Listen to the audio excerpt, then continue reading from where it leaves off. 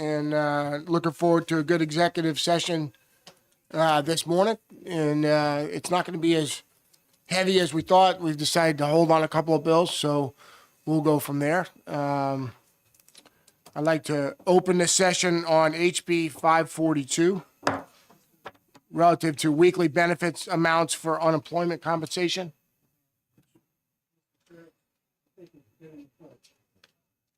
You're absolutely right. Would you like to lead us?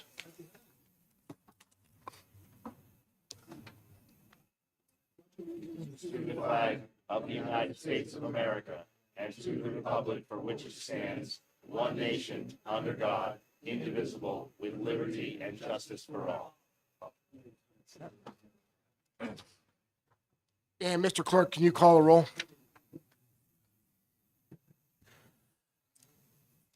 Yes. Representative Avalani. Present. Clerk present. Representative Flanagan. Here. Representative Prout. Yep. Representative Warden. Good morning. Representative Drago. Here. Representative Granger. Aye. Representative Farrington. Here. Representative Hall. Here.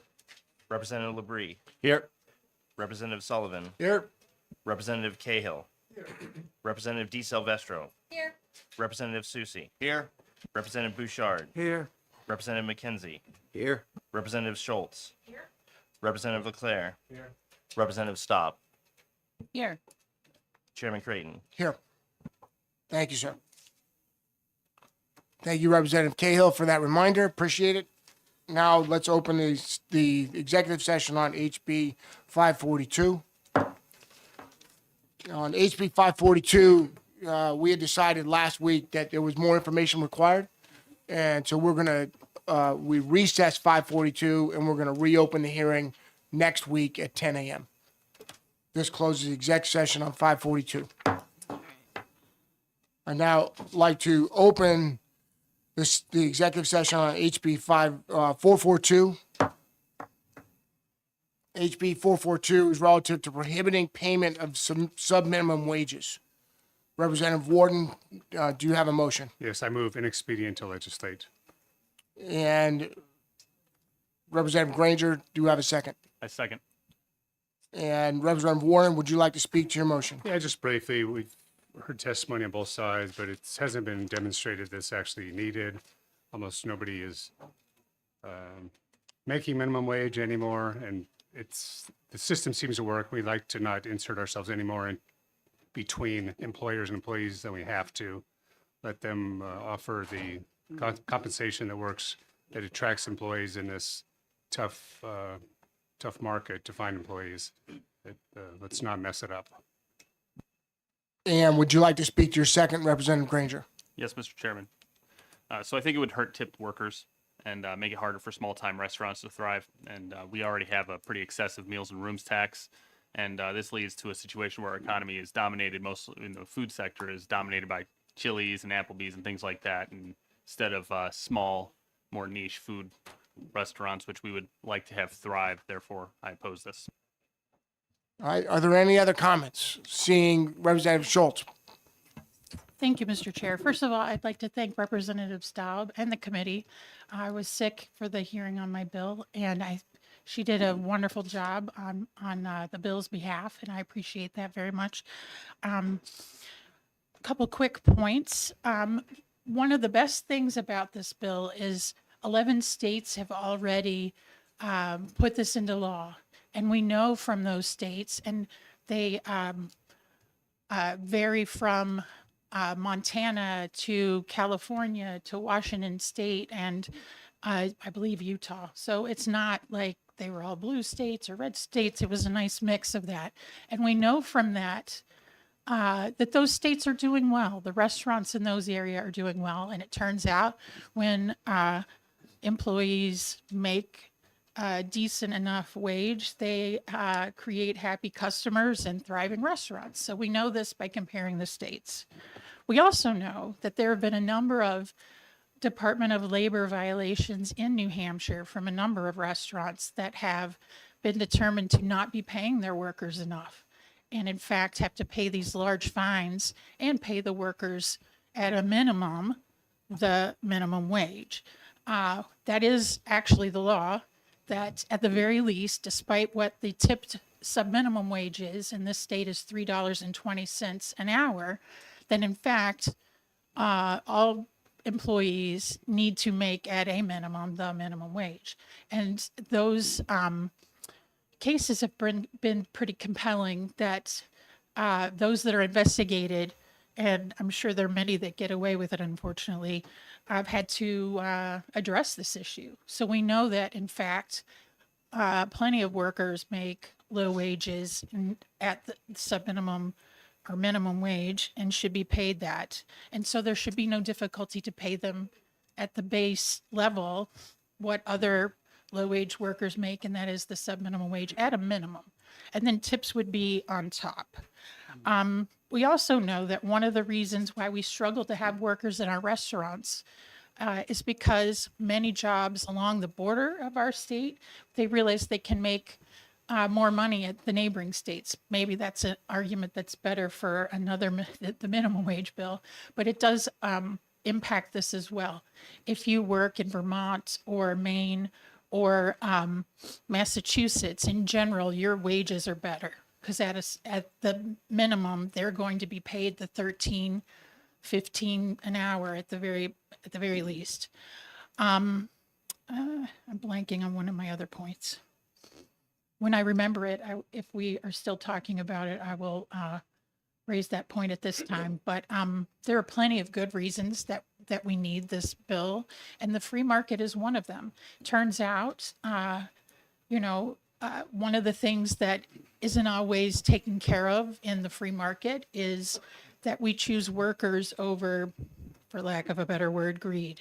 If you have the ability to have more money versus less money and you're in control of the money, turns out you're going to take more money. Not everyone does that. That is my other point. Alex Ray, who is the biggest restaurateur in New Hampshire, he owns the Common Man family of restaurants. Not a Democrat or Republican, very much an independent. He's been a part of the movement to ditch the subminimum wage as a concept. And then I'll throw in, I'm pretty sure you raised this point. The only reason why we have a subminimum wage in the first place is when slavery ended, it was a way to make workers, predominantly African-American workers in the hospitality industry, make them dependent on the goodwill of the customers.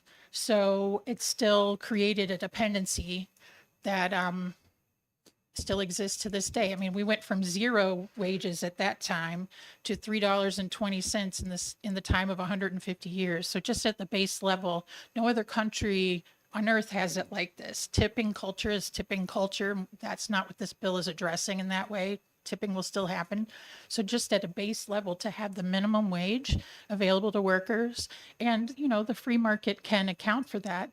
If an employer can't pay at the base $7.25 an hour, maybe that's a restaurant that doesn't need to stay open. That is the harsh reality of a free market, but it's maybe the best thing. I will say we have great restaurants in the state and great restaurateurs, but to do so on the backs of workers at a sub rate is just something that should not be the case. And I hope we become the 12th state to ditch the subminimum wage. Thank you. Thank you, ma'am. Representative Cahill. Thank you, Mr. Chair. There's a tiny little restaurant in my town of Newmarket, and I've talked to the owner, and he pays his help $10 an hour. None of this sub-minimum wage, and they get tips, and it works. I don't know why an industry that is very successful, it's our third largest revenue stream, that the 8.5% tax on it, is the restaurant industry is very successful, why they can't afford to pay the minimum wage at least and let the tips flow as they are and belong to the customer. I know there's some conversation in Washington about not taxing tips anymore. So, if that happens, then this would even be better. You'd be able to have your wait staff not have a turnover in the restaurant, be able to afford to pay the rent and maybe even for childcare. And, so they'd have a secure earnings of $7.25 an hour. and then the tips, which is because they provide good service, not because they, that's their job that allows the employer to take the tips and use it to pay their wage. We don't do that with other industries. I also want to point out, for the benefit of my colleague, that our restaurant industry, unlike many other places, they get 3% of that tax they collect from the customer. You pay the check, and they send them the tax in every month. But first, they take out 3%, and it's about $12 or $15 million a year. Other states don't play that. So, I have nothing against the restaurant industry. I enjoy going to a restaurant from time to time on my $100 a year.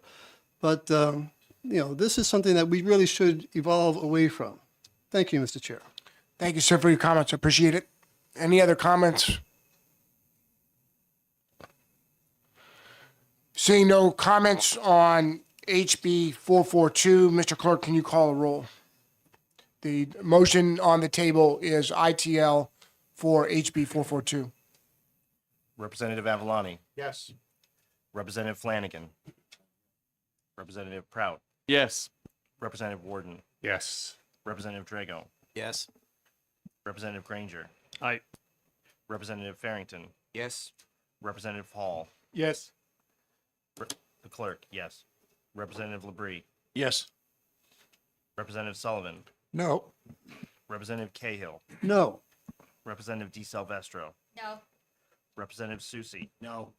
Representative Bouchard, No. Representative McKenzie, No. Representative Schultz, No. Representative Leclerc, No.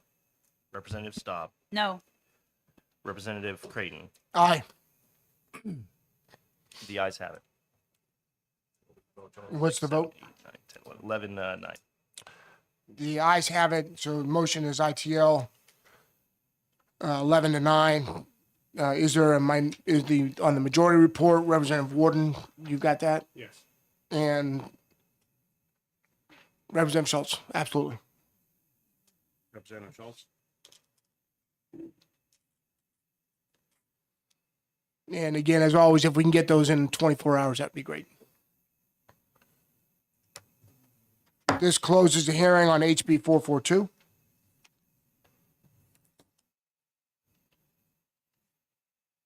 I'd like to open the hearing on HB 726 FN relative to state minimum wage and hourly rate.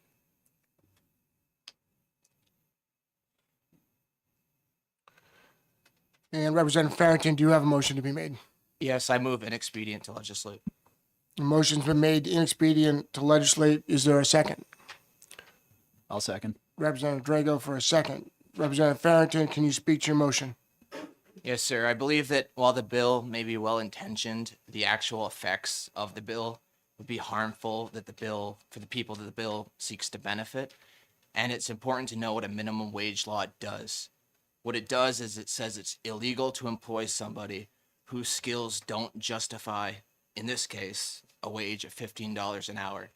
And wages have meaning behind their value. The value of a wage doesn't just fall from heaven. There's a value behind the wage, and that's attributed to the value that the worker produces. A firm will not employ an employee unless they can produce at least the value of their wage. And what this bill would do is, over the course of time, it would raise that to $15 an hour. And so a natural effect would be unemployment for low-skilled employees. And Representative Drago, thank you. Representative Drago, do you have comments to your second? Nope, I think he did a good job explaining it. All right. Representative Staub. Thank you, Mr. Chair. First, I would like to thank my fellow committee members for all their thoughtful questions when I introduced this bill. I appreciate your interest and attentiveness. I believe that it is past time for New Hampshire to restore our minimum wage law and to raise our minimum wage to a level that is competitive with surrounding states. Wages have risen in the last few years because most of our workforce lives an hour or less away from a state where they are guaranteed a minimum wage of $14 and $15 an hour. And we currently have a worker shortage. Our current default wage of $7.25 an hour sends a message to our workers and workers who are considering moving to the state that they are not valued. We know that there are 60,000 New Hampshire workers who are making less than $15 an hour in our state, and that they tend to be people who work in jobs that are important to all Granite Staters. Childcare workers, home health aides, the people who keep the grocery stores and convenience stores open so you can get a gallon of milk when you need it. The people who hand you your coffee at the drive-up window in the morning, who do more for U.S. productivity in one shift than most CEOs will do in their lifetime. And there are many others. They're vital to our economy and our quality of life, and they deserve a fair wage. So I will be voting against the ITL motion. Thank you. Thank you for your comments. Representative Leclerc. Thank you, Mr. Chair. Just one thing I'd like to point out is that over the years, well, I've only been on this committee this is my third year, but a couple of the bills that passed last year kind of went with the COLA, right, with the cost of living. And for whatever reason, this one doesn't. And I know it's initially seems like a big jump from the 725 to, I believe, the 10 or whatever the next increment is. But if we would have maybe kept up a little bit over the past 20 some odd years since it was brought up to 725, it might not hurt so much. And again, I know that people are already making more, so why not bring it up?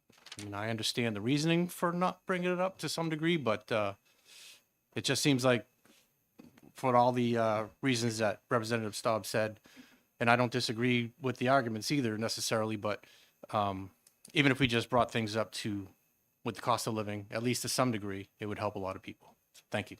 Thank you, sir. Representative Granger. Thank you, Mr. Chair.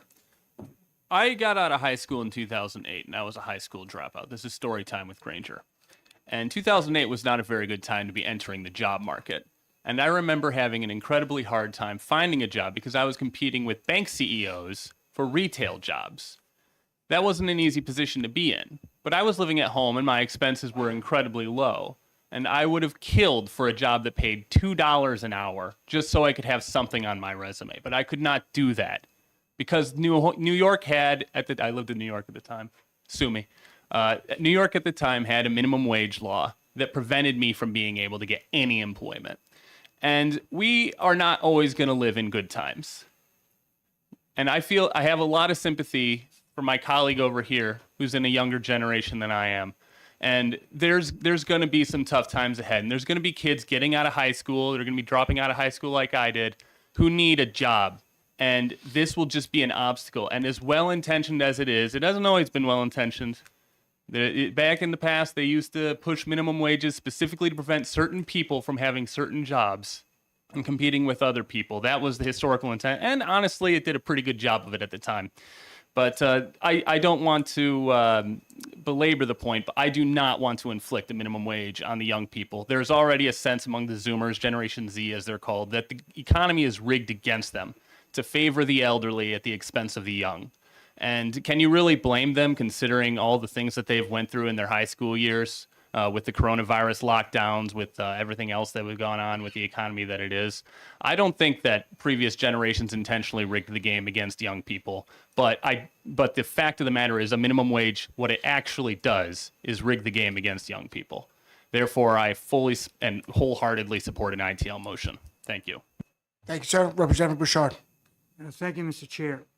Just to add to Representative Staub's testimony, I will not be able to support the ITL motion because by increasing the minimum wage, we can lift working families out of poverty and strengthen our middle class. This not only improves financial stability for individuals, but also eases the burden on social support programs. When workers receive a wage that meets basic living standards, their reliance on government assistance diminishes. This means fewer resources are spent on public assistance, ultimately saving taxpayer dollars that can be invested in other critical areas in our communities. Additionally, increasing the minimum wage enhances worker productivity and retention. Employees who feel valued are more likely to be engaged and committed. leading to reduced turnover and improved efficiencies. This has a positive impact on the overall quality of services provided and the economic vitality of our state. Thank you, Mr. Chair. Thank you. I appreciate it. Representative Schultz. Thank you, Mr. Chair. I just want to say that this topic in particular is one of those that isn't partisan. It is actually a very mainstream view to want a decent enough minimum wage. And this is true, a majority of Republicans in every district across the state. Anytime we've polled it in 2008 until this year, it is wildly popular. And that's because the rank and file voter in this state, regardless of party, knows that we shouldn't have jobs that don't pay you enough to afford the basics. They know, because either people in their family or themselves, the majority of people earning low wages are women, often with kids, and from their 20s till their 50s. And what good is a job in New Hampshire if you can't feed your kids, pay the rent, do the basics? We're not asking for some pathway to wealth here. We're just asking that all jobs, and I agree with Representative Farrington in this sense, the value of a wage should be equal to the value of what it takes to live in New Hampshire. Plain and simple, the modesty of a decent wage should be the bare minimum of what we have. And it would be nice if employers all just did this, but that's why we do what we do. Thank you. Thank you. Representative McKenzie, sir. Thank you. I think you can make a pretty good argument that, and I've heard this in the room before, that nobody's being paid the minimum wage in the state of New Hampshire. The $7.25 is a federal minimum wage. We decided a few years ago to eliminate our minimum wage in the state of New Hampshire. So number one, we don't have one, and we probably should. But secondly, looking at the bottom occupations in the state, there is nobody making, that I can see, at least away from the Department of Employment Security, people who are making $7.25 an hour. They're not making it. So if the bill said we would pay $10 an hour or $12 an hour, would that make any difference? I don't think it would, because what this comes down to is the employers want the opportunity to be able to adjust wages up and down with the economy. And that's a roller coaster for workers who are in this economy trying to survive. Now, when you look at the low wage workers in the state, the people who would most benefit by a $15 an hour, as my colleague said, are those, they cluster in certain areas, in childcare and in food preparation and wait staff and cashiers and people like that who are at the low end. And in people who are in those professions, who are servicing the state by the thousands, are not working one job. They're not working one job. They're working 2 jobs, 3 jobs, and that's where we are in New Hampshire. And let me say, every day, 100,000 people leave the state of New Hampshire to go to Massachusetts to work. Is this one of the reasons why? Is a low minimum wage one of the reasons why, when they can just slip over the border and make more money doing the same job? So from an economic perspective, does this make sense? Are we losing people? Are we draining the pond for Massachusetts because of this system? And finally, I would just say that you're absolutely right. It's not all kids who are working for minimum wage. There are a lot of people in this economy who are working for minimum wage, unfortunately, at $7.25 or $8 or $9 or $10 an hour. And some of them are childcare workers. And childcare workers in this state are the most neglected, most valuable group of people, and the most neglected in our economy.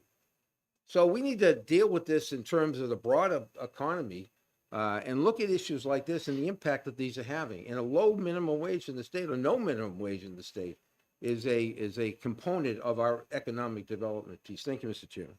Thank you for your comments. So I just have a personal, Flanagan, representative, sir, over to you.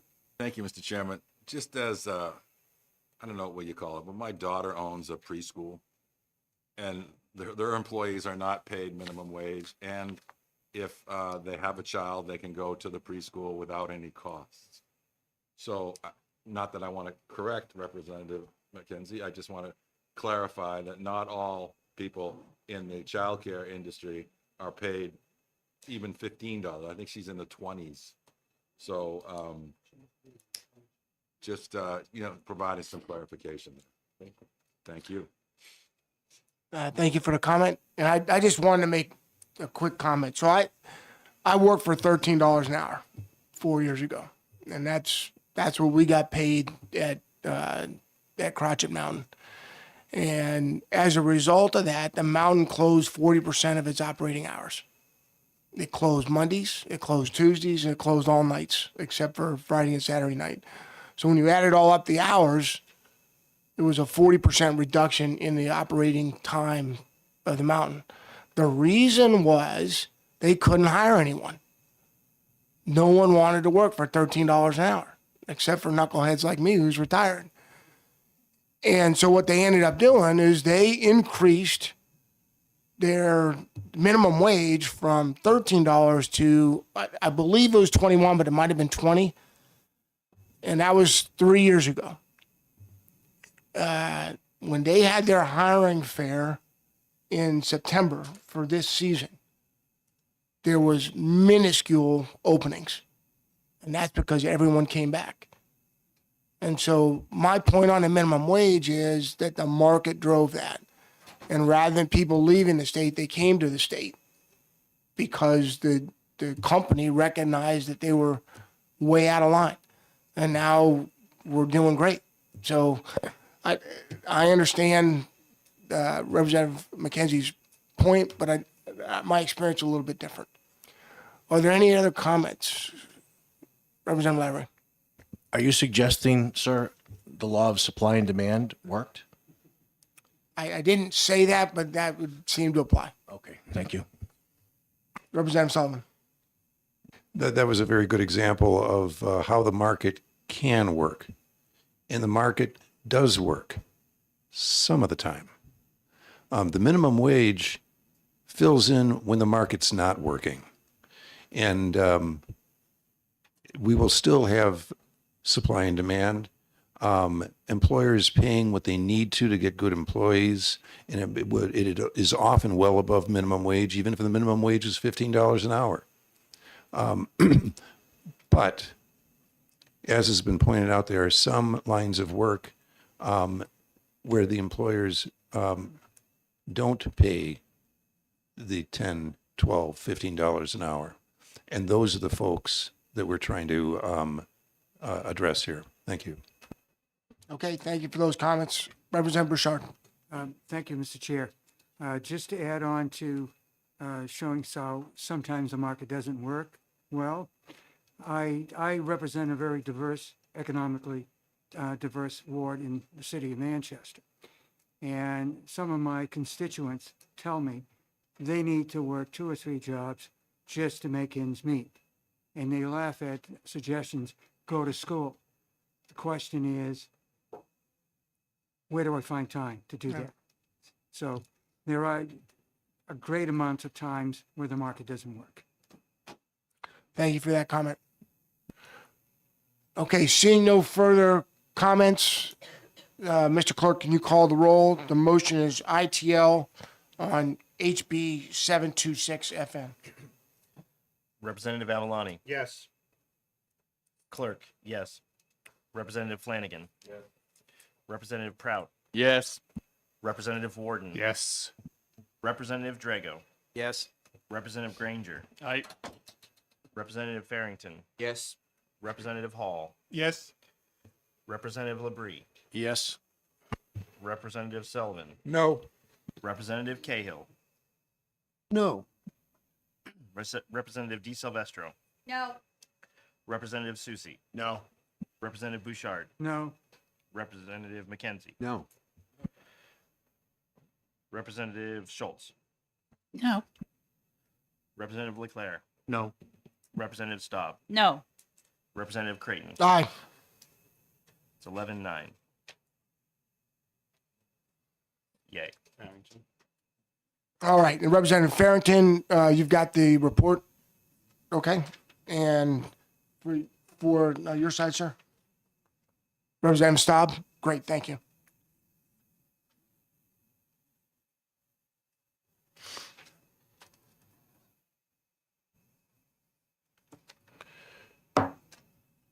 I closed the hearing on HB 726 and opened the hearing on HB 744. On HB 744, there was additional information that was being gathered and collected, and we agreed last week to postpone, to recess that hearing and open it again next week. So we'll listen to that in the morning, along with HB 542. And so we will not exec HB 744 this morning. And I close the hearing on 744. I'd like to open the hearing now on HB 378 relative to an employee's unused time. And Representative Prout, do you have a motion? Thank you, Mr. Chairman. I move inexpedient to legislate.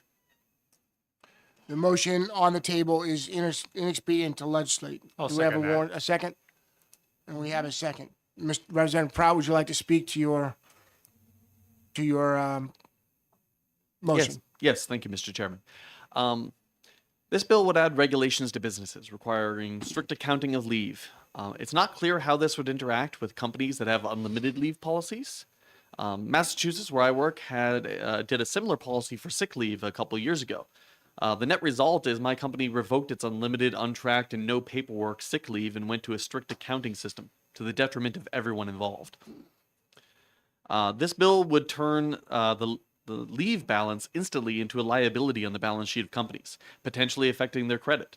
Additionally, this bill has kind of the vibe of an ex post facto law. It's not limited to leave earned after the effective date of the bill. It would actually affect leave earned before the effective date of the bill as well. This sets up a time bomb for companies that aren't paying attention to changes in the law. If they've previously had a large accrual allowed in their policies, and while the proposed amendment limits this to a month and a half of payout, that only limits the damage. It really doesn't change the nature of why it's a bad idea. This bill would also make it harder for business owners, and as experience has shown me, potentially worse for workers as well, due to their employers' understandable reactions to the law. And so for these reasons, I recommend finding this bill inexpedient to legislate.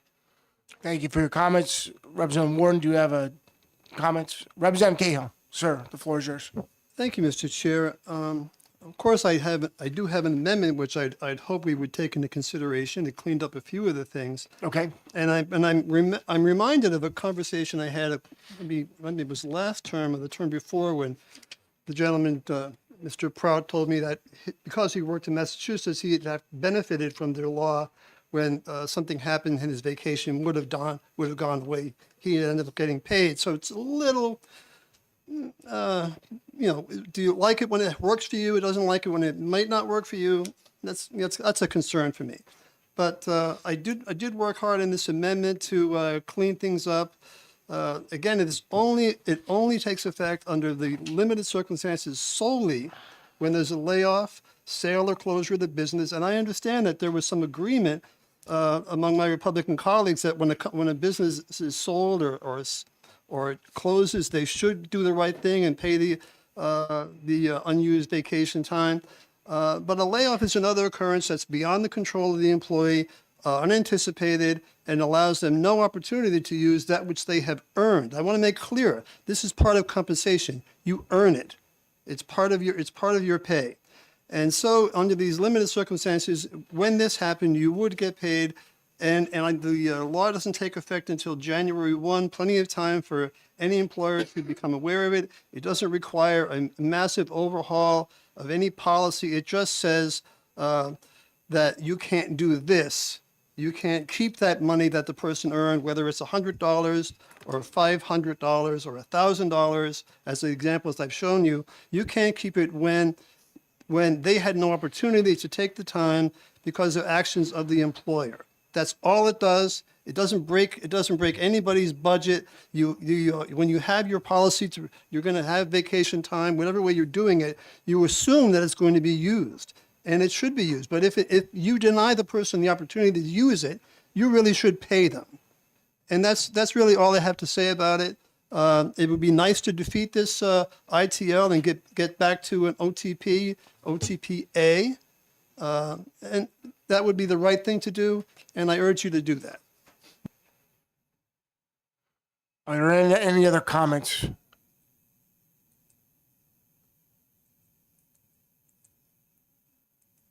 Okay, seeing no comments.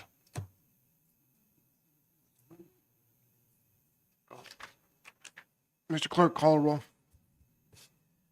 Representative Avaloni. Yes. The clerk, yes. Representative Flanagan. Representative Prout. Yes. Representative Warden. Yes. Representative Drago. Yes. Representative Granger. Yes. Representative Farrington. Yes. Representative Hall. Yes. Representative Labrie. Yes. Representative Sullivan. No. Representative Cahill. No. Representative DeSalvestro. No. Representative Susie. No. Representative Bouchard. No. Representative McKenzie. No. Representative Schultz. No. Representative Leclerc. No. Representative Staub. No. Representative Creighton. Aye. 11-9, yay. Representative Prout, you've got the committee report, and I assume Representative Cahill, you've got the minority report. Thank you. This closes the hearing on HB 378. I'd like to open the hearing on HB 375 and, or correction, 735, and I'd like to, we're going to hold this until next week, last hold, and Representative, get another 150, and Representative Granger owes beers for each one of those. But we're going to hold that until next week, and Representative Schultz requests bourbon, please. All right, I appreciate the patience on 735. Thank you very much, and this closes the hearing on 735. Okay, this closes the executive session. We will recess until 1100 hours when we'll start our hearing on HB 386.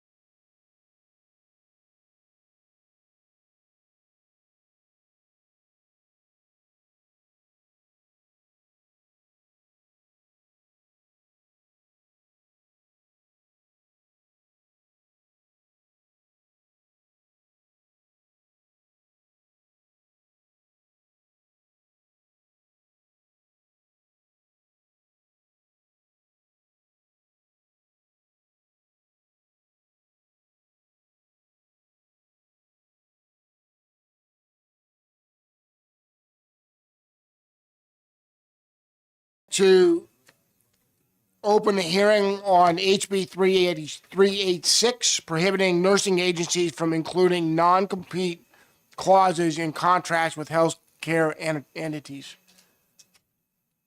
And Representative Priest, you're introducing this bill? Yes, I am. Sir, welcome.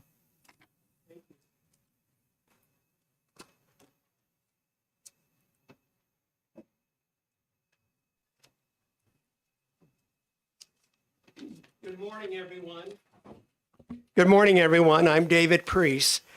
I represent District 17 in Hillsborough County, and that's in Ward 2 in Manchester. And I have been approached by some of my constituents who have been directly impacted by non-compete clauses in contracts with nursing agencies. And that's why I'm supporting, and I'm here today to support HB 386.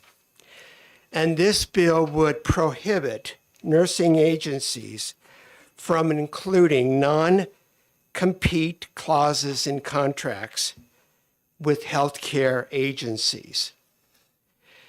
Currently, there's 2 laws impacting nurses' employment and non-competes in New Hampshire.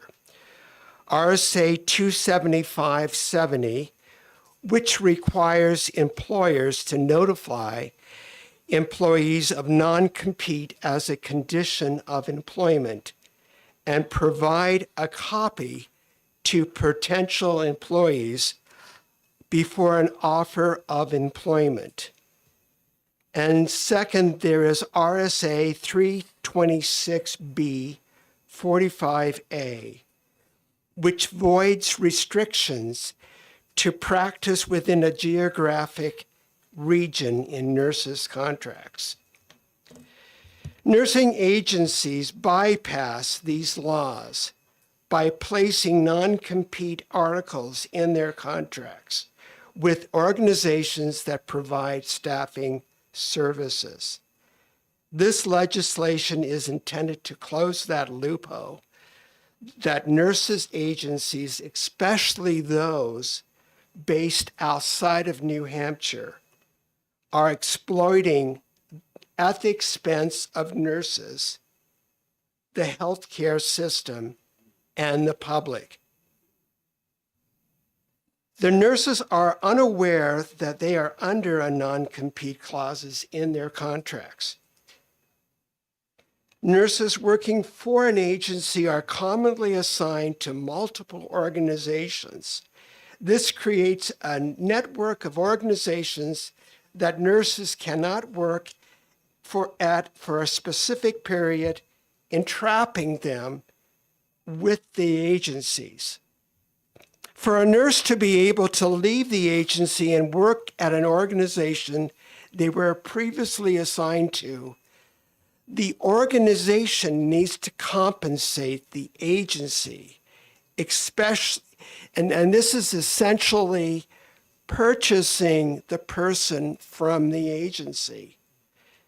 Traditional healthcare organizations are not the only facilities that require nursing staff. Other organizations, including schools, child care facilities, correctional facilities, and occupational health, have nursing positions that require staffing and have used agencies.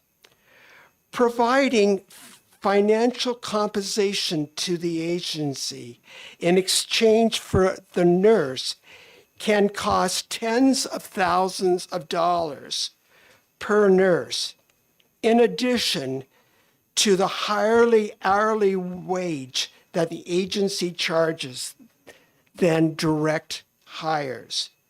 This increase in healthcare expenditures eventually gets passed along to the public through increases in Medicare and Medicaid, taxes, and out-of-pocket healthcare cost.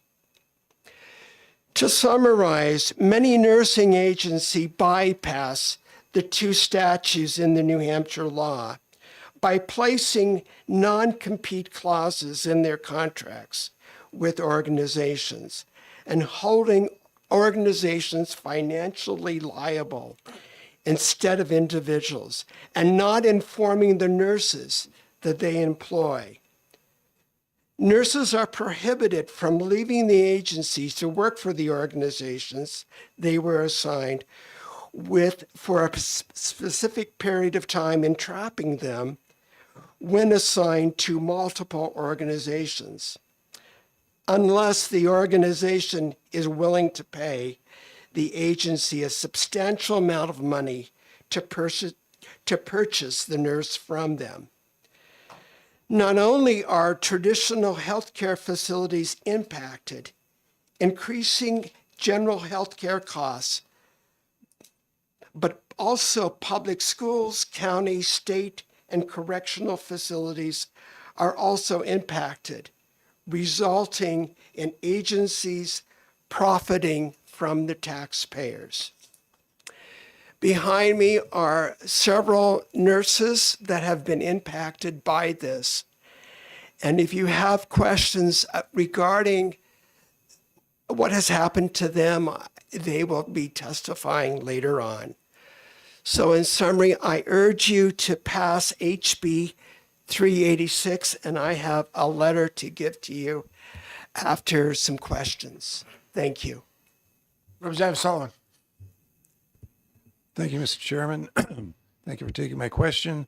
All of us are delegates for our counties, and all of us are involved with county nursing homes. Can you tell us what impact these non-compete clauses have had on our county nursing homes? The one that I'm familiar with is Hillsborough Nursing Home, and they have a shortage of nurses, and so they staff them with nurses from nursing agencies. And so what happens if, like for Bedford Nursing Home, Hillsborough Nursing Home, they like the nurse, she likes them, they want to have a marriage between them, but she can't leave the agency, and the county cannot afford the thousands of dollars that is offered to buy her from the agency. So they're left in a very impacted area. Follow-up? For follow-up, sir. My understanding is the agency nurses cost the county a lot more than a nurse on staff. That's correct. And therefore, would I be correct in thinking that these non-compete clauses cost the counties, our county taxpayers, a lot of money as well? That's correct. Thank you. Thank you. Good question. Representative Granger. Thank you, Mr. Chair. So am I correct in understanding that the general premise of this bill is to increase the liquidity in the nurse labor market? That's correct. So if that were the case, can I do a follow-up? For follow-up. Would you mind if it was only applied to organizations that accept public funds or Medicaid or things like that? I can't answer that right now. Maybe the people behind me are able to do that. Thank you. Representative Prout. Thank you. Would this only apply to someone changing jobs, or would a non-compete clause for simultaneous employment still be allowed? So that they can't like moonlight somewhere else, for example. Would that prohibition still be allowed? My understanding is if they've signed with an agency, they're with the agency, and they cannot work outside of their contract and the network of organizations that the agency has contracted with. I don't know if that's kind of indirect, but Yep. I don't think they can moonlight. For a follow-up. Yep.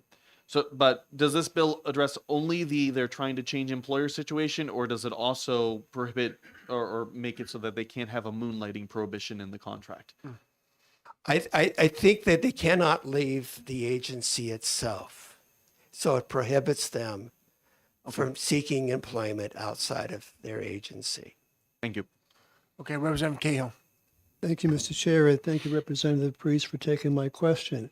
In the conventional temporary employment market, they often have temp to perm, where if the employee works 6 months as assigned by the agency, they can be hired, a direct hire. Is this anything that happens in the nursing agencies? I can't answer that question, but there's people behind me that are able to do. Thank you. Representative Flanagan. Thank you, Mr. Chairman. If I understand this correctly, these nursing Agencies. yeah, are similar to, pardon me, headhunters for the nursing industry. In other words, versus in a regular job field, you go, the people solicit work for you, you go there on a temporary basis. But in those instances, for no other words, you do belong to the headhunter. In other words, you got the contact and you got the work through them. So what you're saying to me in this regards, and correct me if I'm wrong, is that so if you're a nurse and these people have jobs for you, you can't go around the agency, and you'd like to be able to go around the agency. That's correct. That's correct. If you want, let's say a nurse is hired by the agency. She signs the contract. They assign her to a particular healthcare facility. The healthcare facility, through a direct hire, would give her a higher salary and probably better benefits. But she can't leave the agency because of the no compete clause in her contract. Follow up?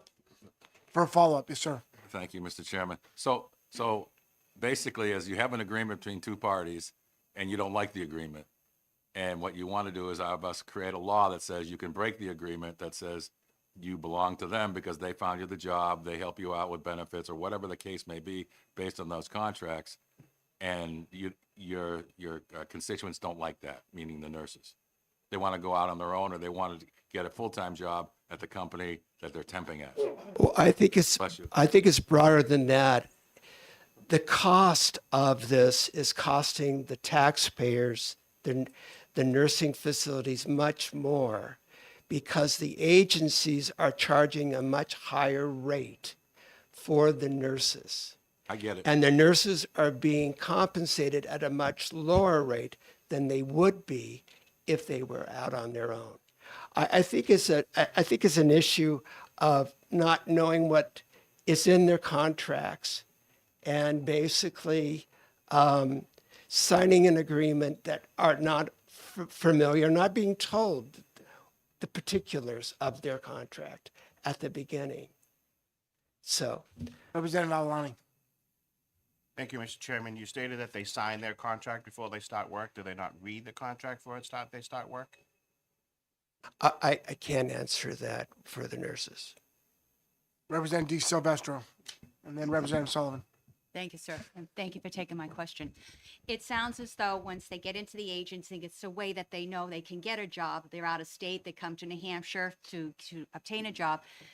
And then once they're here, as I think you said earlier, the employer likes them, they want to work here. So it's really a question, it takes their liberty and their choices away in order to try to improve themselves by getting a permanent job, and then helps us in the state to lower our costs through our county. That's correct. Representative Sullivan. Just to clarify, I believe you testified earlier that the non-complete clause is not in a contract between the nurse and the agency, or the nurse and the facility, but it's between the agency and the facility. So the nurse doesn't sign it, the nurse doesn't read it. Is that That's correct. Thank you. Okay, I'm sorry, just to clarify, and I got you, but that's a great question. So I'm going to ask it a different way, so I'm a nurse, I go to the agency. I sign a contract with the agency. Is there a non-compete clause in that contract that I just signed with the agency? You know, I'm confused myself right now. between the agency and the organization. The nurse is not, it's not in the nurse's contract. Okay, okay, good. Thank you for asking. So that that's a question. big thing. Okay, Representative Granger, and then I've got a couple on this side. I've got you tracking, but Representative Granger, you're next. Thank you, Mr. Chair. So would this be retroactive? So for instance, if there's already a contract signed of this nature, would that be invalidated by this? I believe so. Thank you. And Representative Staub. Thank you, Mr. Chair. Typically, how long are these contracts between the nurses and the agencies for? Is it a year, 6 months? I can't answer it, but there's people behind me that can. Okay, Thank you. thank you. And are there any questions? Did I miss someone? Representative McKenzie. Thank you for coming in front of us, Representative. And the question I have is, how does this impact the temp agencies in general? Does this just carve the nursing out of that? Because it's the practice in for temp workers and temporary agencies is generally this: you hire a temp, and then if you want the temp, you buy the temp out from the agency. And we used to do that. You get a chance to see the person, see how they work, and then the agency will give you a price in terms of that. So does this affect that at all? And the other thing, if you could again, let's do one at a time. Sorry. One question at a time. Well, I'm curious about how this impacts the rest of if it involves the temp agencies as well, if it's just a carve out. Okay, of the got law. it. I believe it's just a carve out Okay. addressing this particular problem. Okay. Thank you. Representative Library. Thank you, Mr. Chair, and thank you for taking my question. So I'm one of the business owners in the bunch here, and one of my questions is, how does this affect the agency, down the road? If all the nurses were to jump ship, if you would, and left the agency and just went direct to work for the facility, what would happen then to the agency? Would they go out of business, or what would happen? I don't think they would go out of business, but I don't think they would be getting the profits that they have in the past. Okay, follow up. Please. So if they weren't getting the profits that they had previously, would they then maybe be not interested in continuing? I'm just trying to make sure everybody's protected. I the can't worker answer that question because I don't know the agency. Okay, thank you. Representative Granger. Thank you, Mr. Chair. Is this intended specifically, is it designed with the temp agencies in mind, primarily, like the nursing No, agencies? Or is it's it just for talking about the it's industry just in for the general? nurses agencies. Just the nurses agencies? Right. Okay. Representative Warden. Thank you. The question is a basic business question, whether it's the county nursing home or another medical provider facility. I believe you stated that these hiring hospitals or nursing facilities actually pay more for a nurse through the agency than they would if they hired that person directly. That's Why is it? correct. Why would these employers pay more than they have to? Because Can you they explain that can't from a be- business standpoint? Because they can't find anybody around. That's the reason. Follow up. For follow-up, sir. Is it also possible that some of these employers prefer that type of arrangement because it's easier for those people? It's easier to fire those people if their needs are reduced for staff, for example. It's easier to let a contractor go than it is to let go an employee. Is I that can't true? answer that for the organizations, but it doesn't just affect healthcare. It affects public schools, correctional facilities, anything that requires nurses. So, Representative Prout. Thank you. I think I understand the problem statement is that essentially these nursing staff agencies are including these clauses in the contract with, I guess the problem could be restated as excessive buyout fees that basically make it impractical to actually execute that clause for most organizations. And I agree that there's that sounds like a problem there, especially as relates to the county nursing homes and such. But and a little bit to my colleague's question there is, I can't imagine that the nursing agencies won't react to this. If we prohibit this clause, they'll change the structure of the contract in some other way. They're gonna make their money somehow. Yeah. Do we have any idea of what they're gonna do instead? Are they gonna increase the base rate? Are they going to try some other clause? I mean, I'm worried about the secondary effects if we pass this. Do you have any information on that? Well, I don't have any information on that, but I did have correspondence, and I don't believe I brought it with me, and I'll be happy to share that with you, that there has been a new rule that has been promulgated. Here it is, and I'll leave this with you. I mean, this is just not a New Hampshire problem. This is a national problem with these agencies. And this is with the Federal Trade Commission. And they were communicating to me that the FTC was kind of banding non-compete clauses. And this rule hasn't gone into effect yet, but it's on the docket to be in effect. Okay. So, Follow up? For a follow-up. Do you know if that rule that's under contemplation would apply to this situation? Because this isn't a standard non-compete situation because it is the contract between the agency and the healthcare facility, not a standard non-compete that would be between the agency and the employee. I can't answer that, but there's others that might be able Okay, to. Representative Granger. Thank you. Thank you, Mr. Chair. Do you happen to know what percentage of nurses are hired through an agency? I do versus- not have that information. Okay. Sir, thank you for answering Thank the you, questions. and thank you for putting up with me. And there's, again, more knowledgeable people who have been directly impacted by this sitting behind me. So thank you again. All right, thank you. And Mr. Peterson.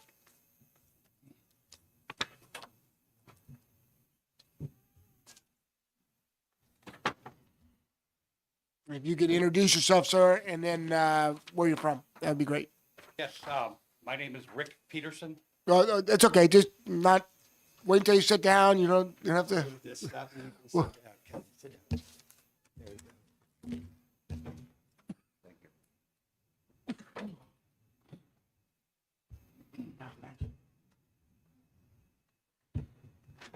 Yes, my name is Rick Peterson. I have been associated and an owner of Interim Healthcare, a supplemental staffing agency, for 47 years. I think we're the definition of a family business here in New Hampshire. We're a licensed home health agency. We provide staffing also to hospitals, nursing homes, and schools. And we've been recognized by CMS as a 5-star agency, which is the highest rating for quality that you can get.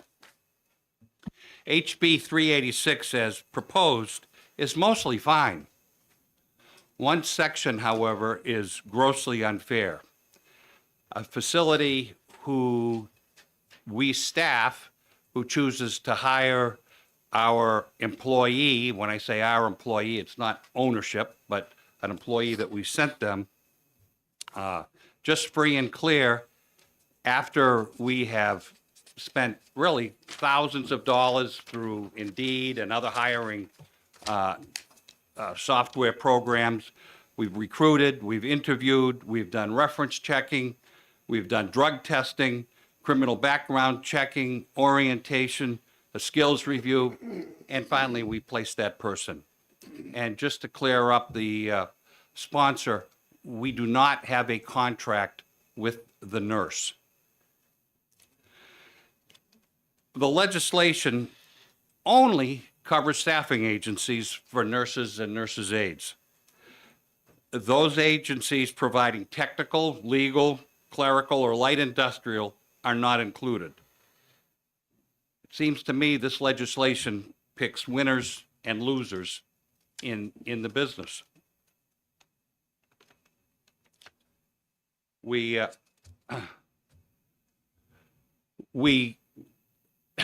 look at this a little bit differently and consider this, and this is as crazy as it sounds, but facilities should be opposed to this legislation.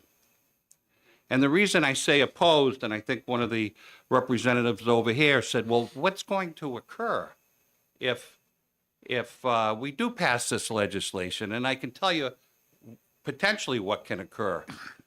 If we go to that expense and we staff a facility and the first time in, I guess the word could be poach the employee, we're not going to staff them.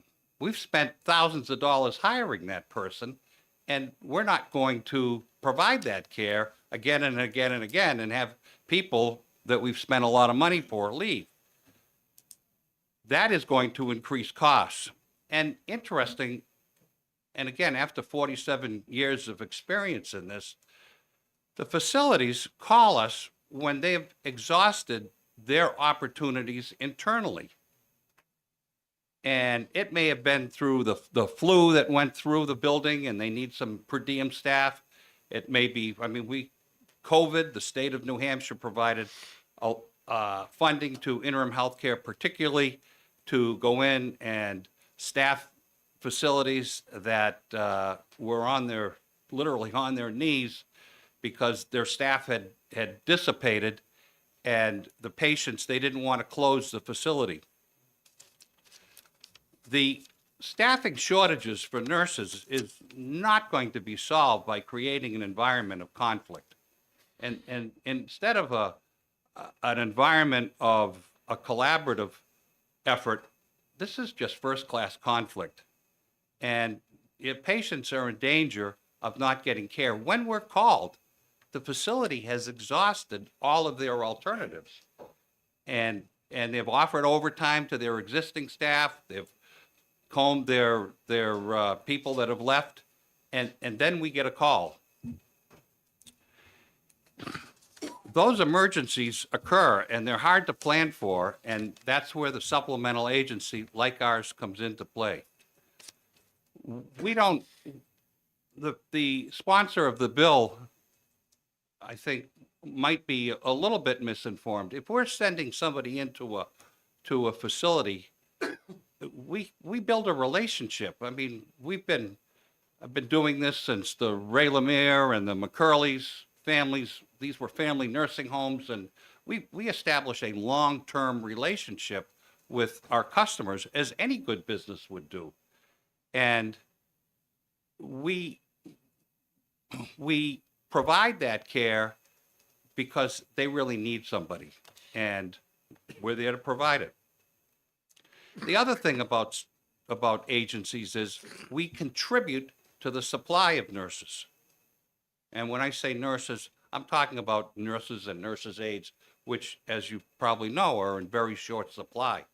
And the reason we contribute to the supply is we give the alternative for people who want to work 1 day a week or 2 days a week or 3 days a week, and their schedule varies. They can't take a full-time job. And so the role of the supplemental nursing service is really important to providing that care. People need some flexibility from time to time in their schedule, and a supplemental agency provides that.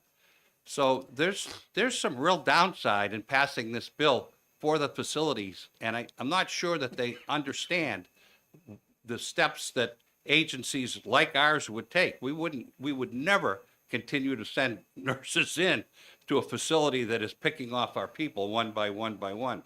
And then finally, I'll just say, if somebody comes to us, we don't own them. They can work anywhere they want.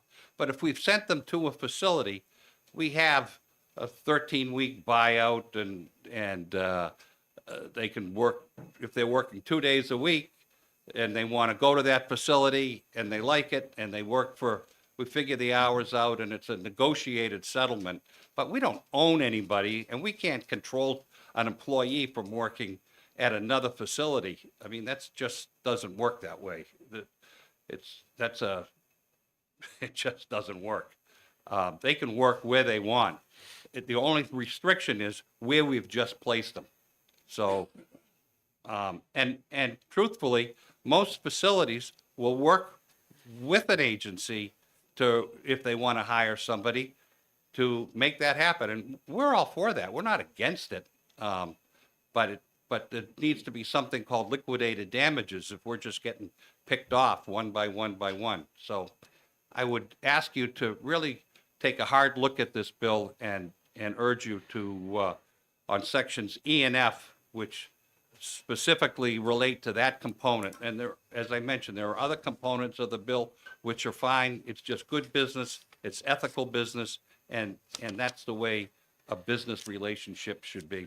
So thank you very much. And I'm happy to answer any questions. All right, thank you for your testimony, Representative Cahill. Thank you, Mr. Chair, and thank you, Mr. Peterson, for taking my question. You just mentioned a 13-week buyout.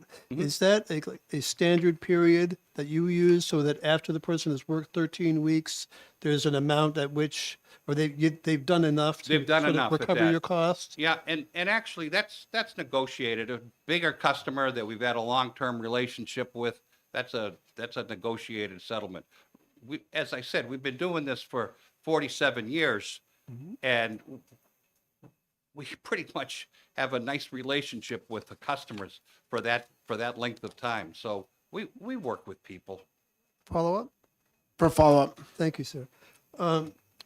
So are most of your nurses from within the New England area or from further away, the people that you recruit and bring to New Hampshire? We're a local New Hampshire company. We have 2 offices in Maine, but the nurses are our neighbors, pretty much. Thank you. And it's folks that just want to pick up some extra time, and we provide that. We cover them with workers' comp. We cover them with malpractice and liability. When the facility goes to bring them in through us, they've been fully vetted with criminal background and reference checking and skills testing and so forth, which I had mentioned previously. Representative Proud. Thank you.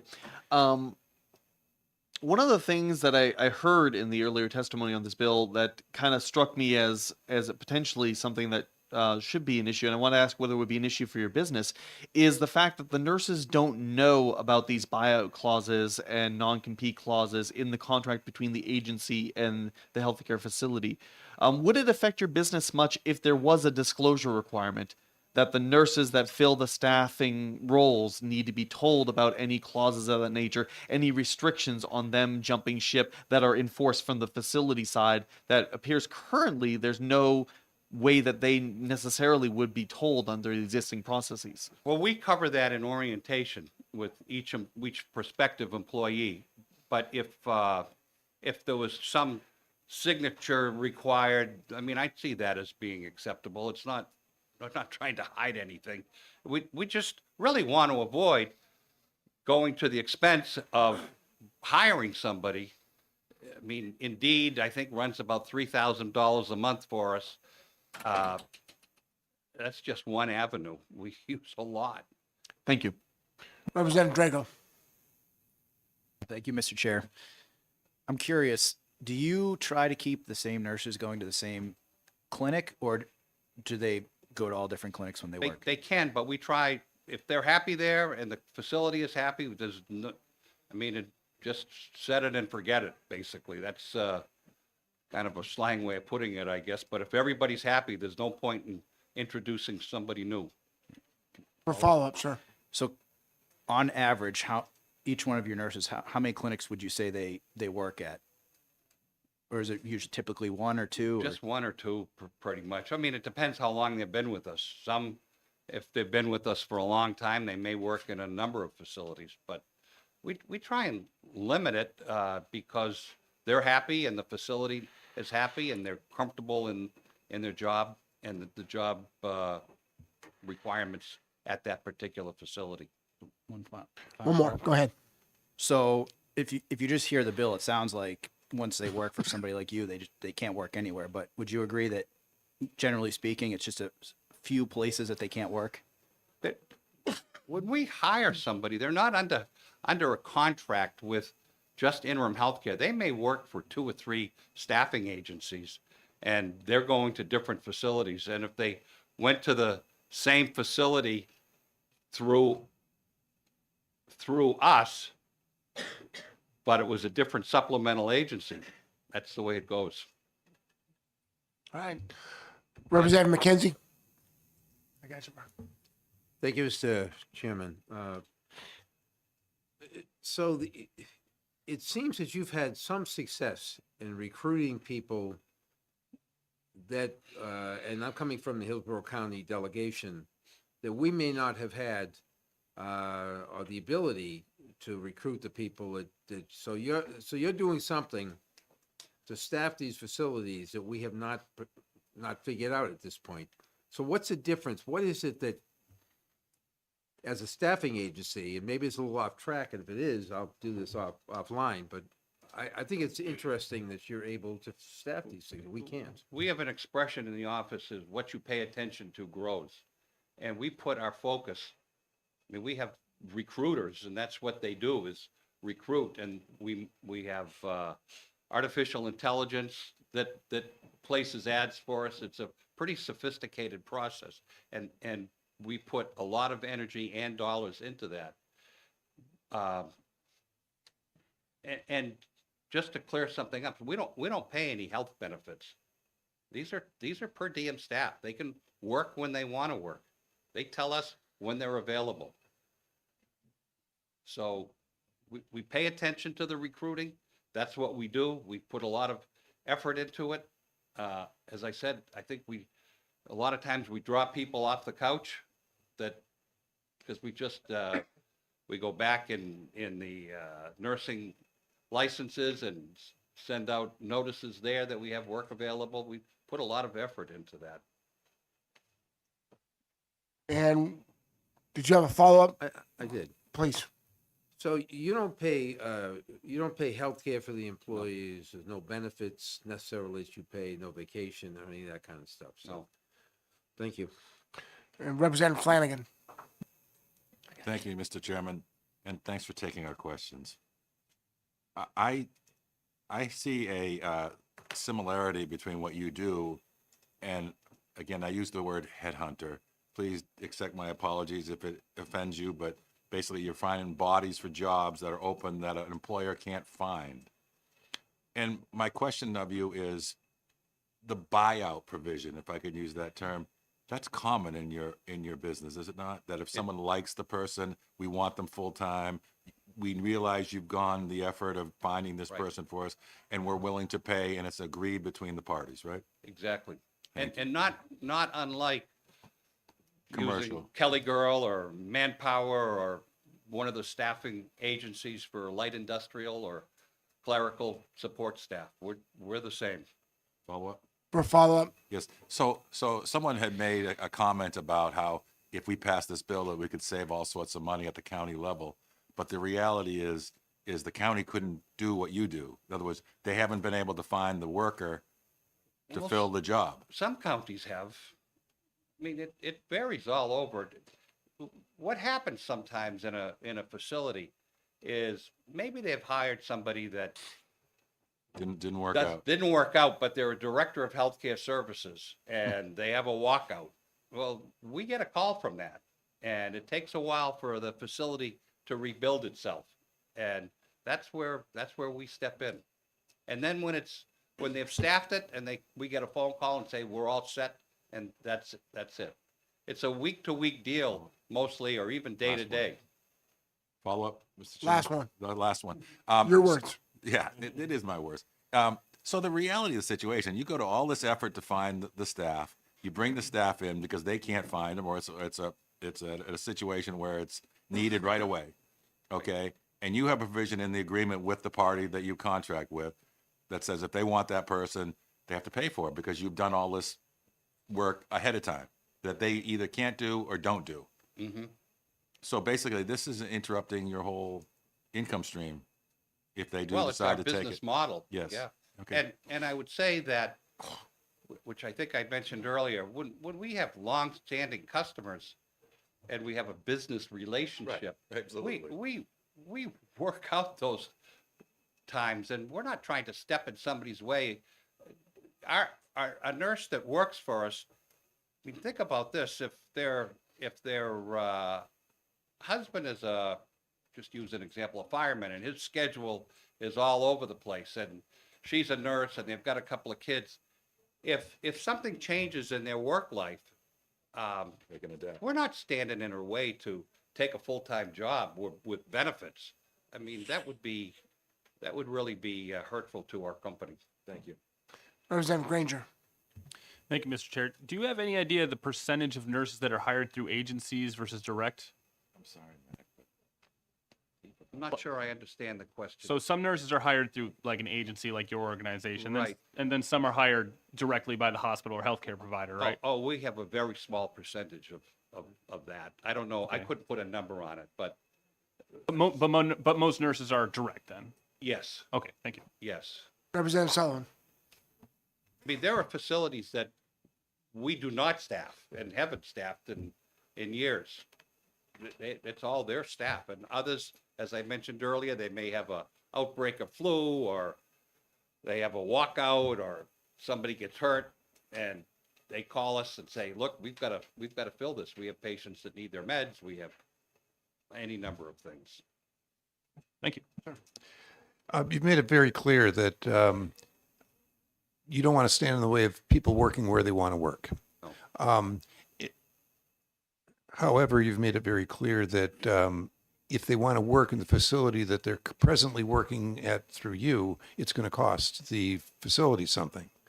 Can you go into more detail as to just how much it's going to cost I'm Sure. for my Sullivan County Nursing Home is what my delegation supports, and we are continually hearing that the cost of agency nurses is killing them. And so what would it cost Sullivan County Nursing Home to buy out one of those nurses that's provided by an agency? The way we work it is, let's say, for example, we are staffing 2 days a week with a particular nurse. And we would say the suggested, in most cases, for the next 13 weeks, they would continue their working 2 days a week, and then they would be on their own. And if they went to 5 days a week, we would only charge them the 2 days a week for the 13 weeks. Follow up? Please. Just trying to be clear. So essentially, the nursing home would continue to pay the agency 2 days a week at the agency rate. Right. The other 3 days, they would be a Sullivan County Nursing Home employee, and they could, but they could start getting benefits and that type of thing. And then we have a situation where they'll say, look, we just want to bring this person on. What would it cost? We don't want to go 13 weeks. And I can't give you a number because sometimes that happens with nurses' aides. Sometimes it happens with nurses.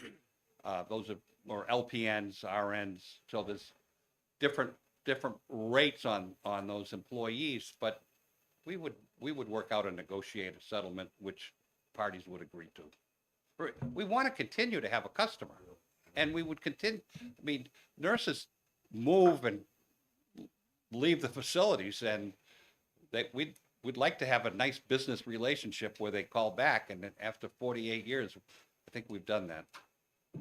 Representative Staub. Thank you. When someone signs up with your agency, what is the required duration? For example, do they sign a 1-year agreement with you or a 6-month agreement with you? They can sign up and then never work. Okay. We don't have a contract with the nurse. Okay. And they may go to 2 facilities or 1 facility and don't like it and say, geez, this isn't working out for me. I don't like walking into a strange place. May I ask a follow-up? Yes, ma'am. So when you onboard somebody, there isn't something that they sign to say that they're in agreement with the conditions of their employment? No. Okay. Thank you. Representative Silvestro. Thank you, and thank you for taking my question. So we've covered a lot of things, but the bill is actually about non-compete. So can you tell me where that fits into your line? If they're working at Sullivan County, I represent Hillsborough County. You're saying that person can leave Sullivan County and go work at Hillsborough County. Where's the non-compete come in? As 'Cause I that's what this understand bill the is about. bill, as I understand the bill, I mean, the nurse can leave us and go to any facility as long as it's not where we've been staffing her within a 2-month period of time or a month period of time. We don't want our staff walking into a facility and having a horde of the first day in being brought down to HR and tried to sign them up. And, you know, we hear that all the time when they come back sometimes, that that's what happened. But if we were at Hillsborough County sending a nurse in and the nurse moved to Sullivan County, they can go to work. They could go to work at Maple Leaf Nursing Home. I mean, we can't handcuff somebody. Representative, thank you for a follow-up. No. Representative Kesselring. Thank you, Mr. Chair. So I'm hearing a lot of things about when an employee would leave. Let's say somebody that comes to you and wants employment and works through your agency. If that employee were to voluntarily leave, would they be able to take a job for that, not specifically that organization, but an affiliate of that organization? So like, let's say that organization owns several facilities. Would they be able to work at a different facility? Yeah, I wouldn't see any issue with that. Okay. It's where we staff the person that they've called us, the facility has called us. We've bent over backwards, so to speak, to put things in place to send a qualified person that we skill match them to go into that facility. And we would obviously not want them hired after day 2 on a permanent basis. If they didn't like it and they went somewhere else, that's up to them. And that happens. It happens frequently. And Representative Cahill.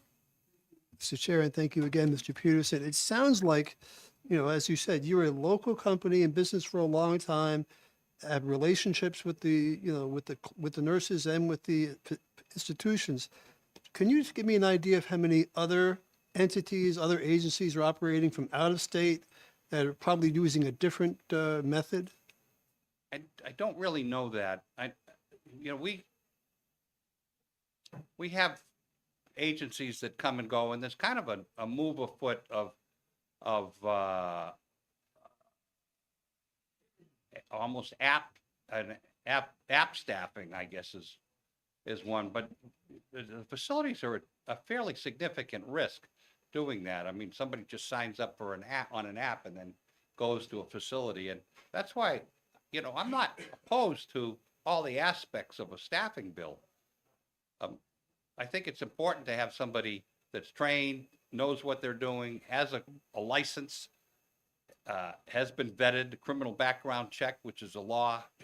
It goes through with the proper steps to make sure somebody has been vetted and qualified to step in to care for people in a home or a hospital or a nursing home or a hospital or a school. Thanks very much. Yeah, Representative Staub.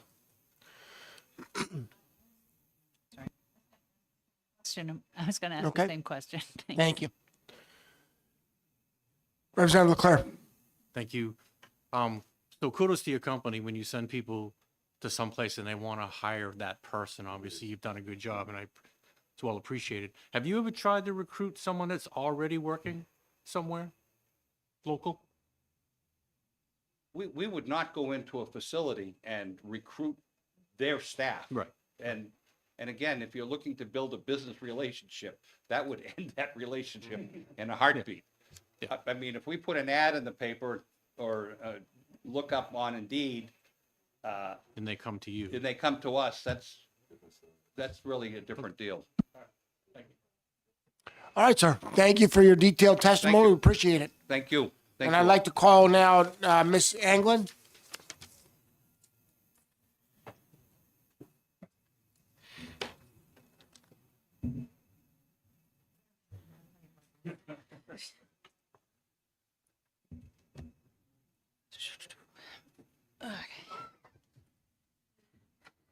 Good morning, Chairman and members of the committee. My name is Patricia Anglin. I'm a school nurse in Manchester and the union representative for the Manchester School Nurses. I previously worked for a nursing agency for 7 years before finding a way out. I witness daily what these non-competes and buyout clauses do to nurses, organizations, and taxpayers. I'm here to testify in support of House Bill 386. I'm actually the one that wrote the wording for it, and Representative Priest was kind enough to submit it for me.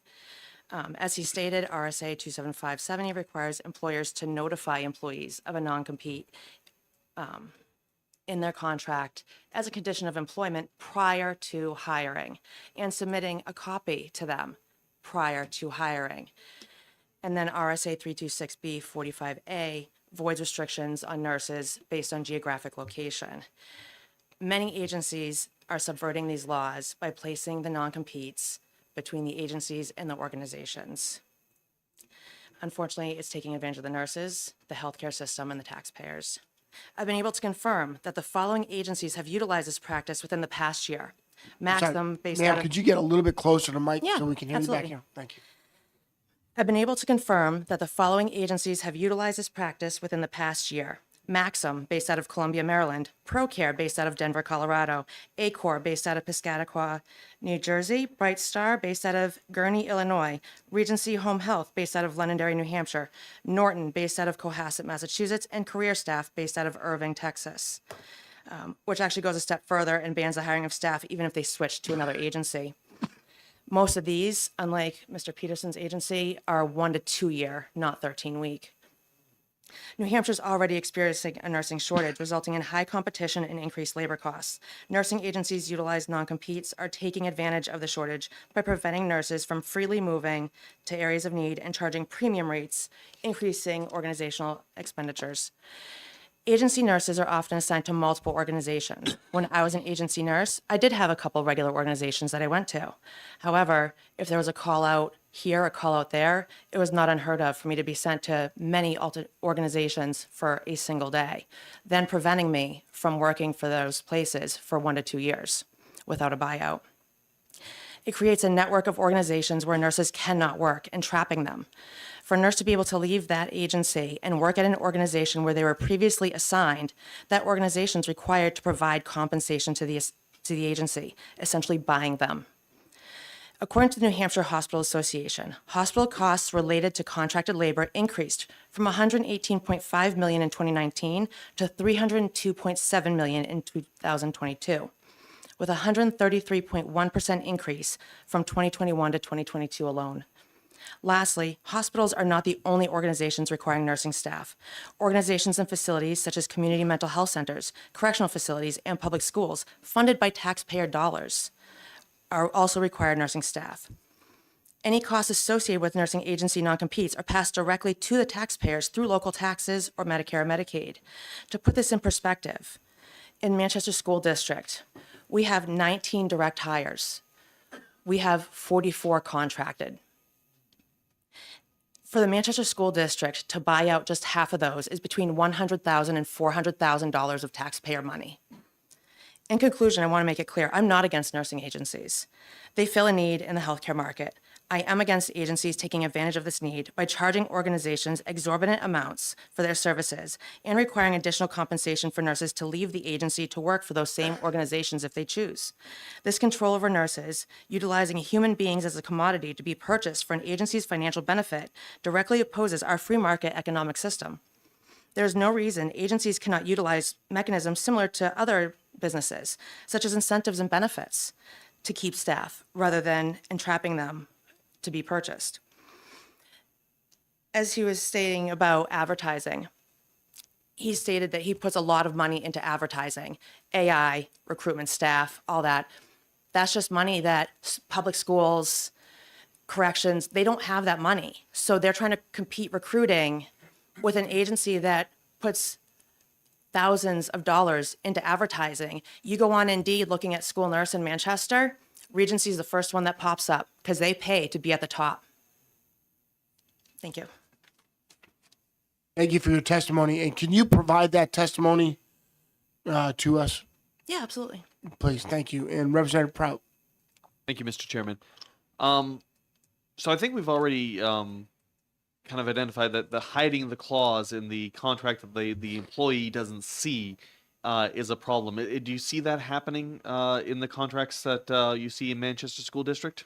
Yes, we've actually had multiple nurses who were agency who wanted to come over because they wanted the stability of, even though we have lower pay, they wanted that stability of knowing that they were going to have work compared to agency, and there was no non-compete, and they kept searching. There's no non-compete in my contract.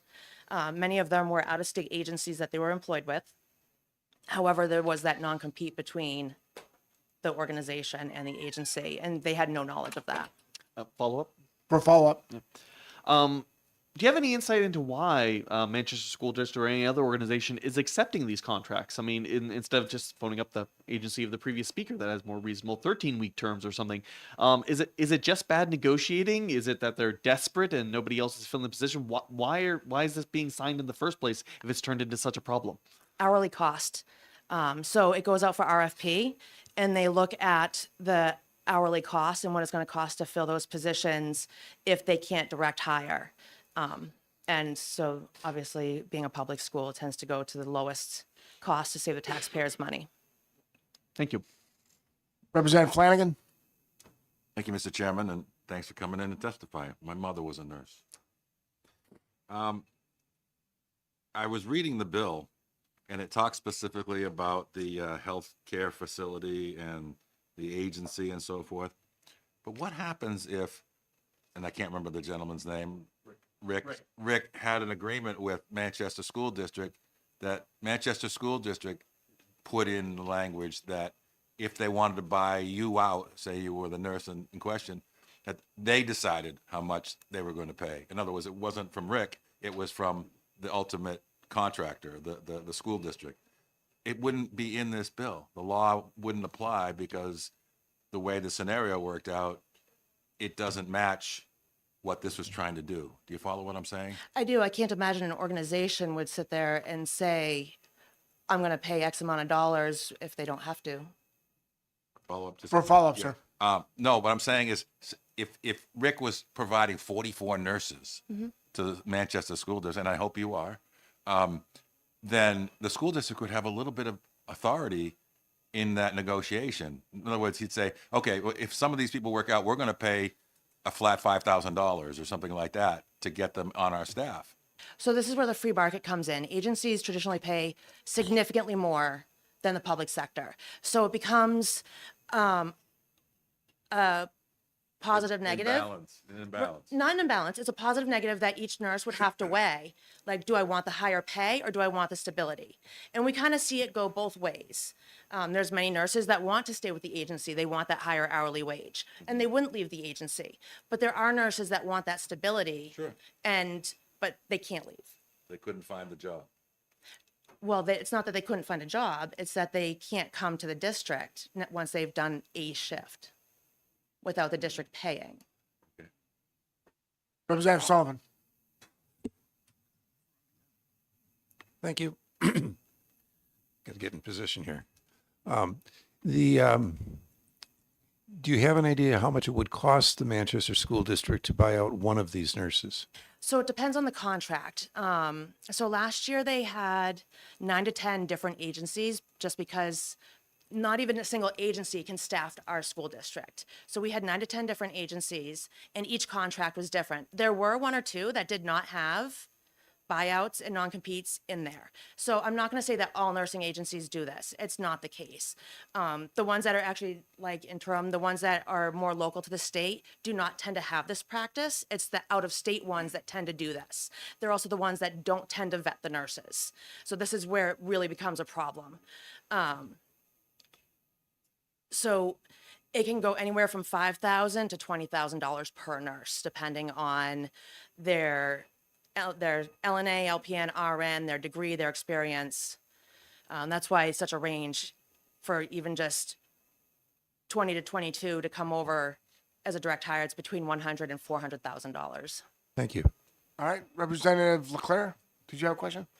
No. McKenzie. Thank you, Mr. Chairman.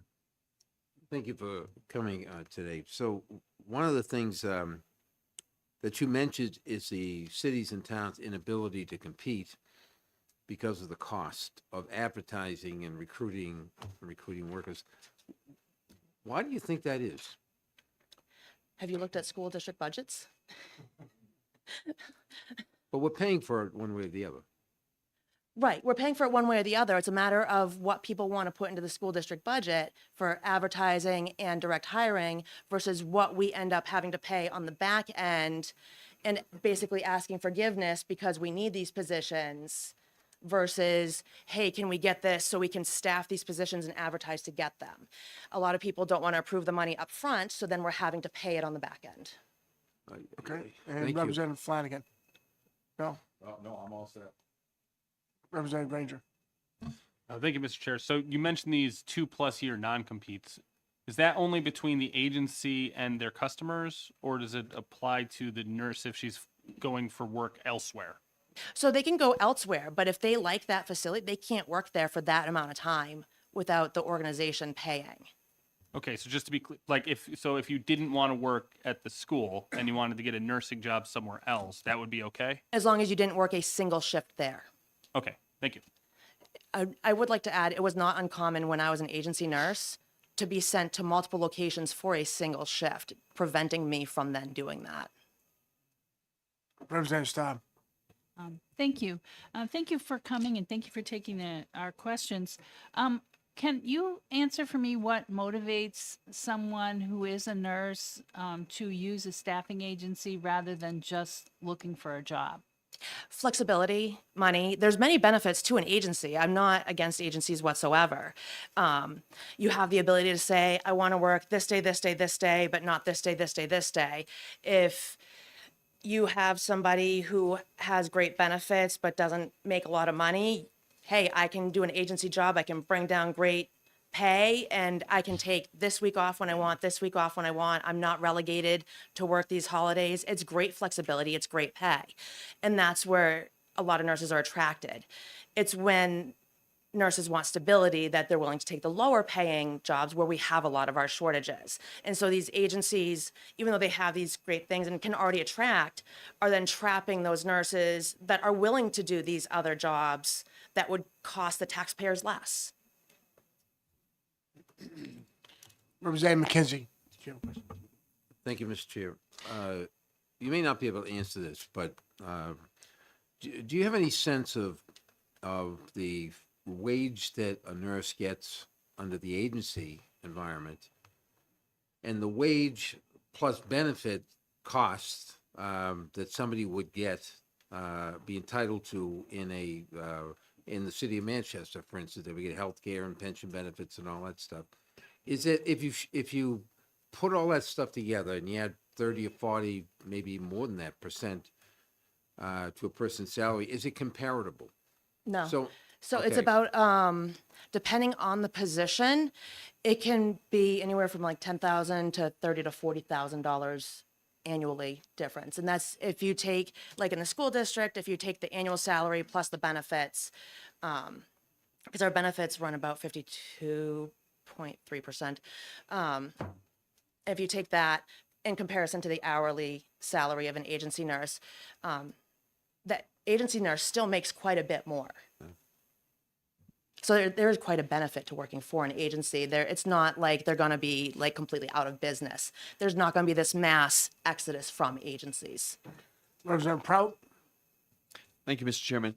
Do you have any insight into why there's such variation in the buyout terms amongst the various agencies that Manchester School District works with? I mean, couldn't the school district put a boilerplate or maximum buyout requirements into the RFP and say you're not even allowed to bid unless you meet these requirements? I mean, would that cause other problems, like they wouldn't actually be able to fill the positions? Or, I mean, I that's what I'm trying to wrap my head around is why isn't this just solved at the RFP stage? So I can't speak to the RFP stage or the attorney that did the contracts. I do know that a lot of times when we put out the RFP, there's only 1, 2, or 3 that they accept. However, because of our size, we're the largest district in the state, we end up having to go then to multiple as like a last ditch just to get people in. And these agencies, they each have their own requirements. So I can't speak to the negotiation of that because I'm not part of that. Thank you. Representative Library. Thank you, Mr. Chair. Thanks for taking my question. When you worked for an agency nurse, were you aware of how these agencies generated revenue? Did you know how they made money? No, not at the time. Okay, thank you. Representative Staub. Thank you. I would appreciate it if you would, because you are a school nurse, I would appreciate it if, could you give us an idea of what school nurses do? You're not just putting Band-Aids on kids, and IEP requirements and potential for litigation when nursing is not staffed in schools. Thank you. Yeah, so nurses are actually not required in the state of New Hampshire. However, we do, like you said, a lot more than Band-Aids on boo-boos. We do tube feeds, we do suctioning, we obviously do meds, we do triage, seizure kids. A lot of times we do drugs, alcohol fights, catastrophic injuries we see, especially at the high school level. We run the gamut. Obviously students have IEPs. A lot of those students have individual nurses with them who do tube feeds, suctioning, or with the students all day long. That's why we have such a lot. We're basically a mini hospital in the Manchester School District. Significant amount of care that our students need. All right, seeing no further questions, Representative Kessler. So you mentioned in your, Mr. Chair, thank you. You mentioned in your testimony that there are other agencies that don't require this in New Hampshire, the ones that are here in the state. So clarify if I'm wrong, but it sounds like there are other vendors, let's say, that do not do what is this bill would correct, let's say. Is that correct? That's correct. Every agency does their own thing. So there are a handful that do not do this. And to them, I find that very commendable. I think that's the right way to do things. Unfortunately, that is not how everybody does things. And I'm finding the majority of the ones that are that unkind are from out of state. And actually, somebody asked about agencies trying to recruit nurses who are currently working. I routinely get messages and phone calls from an agency while I'm working, FYI. For a follow-up. So just to ask the question, would you support the Manchester School District utilizing only those New Hampshire-based organizations to find a better situation to not have to pass this bill to fix the issue itself? If they had the budget allotment to do so. Thank you. Okay. Yes, ma'am. Go ahead. Thank you. One last question. Are you aware of any other states that have similar legislation that is aimed at ending these non-competes for nurses, staff nurses? Yeah, actually, the language in this bill is modeled after Illinois and Iowa, who enacted the legislation in 22 and 23. Representative Cahill. Chair, and thank you for taking my question. Can you tell us if that legislation in those states has improved the situation with staffing? That I don't know. Follow up? Yes, sir. Okay. This is my question I had before you told me about the other states. So the out-of-state nurses most of them are probably coming here for a short term to make higher wages and then go home, and would be not so inclined to settle down in New Hampshire and for whatever reason. But so the hiring challenge, I think, is that because we're not training enough nurses here in New Hampshire? So the nurses themselves are not based out of state. The agencies are based out of state. They're recruiting New Hampshire nurses by advertising and paying the money to advertise and get ahead of the public entities like the correctional system and the school districts and stuff like that to basically headhunt and get them for the higher cost to make their money, and so that we don't get them. And many of the agency nurses I spoke with thought that they were applying for the district and that the agency was acting on behalf of the district. And they felt quite deceived after the fact, learning that they weren't actually working for the district. I see. Thank you. All right. Thank you, ma'am, for your testimony. I appreciate it. And Mr. Burke, please.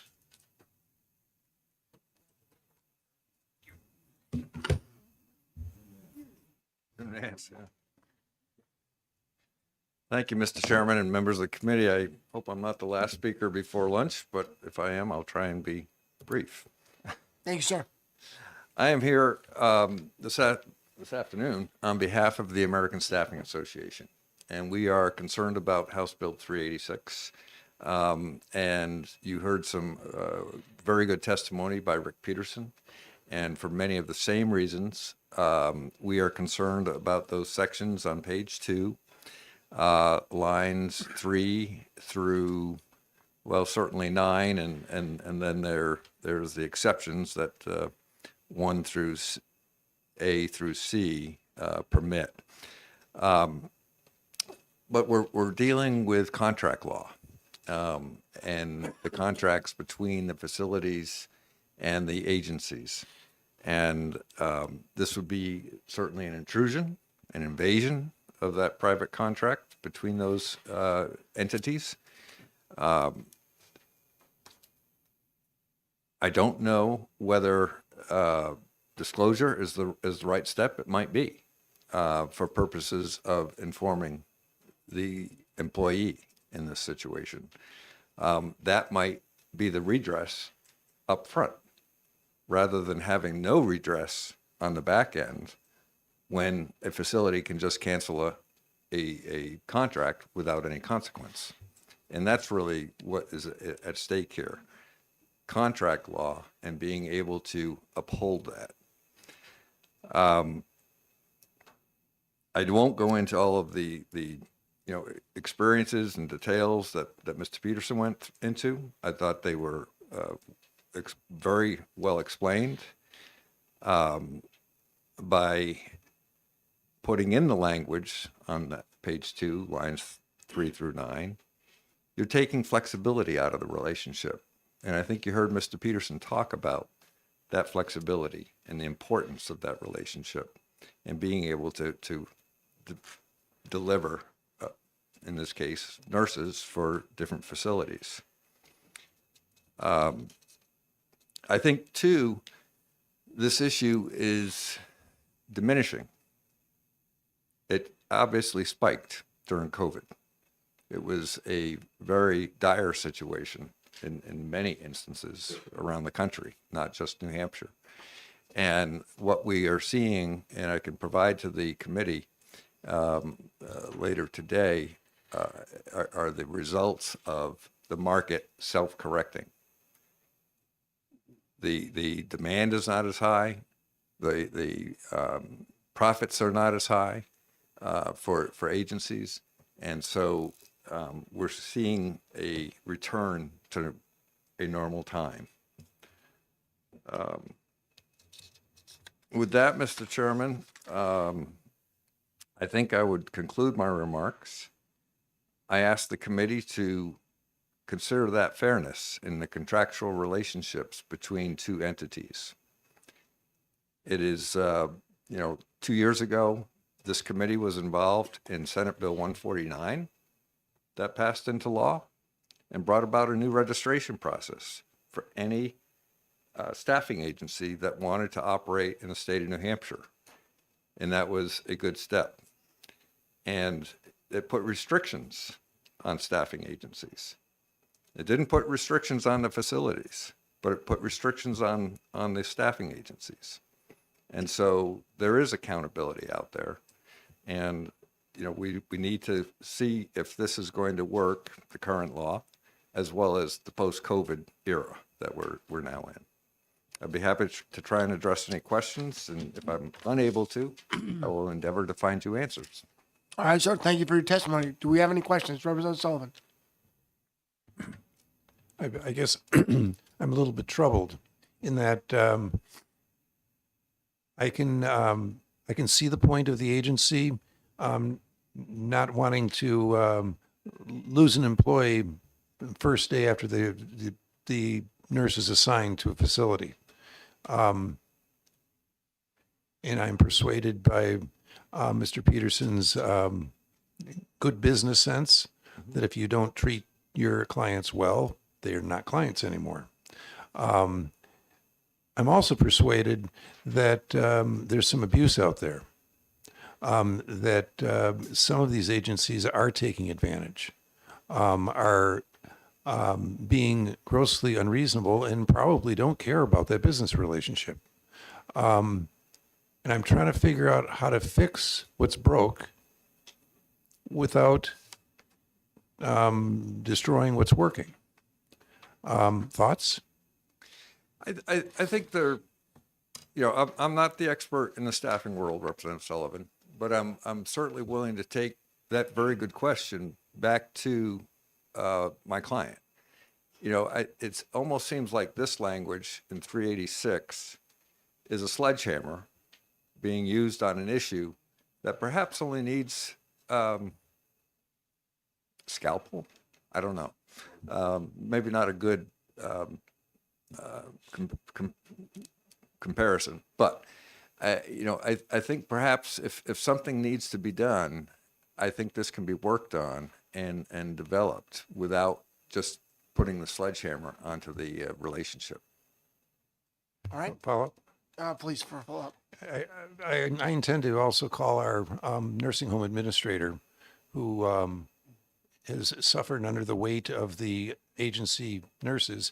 But I'm sure he's grateful that the agencies are there to provide the nurses. Otherwise, he wouldn't be able to staff the nursing home. He'd have to throw people out, residents out. I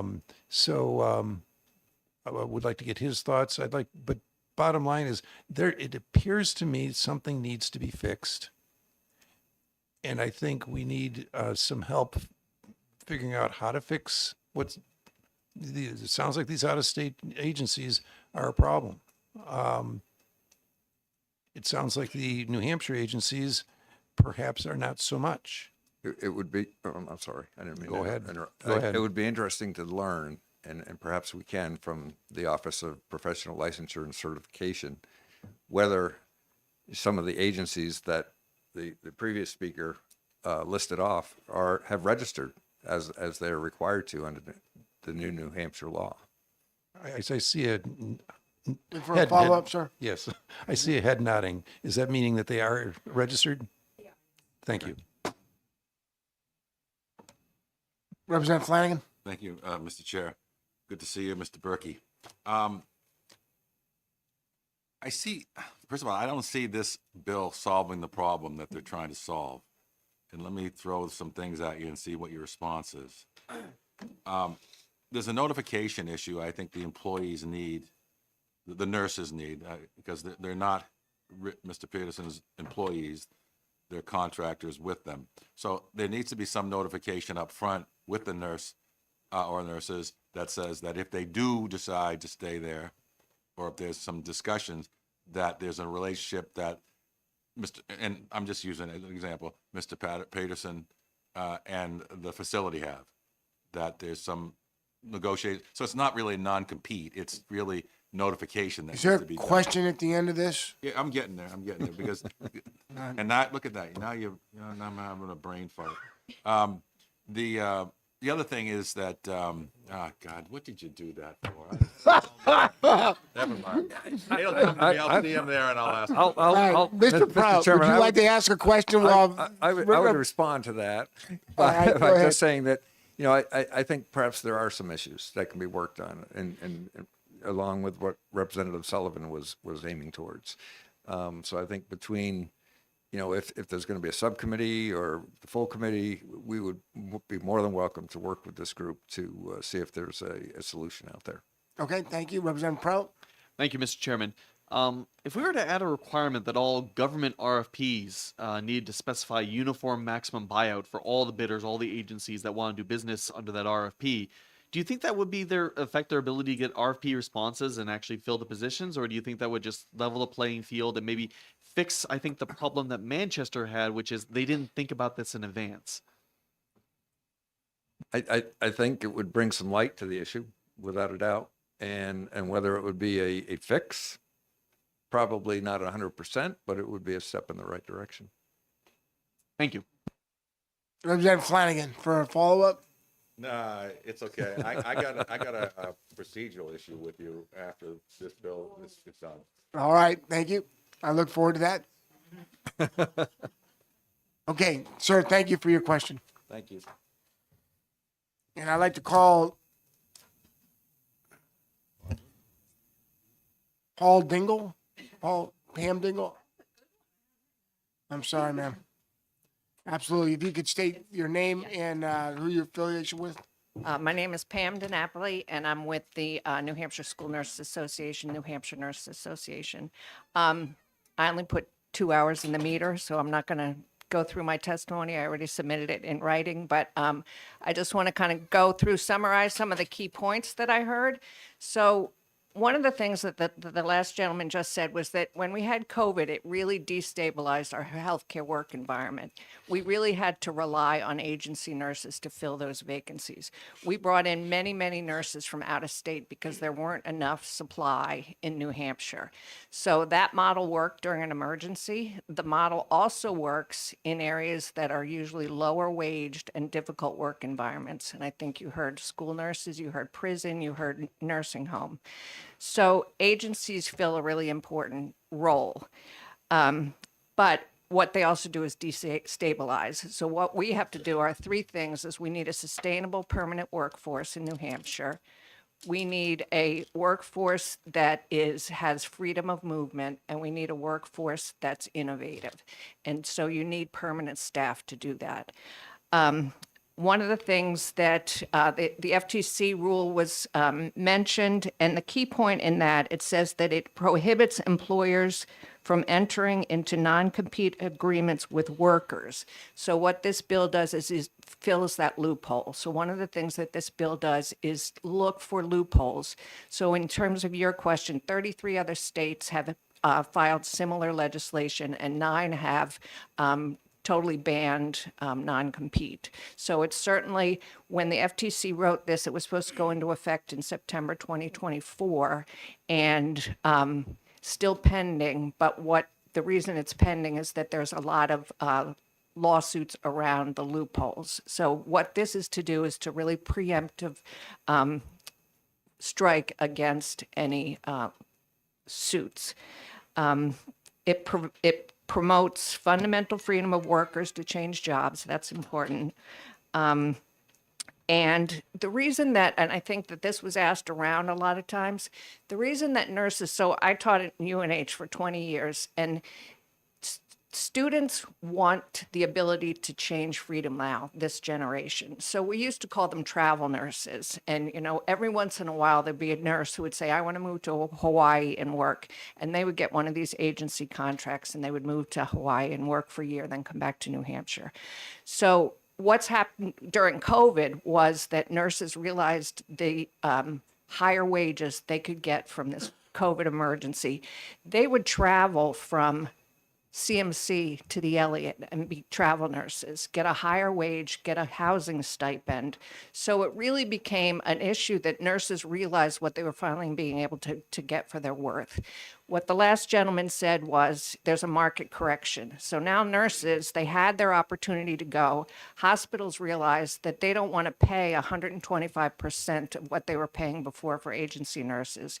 So both the supply is going down and the demand is going down. The Hospital Association got together to say, we're not all going to pay this agency fee anymore. We have to all work together to bring it down. The problem is that there's a nursing shortage. There's not a staffing shortage, because we know with nursing agencies, they can get the staff to fill the vacancies. So where are they getting these people? And that's the thing, is that they are out there recruiting and retaining. And that's really important point.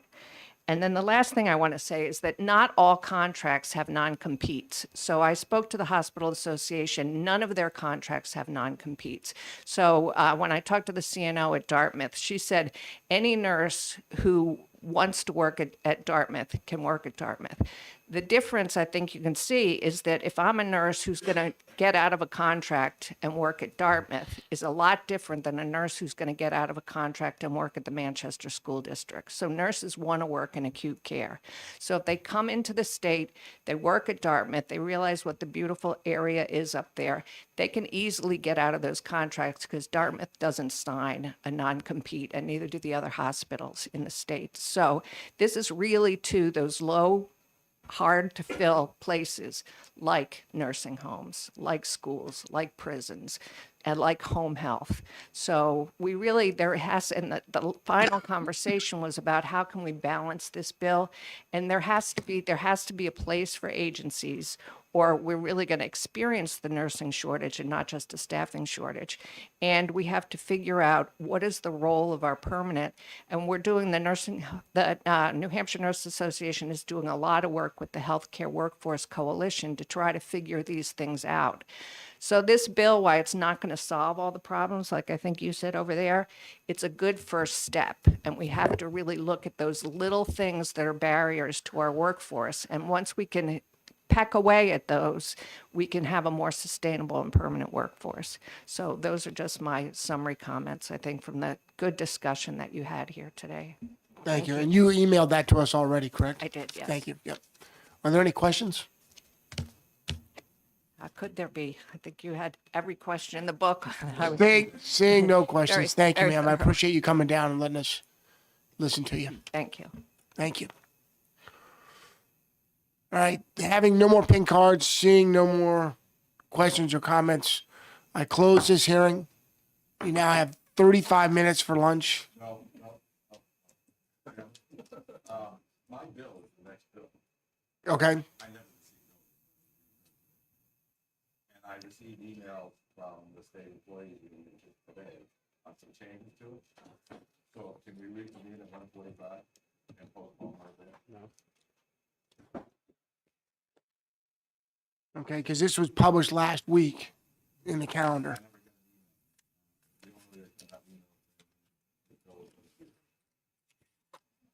All right, let me, Mr. Chair, I got dropped from the email list too and had to complain, so it might not just be just me that got dropped from the email list accidentally. okay. I got dropped from the Labor Committee email list accidentally at the start of the new term for some All reason. right, what we're gonna do is we're gonna recess for lunch. Right, when we recess, come on up and we'll talk about how we work it, rather than keep everyone here. All right, so we'll see everyone at 1300. Thanks. Okay, got it. Thank you. Roger.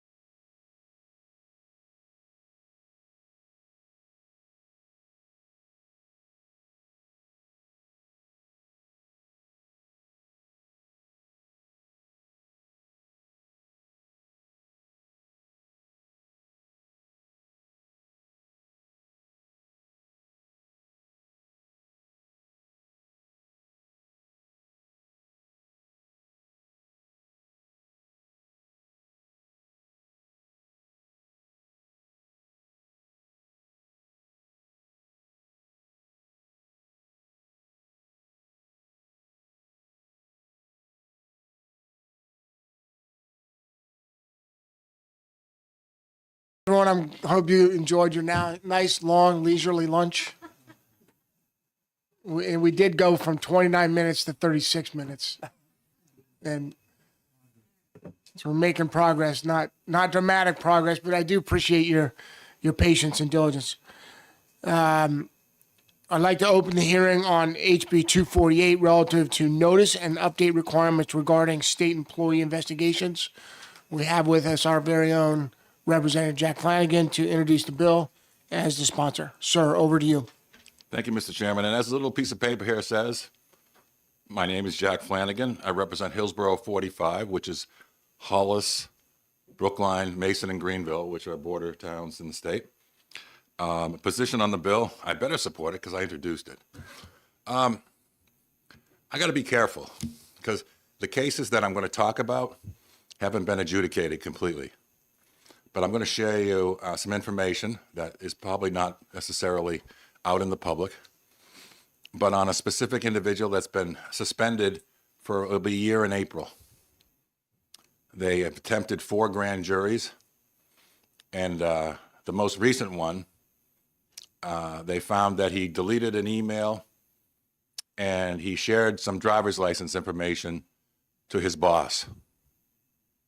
And this is all instigated by the executive branch. It just so happens that his wife, who was a judge, refused to hear cases because there was some issue with relates to the Attorney General's office. And she was suspended too. Which led me to this bill, because the bill basically puts parameters for the executive branch as it relates to suspending an employee.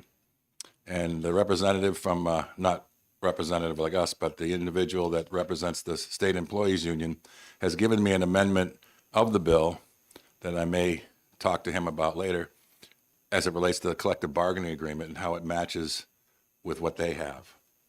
So the long and the short of it is the people that I referenced had never been given notice. They never given why they were suspended with pay.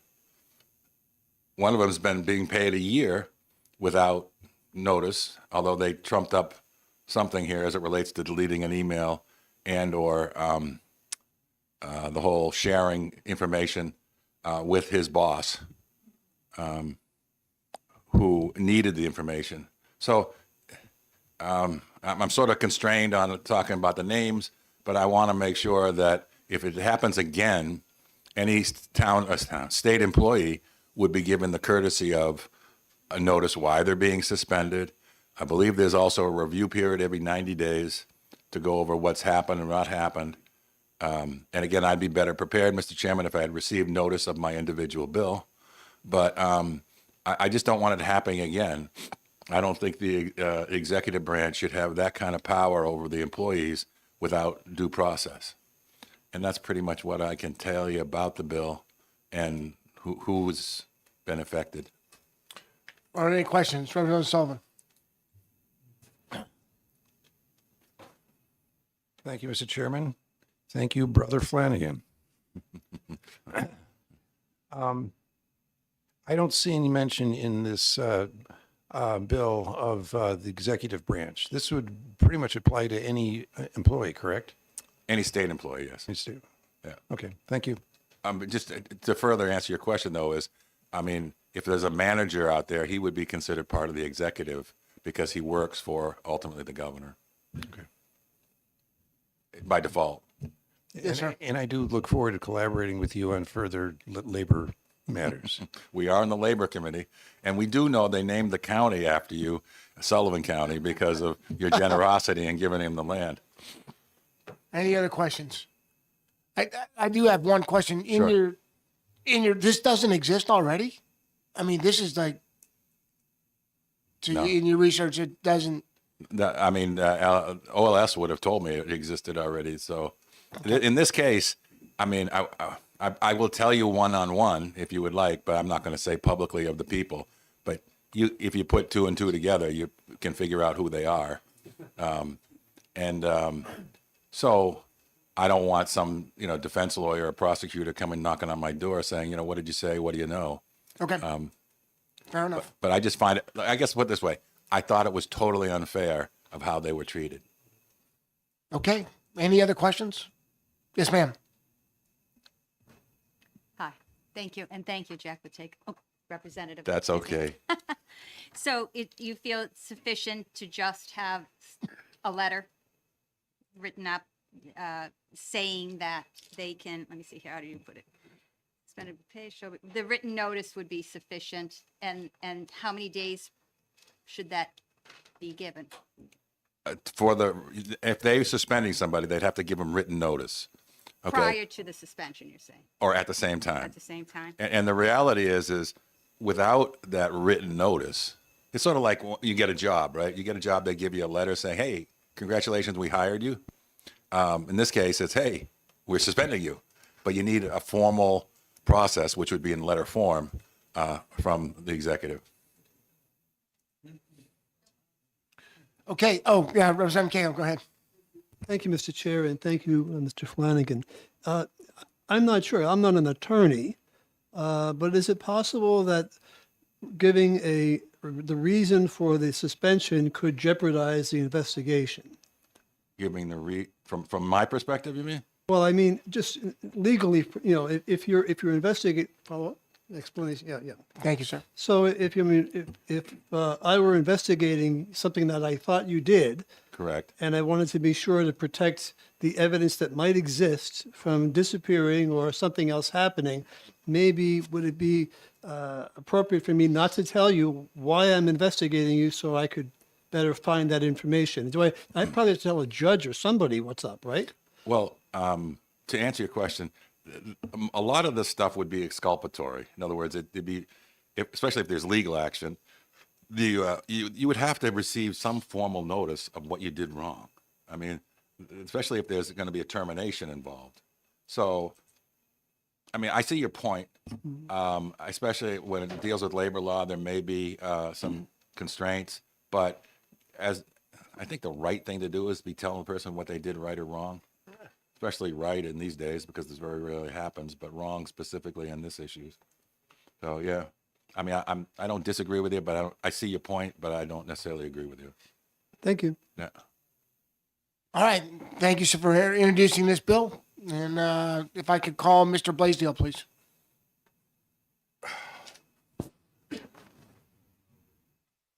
Yeah. Mr. Chairman, with your permission, can I pass this out? Yes, please.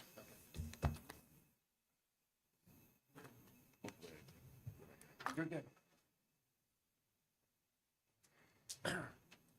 Good afternoon, Mr. Chairman, members of the committee. For the record, my name is Bob Blaisdell. I am a senior lobbyist with the State Employees Association here in Concord. I am on the card as being opposed to the bill, but I do want to be clear that I absolutely agree with the sponsor's intent. And when you all get this around my proposed amendment, what you will see is the bill as produced, as introduced, this language already does exist within the collective bargaining agreement. If you flip on the other side of the paper I showed you, you will see that currently the bargain language, if someone's under investigation, they're supposed to get an update every 2 weeks.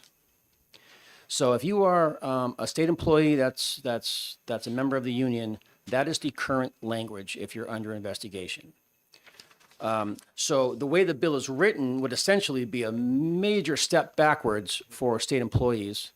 If I always thought, like, rather than killing a bill, if you can come to like an agreement somehow of a compromise, that's why I have that amendment before you, because it basically says 90 days or language in a collective bargaining agreement, whichever is sooner.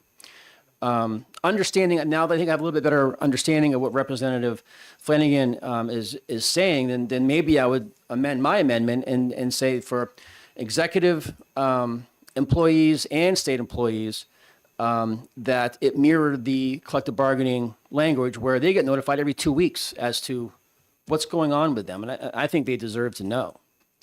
rather than 90 days. So I hope I was clear that this would, as written, as introduced, would be a major step backwards for state employees. Please consider the amendment. And further consider it if you want to encompass absolutely everybody, whether you're at the executive level or not. If you feel that any employee, regardless of your status, you should be notified every 2 weeks. That's what we feel is appropriate. I'll take any questions. Representative Sullivan. Thank you, Mr. Chairman, and thank you for taking my question. If I'm not, and I don't oppose anything you said about changing it to 2 weeks, but if it went through as drafted, my impression is that a collective bargaining agreement can provide an enhanced set of terms and conditions over what the law might provide. And so I would probably want to talk to a lawyer, a labor lawyer. I was in labor, but I'm not a lawyer. But it seems to me that the bill as proposed would not interfere with what's in the collective bargaining agreement. You would still enjoy an enhanced version of the notification rights. What are your thoughts on that? So to be absolutely clear, I am not an attorney. Okay. So I agree with your assessment of you'd want to talk to a labor attorney about this.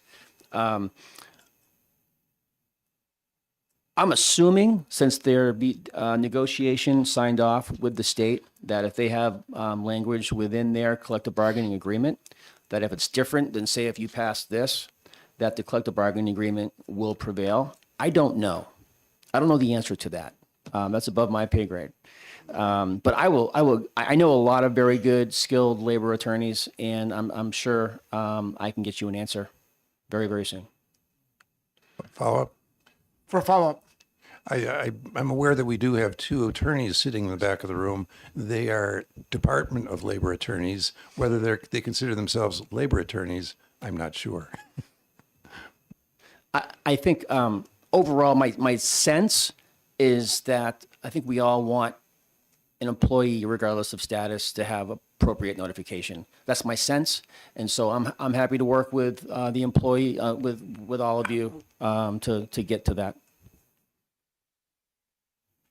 Are there any further questions? I'm sorry. All right. One more thing, Mr. Chairman. I'm sorry. Please. I did send this amendment to Representative Flanagan this morning, and I'm very happy to work with him and his intent to make sure that his goal and our goals coincide and everybody's happy. All right. Great. No, thank you. Appreciate it. Appreciate the testimony. Representative Flanagan, did you want to take the stand again? Yes, please. Okay.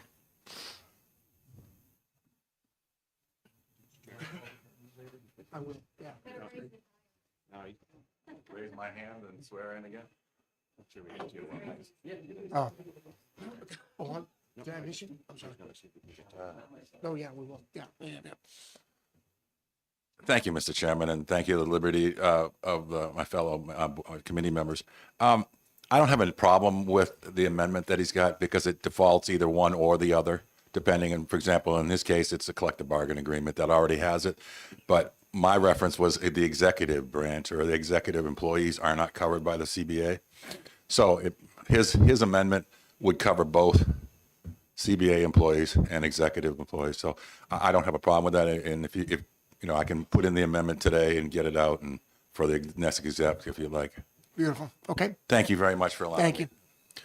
you. And is there anyone in the room from labor that might want to comment on this? If they filled out a pink card? Oh, there are people from labor here.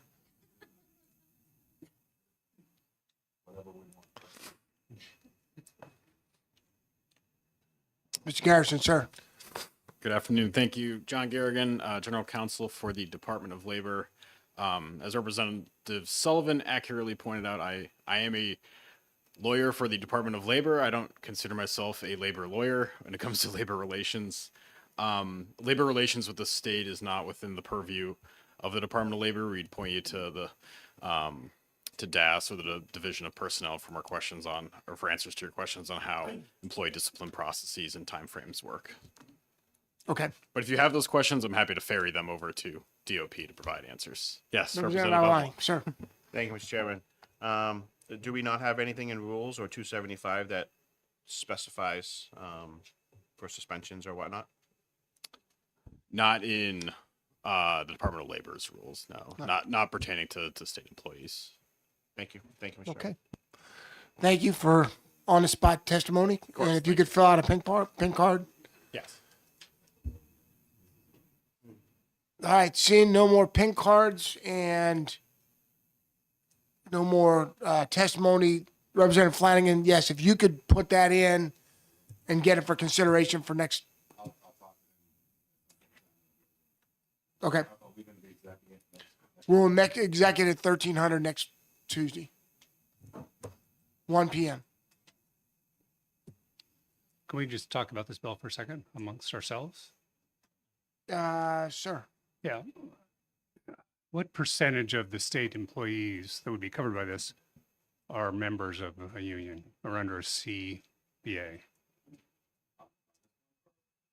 No, this bill seems like it would apply to the entire state employees. What percentage would be under CBA? As for anybody who knows the Ned. answer. Representative Flanagan. Yeah. Mine was more specific to the non-union, but the fact that they already have it in the CBA means that there was a problem in the past, because they don't bring it up and get it included in the agreement without an issue happening. To answer your specific question, I don't really know. Isn't it single digits, like 10%? I don't Yeah. know. State employees that are unionized? I know. His amendment, Mr. Blaisdell's amendment, basically says Covers it. all of them. When you read at least every 90 days or as required by any physical collective bargaining, which are assuming. Mhm. So, covers all of the I understand that. Okay. Another question.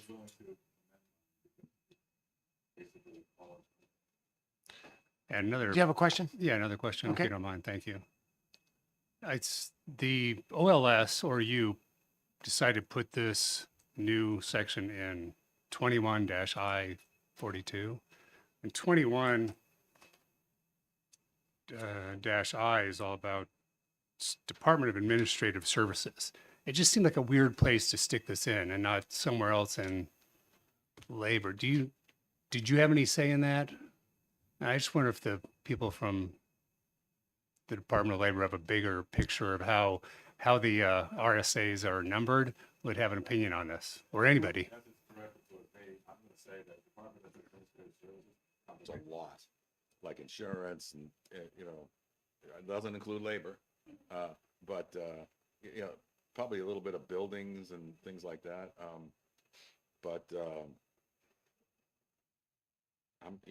It's administrative, so I don't, I guess they would have coverage of it. Someone has to approve the PDA. Isn't that the governor? Representative Sullivan, do you have input? The Public Employer Labor Relations Board actually covers the bargaining rights and such for public employees in New Hampshire, not the Department of Labor. So that we actually ran into that with one of the bills we've discussed. I'm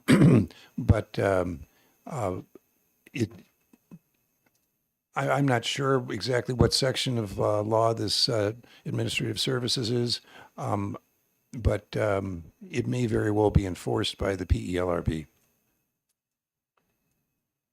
Mr. Blaisdell, please.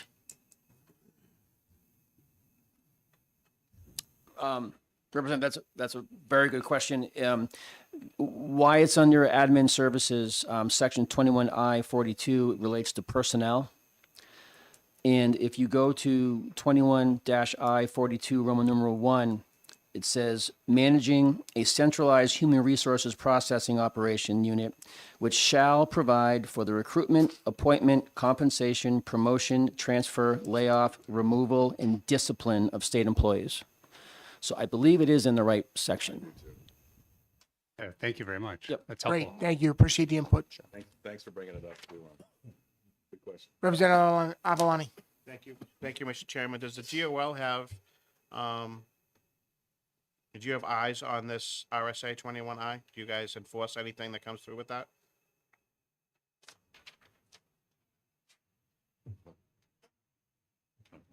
So if a state employee was, follow up. Well, they can answer the first question, then for follow-up. Good afternoon. I'm Danielle Albert. I'm the Deputy Commissioner of the New Hampshire Department of Labor. By and large, the department doesn't enforce anything that falls under 21I. My recollection, and I can follow up in writing just to verify, is I believe there is one small provision at 21I that dictates ongoing indemnity payment, or ongoing salary continuation in certain types of workers' compensation cases for certain types of state employees. But otherwise, we have general understanding of the statute's existence as state employees ourselves, but we're not administering to or have jurisdiction over any of its provisions other than that very small comp piece. Follow-up? For a follow-up, sir. So if a employee was aggrieved by this, they wouldn't go to you, they would go to AAS that laid them off or discipline them? Yes, it would be between them and their agency, and in general, for state classified employees or for state employees, if there is a dispute about disciplinary action that was taken, which can include suspension, written warnings, things of that nature, there's a dispute process, which is administered through the Personnel Appeals Board, or heard by the Personnel Appeals Board. Excellent. Thank you. Thank you. You're welcome. And if you guys could fill out the pink cards, and Representative Flanagan, if you could fill out a pink card, that'd be awesome. And this concludes the hearing on HB 248. We'll reconvene in 15 minutes for HB 280. Thank you. Want to grab you one? We got a little time, I think. We're pretty good. Yeah. Well, I offered, he said no. I still gave it. I give it. now I gotta go find it. Yes, we got a couple there. Everybody's got everything. You're all set. Sit down, relax. That's it. American space. You don't want that one. I got one from Hilliard. What's Hilliard Electrical? No, it's a company that sells janitorial products, fixed products. My wife used to work. Yeah, 48.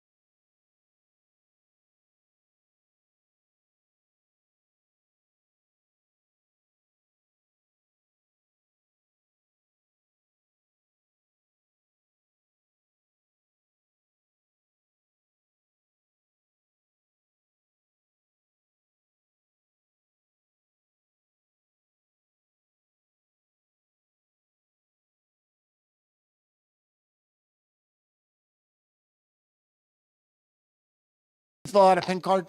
A PIN card? Okay, cool. Thank you.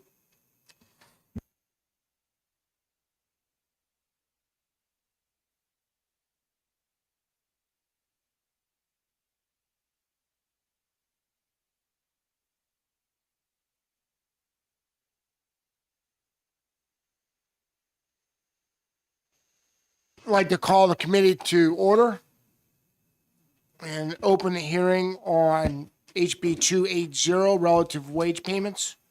And Representative Turcott, you're here to introduce your bill. I am. Thank you, Mr. Chairman. The floor is Members of- yours, sir. What's that? I said the floor is yours, sir. Oh, very good. Thank you very much. Good afternoon, members of the Labor Committee. I am Representative Len Turcott. I represent the District of Stratford County 4, which is the towns of Stratford and Barrington. I served on this committee my first 3 terms in the House. I'm in my 5th term now. The bill before you has a little bit of history on it.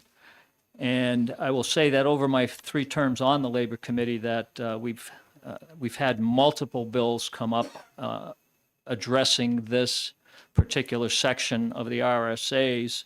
One of them in particular has come up many times. That was bills on the use of payroll cards. Matter of fact, we had one last term. This committee ITL'd it. The payroll cards, I believe, are an awful solution for a way to employees to be paid.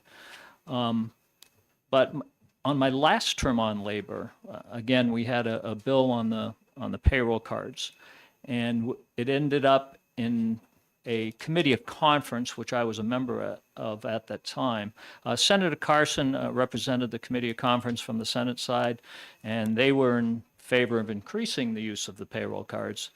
We in the House were not. The committee of conference ended without concurrence, but I told Senator Carson at the time that at some point in the future I'd proffer legislation that would remove hundreds of words of regulatory language which the employers must currently employers and employees must currently deal with, and that's what this legislation does. I had originally told her I thought it would be about 750 words. Turns out to be 430 words of regulations that are removed. Couple things I want to point out before I talk about what the goal of it is. The enforcement by the department remains the same with the exception of a single line, and that is, if you go to page 2 on the bill, line 26, it talks about the repeal of 273-11A 3B. And what that does is that RSA says payment of wages by checks on financial institutions that is not convenient to the place of employment. The only reason that is eliminated because in the 430 words that we do eliminate, that was one of the issues that was eliminated. Other than that, the regulatory language remains. So, what are the goals of the bill? First, it's to reduce regulatory burdens on our businesses, all businesses, not a specific industry. We're not here to, or I'm not here to promote special interests of those who produce or in the business of the payroll cards. And above all, we want to allow the free market and the employer-employee relationship to decide how and in what form wages will be paid. If the employee agrees with the employer, they have their arrangement without interference, without government bureaucracy or mandates that support special interests. Now, you will see one other thing I'll mention before I continue on here. At the very beginning of the bill on line 3, there's existing language that remains, and that is whether or not the employer pays within 8 days or within 15 days. That was actually in my second term a bill I put through. At the time, you had to pay within 8 days unless you had a special exception from the department. And I put in that bill to make it every, if the employer wanted to pay every 2 weeks, he could do it that way. So I know in the past we've heard some of the reasons for not doing this. Well, you know, some people don't have bank accounts. Well, what I will say about that, I think there's probably less than the number of people in the state, the number of fingers on my hands that don't have bank accounts. They need to, and if they don't, they need to find an alternative way to make that happen. Or the employer, if it's a valued employee, the employer can say, hey, I will take care of you and we will pay your wages in another form if they desire.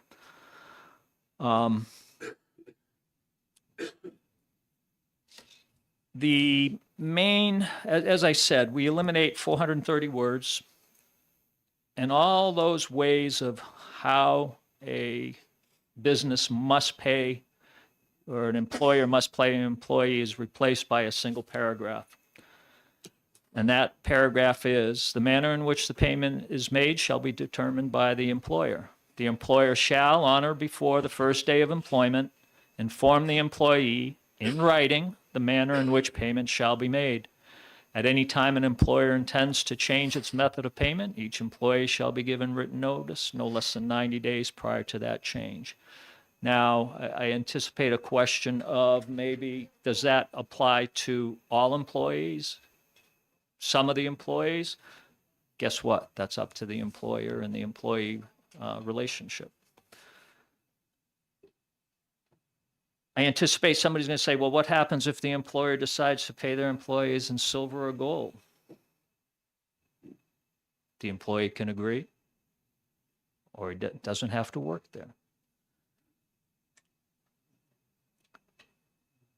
Of course, I will say that the chance of this happening is about as likely as an employee being hit by lightning. We know that probably 98% of all employees currently in the state are paid by either automatic payroll deposit or by check.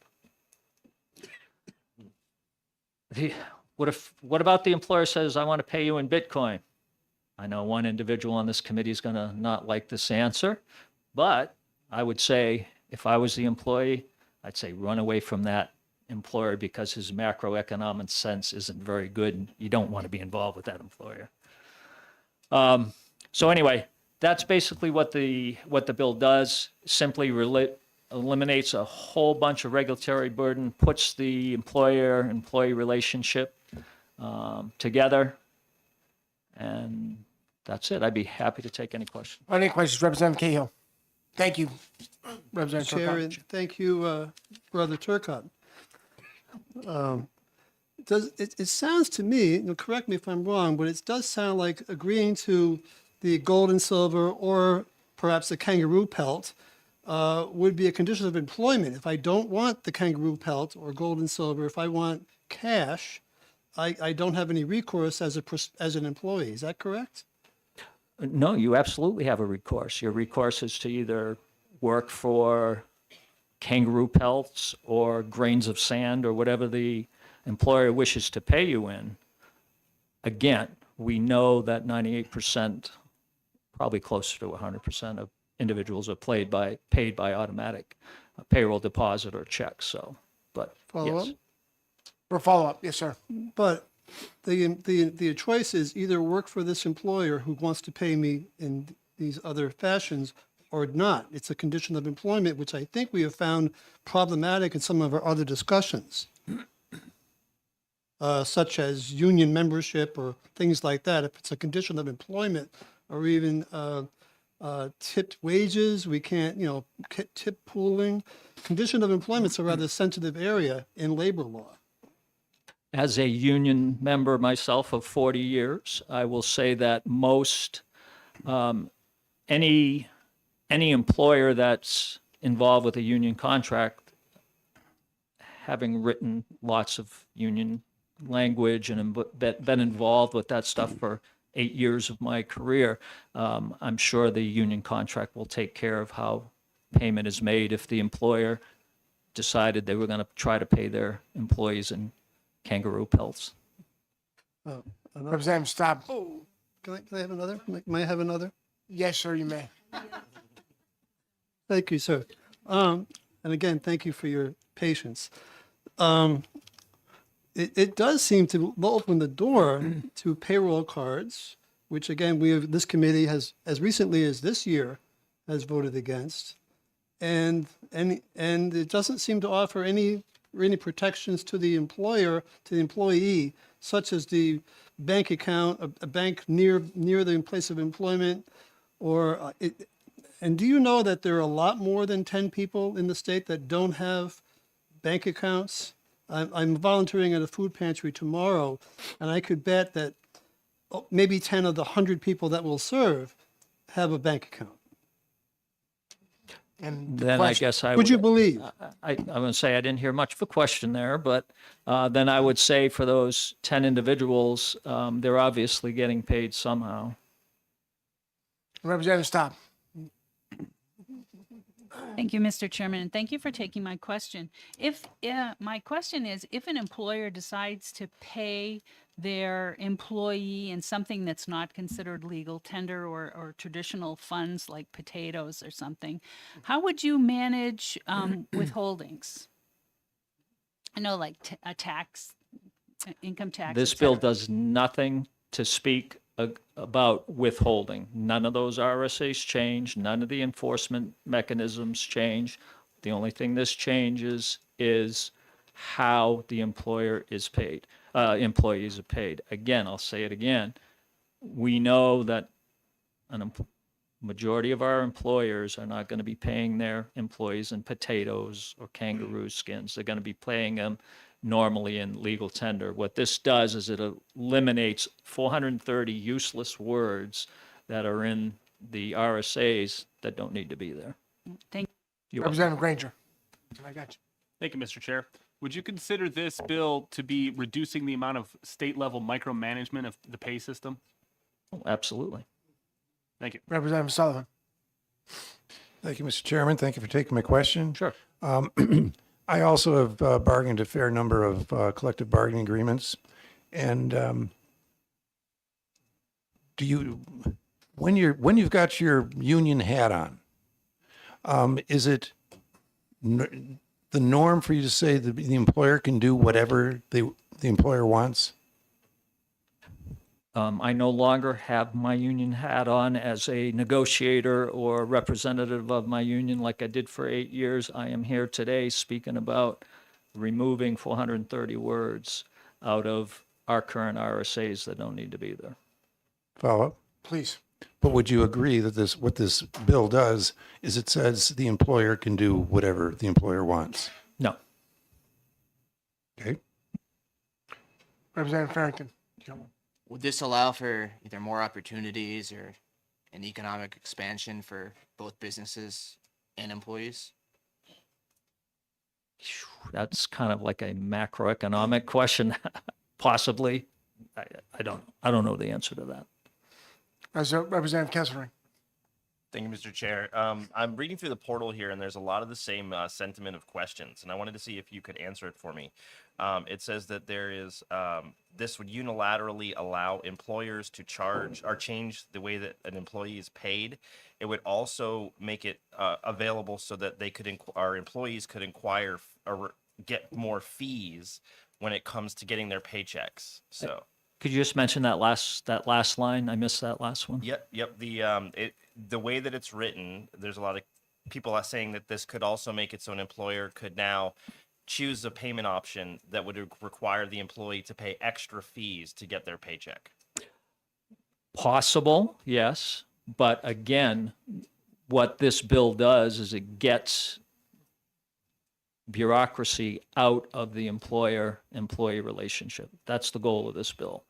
Again, as an employee, I don't have to work for American Airlines. I choose to work for American Airlines because of the way I'm paid, my union contract, and different things. I don't have to work for American Airlines. I could leave American Airlines and go somewhere else if American came to me tomorrow and said, we're going to start charging you a 10% fee for the production of your paycheck. So. Representative Granger. Thank you, Mr. Chair, and thanks for taking my question.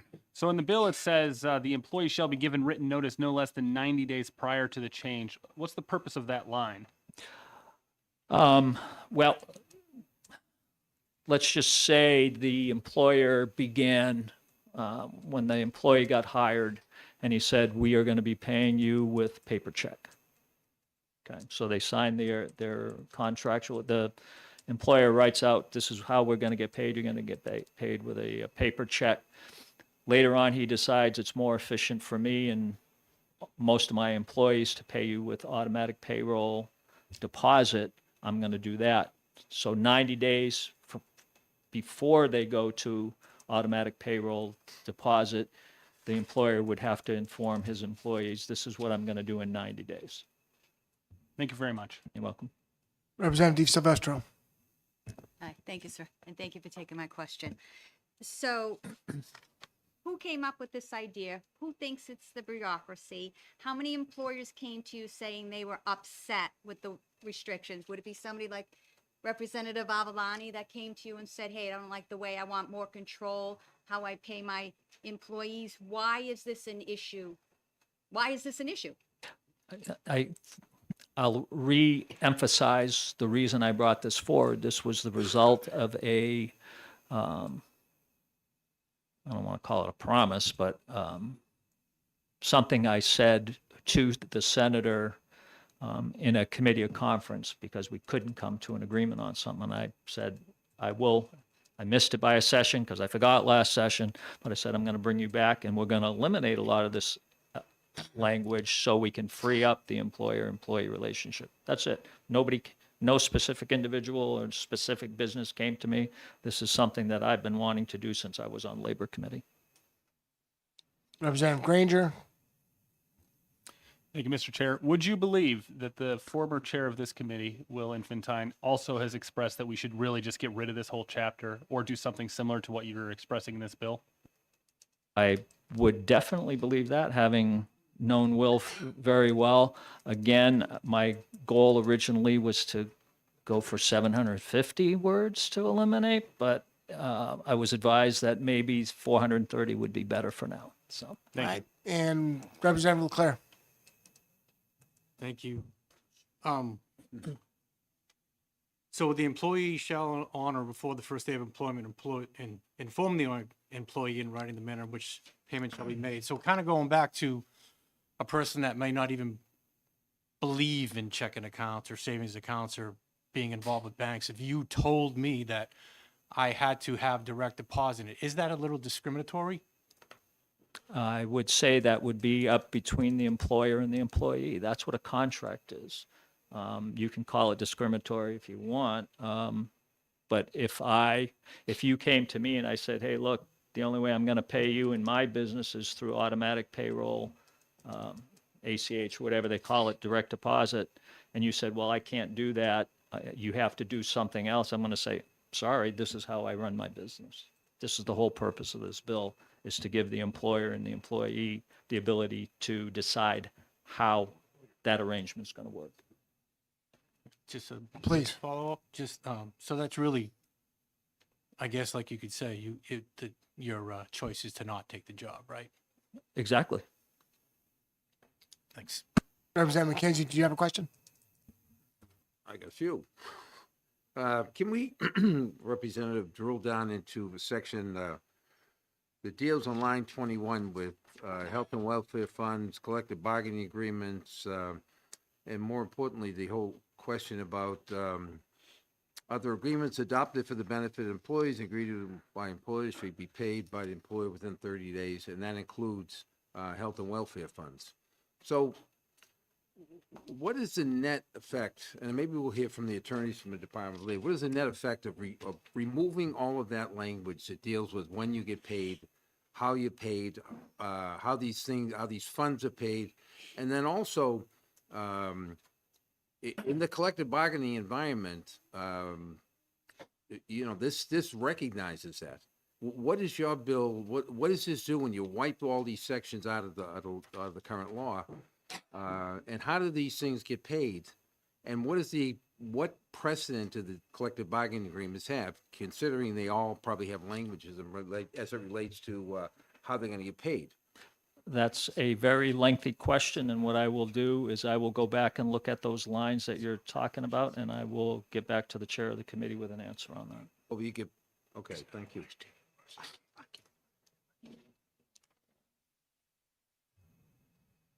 Representative Staub. Thank you. As I look at this, one of the concerns that I have is that an employer might write something that looks like a check or a check. We have a lot of regulations on banking in the United States to ensure that that the money is actually there to fulfill the obligations of the person writing the check, et cetera. So how will you guarantee that if an employer is paying an employee, that it's actually something that can be guaranteed and counted upon by the employee? Not sure I understand your question. I mean, you know, my Representative Cahill could say, okay, I have a bank, and just like give people checks. And then an employer could write a check on the Bank of Cahill, but there's no money in the Bank of Cahill. That would be up to the Department of Labor to enforce. That's got nothing to do with how the employer and the employee arrange their payment up front. Okay, thank you. Representative Granger. Thank you, Mr. Chair. Would you believe that due to the fractional reserve nature of the American banking system, most of the money in the banks isn't actually there? Now you are going down a very Let's discussion make that could take a long and time. Would you believe Jermaine, please, Representative? Thank you. But yes, I would. Representative McKenzie. Mr. Chairman, I expect we're going to hear from the Department of Labor relative to Yes, this. we are. Because I think it begs an analysis of this section and the impact this is going to have on workers in general. And I don't think that the sponsor is able to answer that. He will respond to that, I guess, at some point. But Labor's on tap. Thank you, sir. Representative Avalani. Thank you, Mr. Chairman, and welcome home, Representative Turcott. Thank you. This is the best committee. Mm. Line 21, page 2. The manner in which payment is made shall be determined by the employer. Shouldn't that say employer and employee? 21, page 2. Okay. Because you did follow up. For a follow-up. You have referenced that it's between the employer and the employee. Wouldn't that be better if it was spelled out clearer than just the employer paying in kangaroo pelts? Representative Avalani, anything that you could do or suggest that makes this clearer, I would be certainly open to. Thank you. Thank you, Mr. Chairman.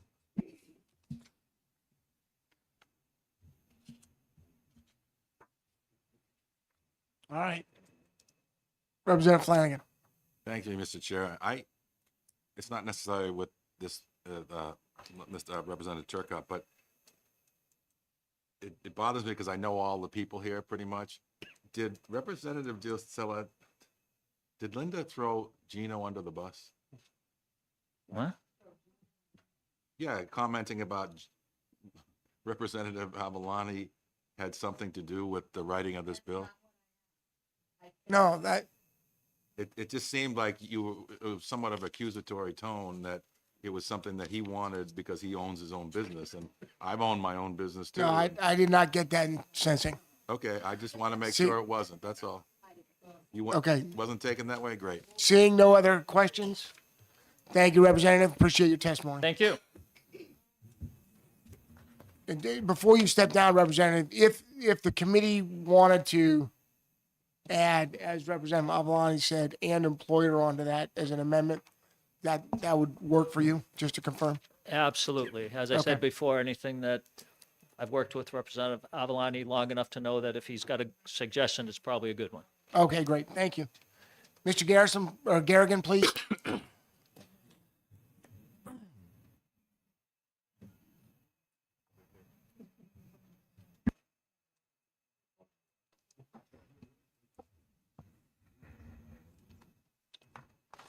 Thank you. Good afternoon again. John Garrigan, General Counsel, Department of Labor, and with me is Deputy Commissioner Danielle Albert.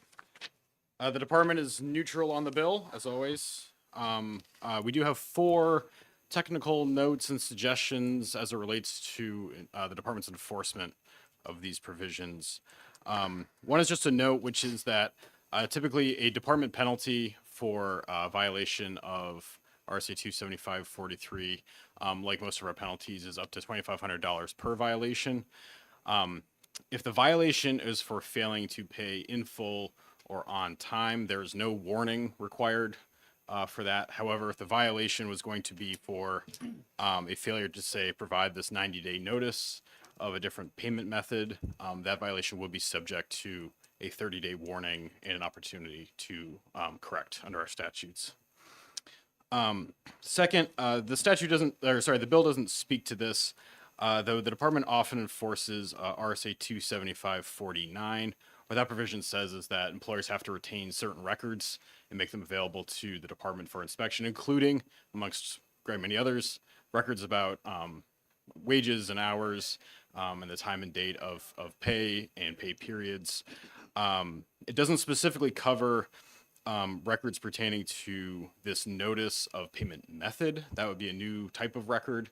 If the committee's intent was to have those records, if the committee's intent was to have the department to enforce the fact that employers would retain those records, we would have to have a line in RSA 275-49 to cover that. Employers under that statute are required to retain records for up to 3 years.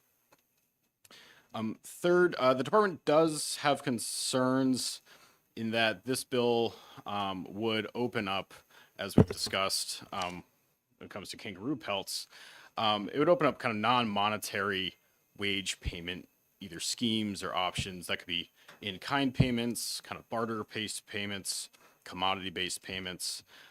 Those types of payments, they're difficult to value, and they're difficult for the department to enforce in terms of us enforcing the payment of wages. The values of those could be shifting or subjective.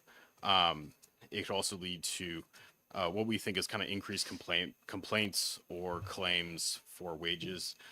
As kind of a natural byproduct of this, it would have effect on our workers' compensation system as well. One of the core tenets of that system is we need to figure out what the average weekly wage is in order to determine what the benefit payments are. That is all contemplating that wages are paid in some form of dollars, not kangaroo pelts, as it were. I don't think, no insurance carrier would pay benefits in 60% of your weekly kangaroo pelts. So it would have downstream effects on a lot of the other functions of the department. Finally, the bill seems to remove the kind of specific protections or provisions about if you're paid by check, that it's got to be drawn on a bank that's convenient to the employee, or if you're paid in a pay card. There's a lot of protective elements to how pay cards have to be issued, what sort of disclaimers have to be put out there, what recourses exist. That would all go away. So the department, again, would anticipate kind of increased complaints and increased enforcement efforts. I'm happy to take questions. Representative Kesselring, thank you for your testimony. Thank you, Mr. Chair. I heard in the testimony from Representative Turcott that if there's a possibility that it might require, by changing it, that the employee would receive a fee. I'm looking here in RSA 275, and it looks like further on here in the chapter, it basically says that our employees must be able to receive their pay without a fee. Also seeing here in electronics fund transfer, and also the Consumer Financial Protection Bureau also has regulations in the federal level that would not allow for an employer to use a service or a financial thing that would require a fee. So I'm curious to see what, 275, how that kind of correlates with what it would do here. Yeah, it's an excellent question. I'm not going to comment on the CFPB or their enforcement. There is still a line in the bill. Would direct your attention to line 7 on the first page of the substantive text that would still require payment at no cost to the employee. The department would take that as at no cost. There are other specific provisions in the existing law about if it's a pay card, there's got to be at least one free opportunity to use that pay card, because fees on the pay cards can they can add up or they can apply in different ways. Same with the checks. My understanding is that the convenient location of the check is so you're not spending an hour of gas driving to process a check, because that ends up being a cut on the pay. Follow up. For follow-up, So what would the recourse be if this were to pass, let's say, and an employee was charged a fee now to receive their pay? What would the recourse be for the Department of Labor? If we felt there was sufficient evidence that there was an improper fee charged, we could bring an enforcement action. It would be a civil penalty up to $2,500. If we felt that fee cut into the full amount of the wages, we could bring that without warning. And the employee themselves could bring a wage claim at the department seeking, kind of in a private sense, to seek recompense. Okay, thank you. and Representative Cahill. Thank you, Mr. Chair, and thank you, Mr. Garrigan.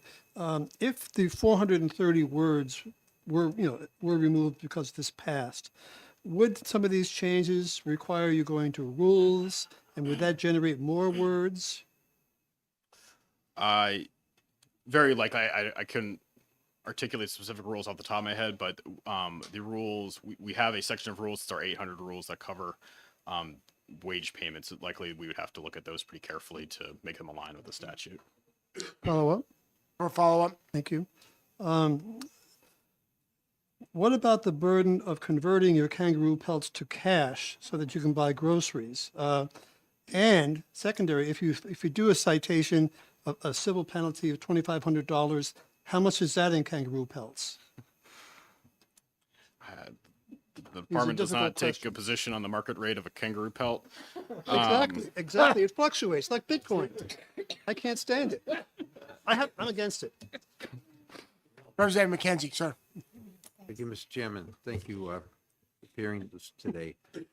So the language strikes out, starting at line 17, and that section deals with collective bargaining agreements and pension trust funds and other agreements and demand for payment for administration of health and welfare and trust funds.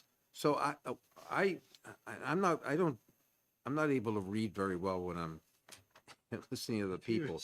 But does that take a whole section of protection out as it relates to the payment of those kinds of things in a timely manner? And does it reflect any of the agreements that are currently in place in collective bargaining agreements and other things like that are already part of the law and they're protected? I don't understand what the impact of with taking that out would be, I guess is the question. Yeah, the department can't comment on the overall impact that would have on collective bargaining agreements. That's not an area that we regulate. But just generally that section, I guess. Would removing it have an impact? It would certainly change the law in an objective sense. The department's more focus on this section, and what we tend to focus on in our enforcement efforts is usually this kind of the top part of that section, which is whether checks that are drawn on financial institutions have been issued in a convenient manner to their place of employment. We typically don't get into the collective bargaining aspects. All right, and Representative Granger. Thank you, Mr. Chair. So the term buck, as in $1, that originally referred to when we use deer skins in New Hampshire as an actual unit of trade. And I'm wondering, that covered actually several hundred years. Do you know if the Department of Labor existed back when a buck referred to a literal buckskin? Okay, this is a germane question in what way? Because it's relative to, we're talking about kangaroo pelts and whether or not it's okay to use kangaroo pelts as a form of payment. Right. And the Department of Labor probably, if they Please. existed back then they would have been regulating such things. So this is already, Let's stay to the written text of the bill, please. okay. Thank you. Are there any other questions? I can say the department's existed since 1894. I don't know what the common payment schemes in 1894 were. Thank you. Are there any other questions? Yes, ma'am. Thank you, Mr. Chair. Because I think my question would be about how you enforce things now. if I had an issue cashing a check from an employer now, I assume I can go to you, and then you help enforce my ability to get paid. How does that, if someone has a complaint like that, do you mind in a brief way explaining how that complaint progresses? Sure, yeah. If we receive a complaint like that, our inspection division staff will review it, and they will investigate it. And investigations can involve contact with the employer, it can involve getting records from the employer to see if this has happened for other employees. It can involve follow-up interviews with that particular employee, other employees. All those interviews are confidential and protected under the law so that employees can be candid in the information they provide. And ultimately, it may result in a proposed civil penalty or an enforcement action brought by the department to recover both the wages and perhaps punitive civil penalties. Representative Flanagan, and then Representative McKenzie. Thank you, Mr. Chair, and I wasn't even going to bring up beaver pelts, but is this a problem? Not beaver pelts, but this whole change of, was there a problem in this statute that you were having trouble with, or was it just something that people thought it was too busy? Because I remember years ago dealing with an argument about payroll cards, and that's now in statute. We're now getting rid of all of that stuff, and I'm just saying, is this just an opportunity to, does it improve anything?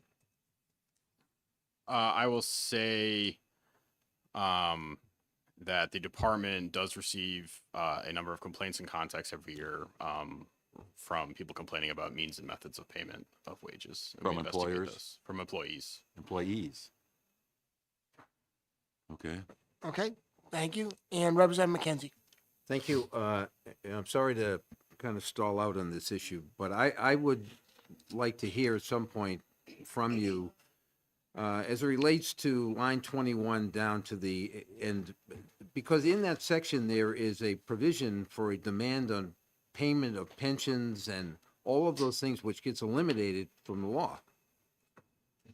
So that's in there for a reason. So I would like to, if you could, I don't want to put you on the spot, but if you could come back to us with some information as to how that section will be impacted when we decide to take all that out of the way. And I don't expect you to have a comprehensive answer for that right now. I appreciate that expectation. It's an extremely good question. It involves some very interesting and nuanced areas of the law. I'm happy to look at that and get you a more detailed answer. I'm happy to distribute that to. I appreciate that. That'd be great. Thank you.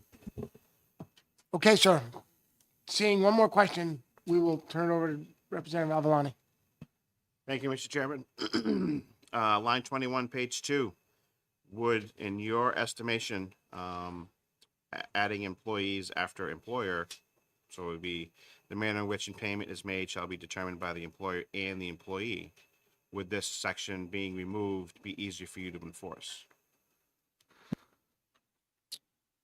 I think it could reduce some misunderstandings between employers and employees, and reducing misunderstandings will reduce the number of cases we will need to enforce. So that would be a good clarification. Thank you, Mr. Chairman. Thank you. All right. All right, sir. Thank you. Thank you so much for your testimony. Appreciate it.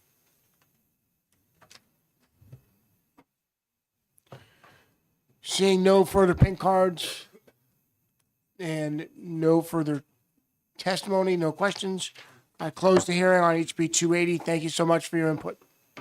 And we've got 6.5 minutes until we resume on HB 487.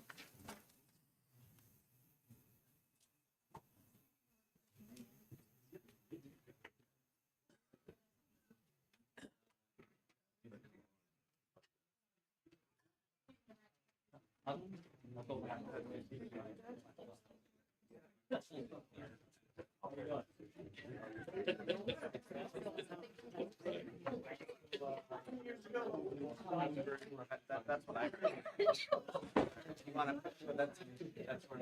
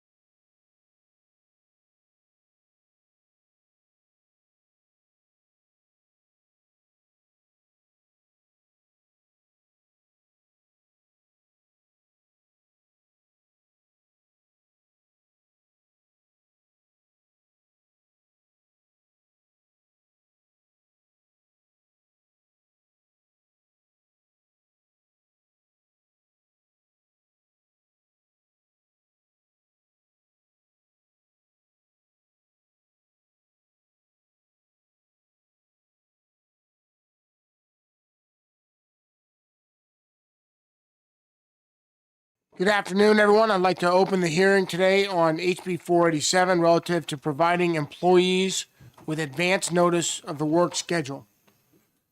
And Representative DeVries, are you ready to go?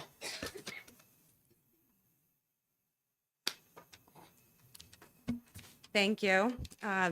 This is somebody else we put in a pink card for Chairman, one of my constituents. So if that's okay, I'll have her join me. Okay. Thank you, Chair Crichton and members of the committee. Thank you for the opportunity to testify today in support of House Bill 487, which I've introduced to ensure that hourly employees in New Hampshire receive at least 7 days' notice of their work schedules. Again, my name is Erica DeVries, and I represent the town of Hampton. This bill is especially important to residents of Hampton because so many people work in the service industry. For many workers, especially those in retail, food service, and other hourly industries, the unpredictability of work schedules is more than just an inconvenience. It is a barrier to economic stability and upward mobility. Right now in New Hampshire, there is no requirement that employers provide advance notice of work schedules. Many businesses do the right thing and post schedules in advance, but too often workers are left in the dark until days or even just hours before a shift begins. Imagine being a single parent who has to arrange childcare, but you do not know your hours until the last minute. Imagine juggling multiple jobs, trying to schedule a doctor's appointment, or taking a class to improve your skills and your prospects, only to have your shift change unexpectedly and without warning. These are not hypotheticals. They are the realities faced by thousands of New Hampshire workers every day. This is a workers' issue, and it is also an economic issue. Unpredictable scheduling leads to higher employee turnover, lower workforce participation, and greater economic insecurity, which ultimately hurt business and our state's economy. When workers do not know their schedules in advance, they cannot plan their budgets, they cannot seek additional work, and they cannot fully participate in our economy. HB 487 is a balanced and reasonable solution. It simply requires that employers provide their hourly employees with at least 7 days' notice of their schedule. The bill does not apply to businesses with fewer than 15 employees and makes exceptions for unforeseen circumstances beyond an employer's control. It also opts out the medical field. This bill protects employees from retaliation for asserting their right to fair notice. I want to be clear that this is not an anti-business bill. In fact, it is entirely pro-business. When workers have predictable schedules, they are more reliable, more productive, and likely less prone to leaving their jobs, reducing hiring and training costs for employers. It benefits businesses and employees alike. New Hampshire workers should not have to live paycheck to paycheck with no idea when they will work next. They should not have to choose between keeping their job and caring for their families.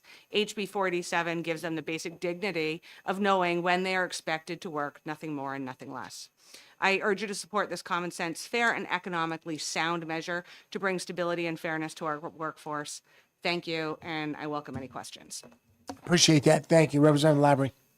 Thank you, Mr. Chair, and thank you for taking my question. Regarding like seasonal businesses, landscapers, lifeguards, snow plowing operations, that would be very difficult to give 7 days notice if we don't know when it's going to snow or maybe it rains or there's a day off or something. How would you square that?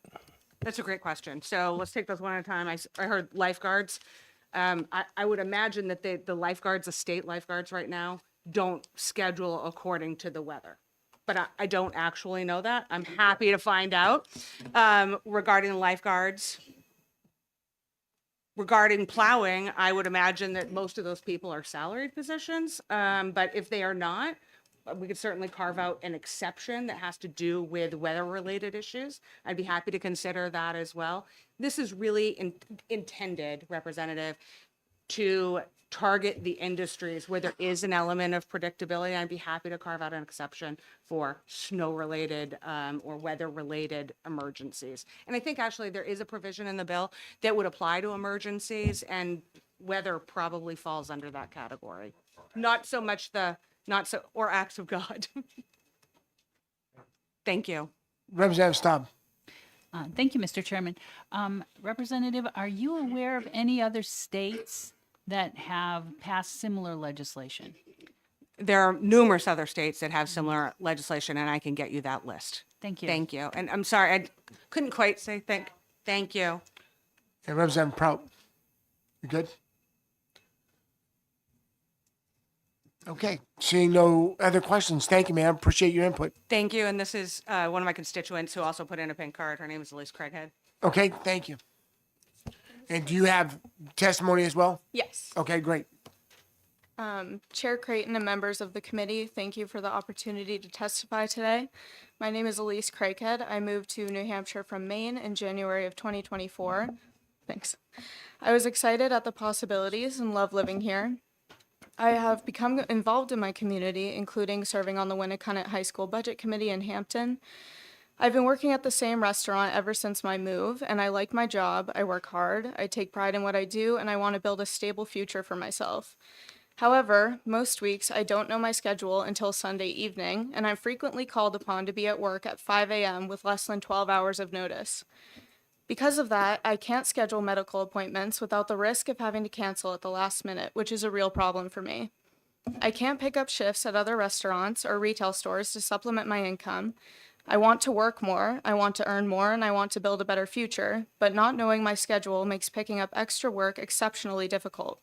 I would move to another job, but this practice of late scheduling is pretty common in the restaurant industry. Right now, we are in an economic environment where it's not easy to get ahead, but I'm trying. I know I'm not alone. There are so many other workers like me who want to do more, but we are being held back simply because we don't have the ability to plan. If HB 487 passes, I would finally have the ability to see my schedule a week in advance. That means I could schedule medical appointments without stress, and I could pick up extra work elsewhere. This bill isn't asking for special treatment. It's about giving workers like me a fair shot at stability and the opportunity to work as we can and need to. Please support HB 487 and give workers like me the ability to plan our lives, finances, and futures. Thank you. Yeah, thank you for your testimony and thank you for coming down and talking to us. Of course. Representative Flanagan and then McKenzie. Thank you, Mr. Chairman, and thanks for coming in. Wasn't so bad, was it? It was a little bad. Hey, come on. Just a simple question, really, is did you bring this forward to your employer and say, hey, it makes it difficult for me to plan ahead, and what was their response? Yes, I did, and many of my coworkers have as well, and we're often just met with sort of poor excuses. Too bad. Yeah. Okay, thank you. Representative McKenzie Thank you. and then Thank you. Representative Thank you for Drago. coming. Appreciate it.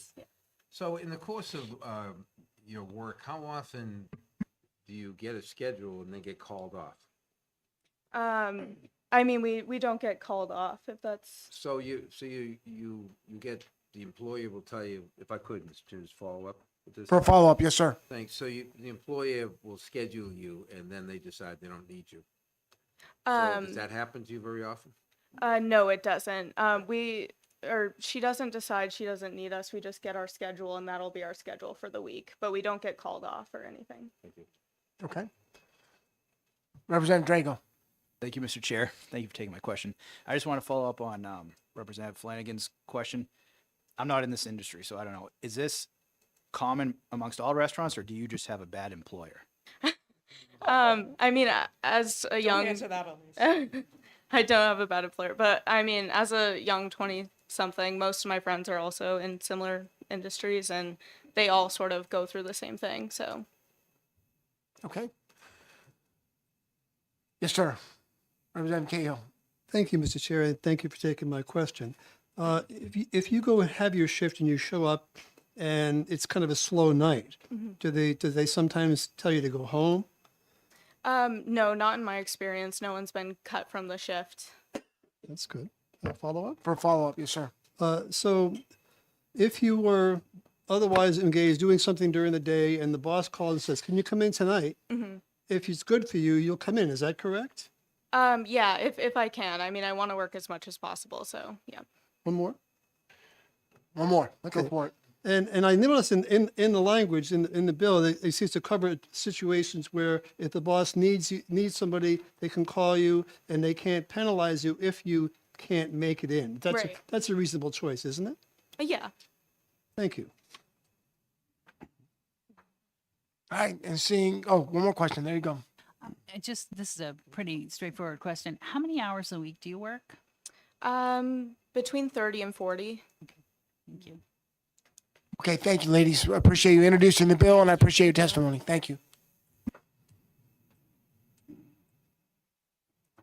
And Miss Amy Carbonell.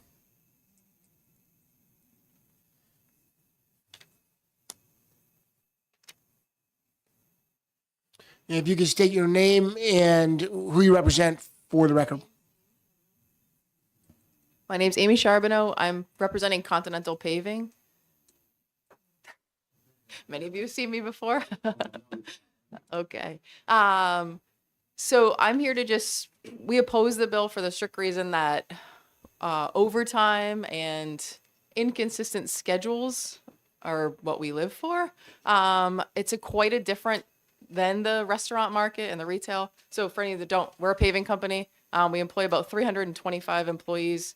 98% of them live in New Hampshire. So basically from April to December, that's our bread and butter. That's when we get most of our work done. Our industry, as construction as a whole, is based on trucks driving on the road, large machinery making materials, and the weather. So all of those things are unpredictable and not able to be scheduled 7 days out. So having to make this schedule and get it out to employees it would actually be detrimental to what we do on a daily basis. Our employees, we're just in a different situation, but I feel like this would hurt us without intention of doing so. So I just wanted to bring that up. Whether you carve out construction or something like that, that's fine. We don't have anything against what they're trying to do. But as far as what it does to our industry, I can speak for the entire industry. We've talked about it at AGC. It would crush us. Schedules change on a daily basis as far as when work's getting done. The weather changes on a daily basis. A machine can break and you can work longer than you're supposed to. There are so many moving parts, literally, in what we do that it would be impossible. And our people I can speak for them, they don't have a problem with what we're doing. We're not assigning on they know they're coming in Monday through Friday. They just don't have exact hours that they're supposed to be working that the schedule we're supposed to be posting for them. So it's a totally different animal, but I do feel that one thing would impact the other, and it would impact us negatively. Okay, thank you for that testimony. Representative Cahill. Thank you for taking my question. Yes. Yes, I understand the volatility, weather and all these other things. But, and I guess we could try to carve out the snow plowing and weather, other related things. But isn't it also the case that because your employees understand why you might cancel a day or why you're starting this day instead of that day, that they're not likely to call the labor department and file a complaint? I wouldn't disagree with you. And you're telling me that today, but imagine my business in 20 years when you're not here to say this is how we interpreted it. I feel like that, it's in writing and it's there forever. So it's not something just because everybody here today says, yeah, we think you're fine. It doesn't mean that it's not going to bite me down the road. That's what I fear with legislation sometimes. It's the intent is, I agree with you. The intent is not us, but to be interpreted in court one day by the labor board. But basically, For a follow-up. Yes. So I just wanted to add that the labor department is complaint-based. If somebody complains, they don't go and show up at your door and say, why did you not work today? What's your schedule? If the law requires me to provide a schedule 7 days ahead of time, there will be somebody that will, it will happen.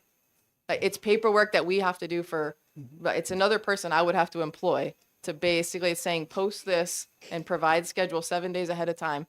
It's a person I would have to employ as a company to be able to do that to everybody, to be able to post it or email it to them, whatever the things were listed. And at some point, somebody's wife, somebody's girlfriend that's mad about being fired or whatever will say, oh, they didn't do this. Let's go back and get them. It's just that it's an unrelated, you can't have intent down the road, as I firmly believe that. Okay, Representative Flanagan. Thank you, Mr. Chairman. And actually, I know your brother, I think, better than your father. Possibly. I race motorcycles. Oh, Chad, my cousin. Yes. Oh, is it your cousin? Yeah. Sorry. There seems to be an underlying on your testimony as it relates to weather. I mean, you can have equipment that's broken, but the stove could be broken too.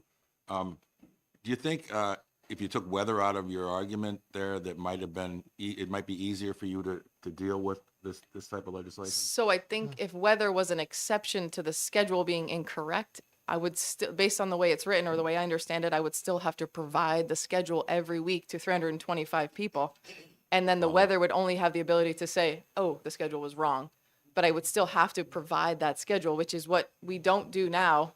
And why do we need to do that? I guess would be my question. That's my objection to the whole thing. For a follow-up, sir. Just a quick one.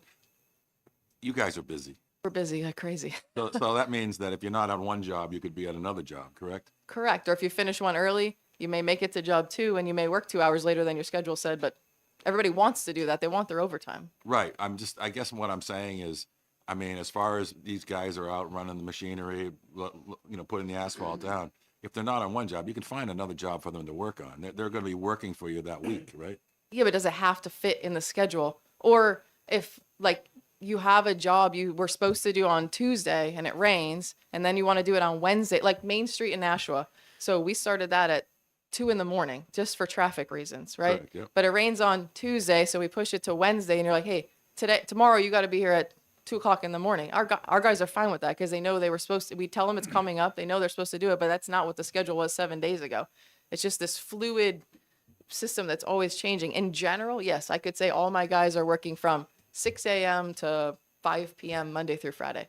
But the way it's written, I still have to provide them with that written schedule 7 days ahead of time, guessing what hours they're working, which 90% of the time is going to be somehow wrong. It's providing all this paperwork ahead of time. Like that would just be, it's just another employee. It's more costs. Yeah, well.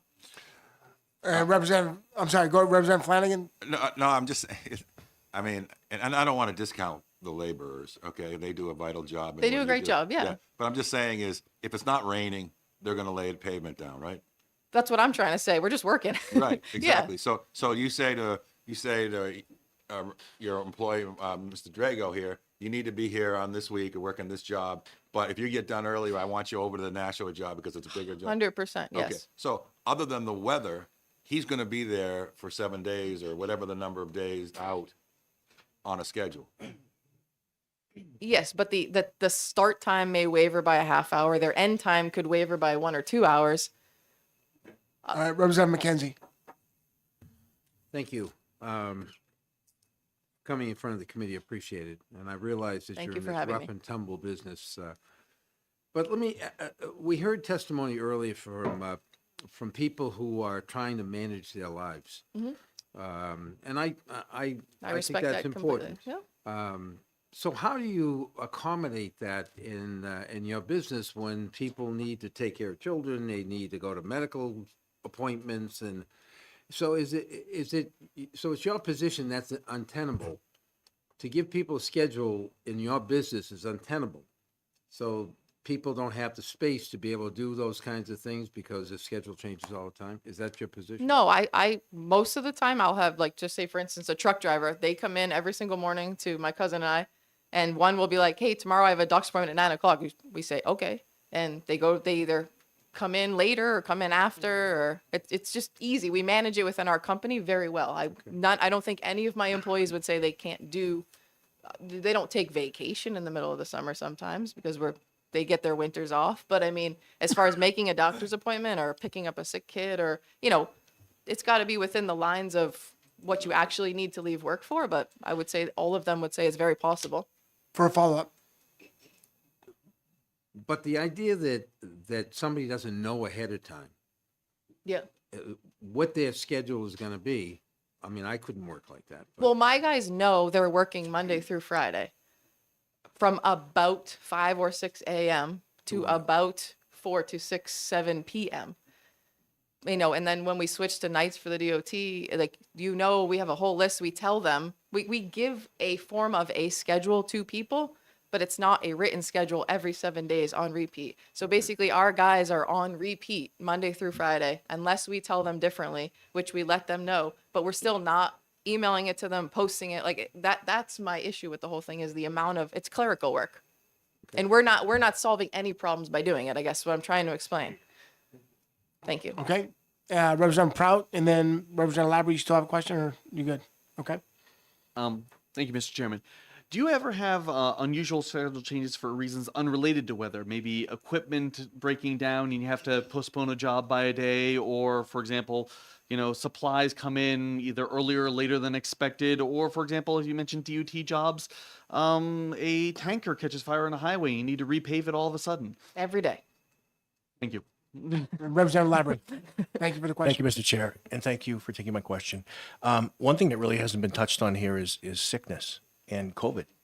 And could you speak to how COVID ripped through your company and back in the day and forced you to have this massive matrix of scheduling, and one had to cover another shift, and it was just, I remember talking to Mark about this, and it was chaotic. Yeah, and keeping people outside and away from each other. I mean, just anything could happen. We're giving somebody a schedule ahead of time. But I mean, specifically COVID, we bought 20 more trucks and put one less person in every single truck. I mean, it's just scheduling some people leave from home. Some people come to the shop. Like, we have so many scenarios to reduce travel time, get people home quicker, do all the things to help. Like, we believe in family. So we try not to work Saturdays. We try not to work Sundays. That's like a policy, like that's what we live. So we work long days, Monday through Friday, so that our guys work their butts off Monday through Friday. And then on Saturday, Sunday, they can spend as much time with their family as possible. And sometimes we got to work a Sunday night for the DOT, and that's fine. But our goal is for people to be with their families. We're very amendable to what they possibly need. So now you're basically making it more rigid, in my opinion. And we don't feel it's necessary in our specific industry. I'm not saying anybody else's is not, but in ours, it would hurt more than it would help. Okay, and Representative Cahill. Thank you, Mr. Chair, and thank you again for taking my question. I did hear earlier that you said that your people are working all summer long and they take their vacations in the winter, but that's another bill. But I agree with you. This is not for your industry. Correct. And we should, if we carve this out and help the people who are having the problem, which is Mr. Summers' industry, we might be able to find a way that works for all sides. But I agree that your company is doing fine. And 5 days a week, overtime, doesn't matter what time it is, the roads get paved. Thank you for paving the roads. And would you believe, I think we could find a way to make so that you're happy and they're happy. That's all I ask. Thank you.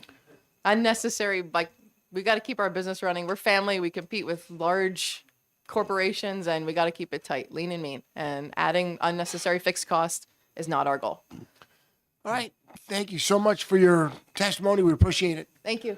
And if I could have Mr. Summers, please. Please state your name and affiliation for the record. Good afternoon, Mr. Chairman, members of the committee. For the record, my name is Mike Summers. I'm the president and CEO of the New Hampshire Lodging and Restaurant Association. We're here opposed to HB 487. Where to begin? So this obviously, our industry, just for a little bit of clarity, our industry obviously is an industry of flexibility. We have to be flexible. The business demands within our industry change daily, hourly. And so what we find is a lot of people come to our industry simply because they can work fewer hours, make great money, and still have that flexibility of schedule. And while I certainly appreciate the frustrations voiced in earlier testimony, I would also say that, when I worked in those positions in the industry, you have to be an advocate for yourself. You have to request time off in advance. And I don't know about you guys, but I can't get a doctor's appointment inside of 3 months anyway. So I think it's a case of being more proactive and making sure you're requesting the time off in advance. And I have yet to find a business in our industry that doesn't have some sort of a request time off process where people can get the time off to go to doctor's appointments, get an oil change, whatever it might be. So flexibility is incredibly important to our industry.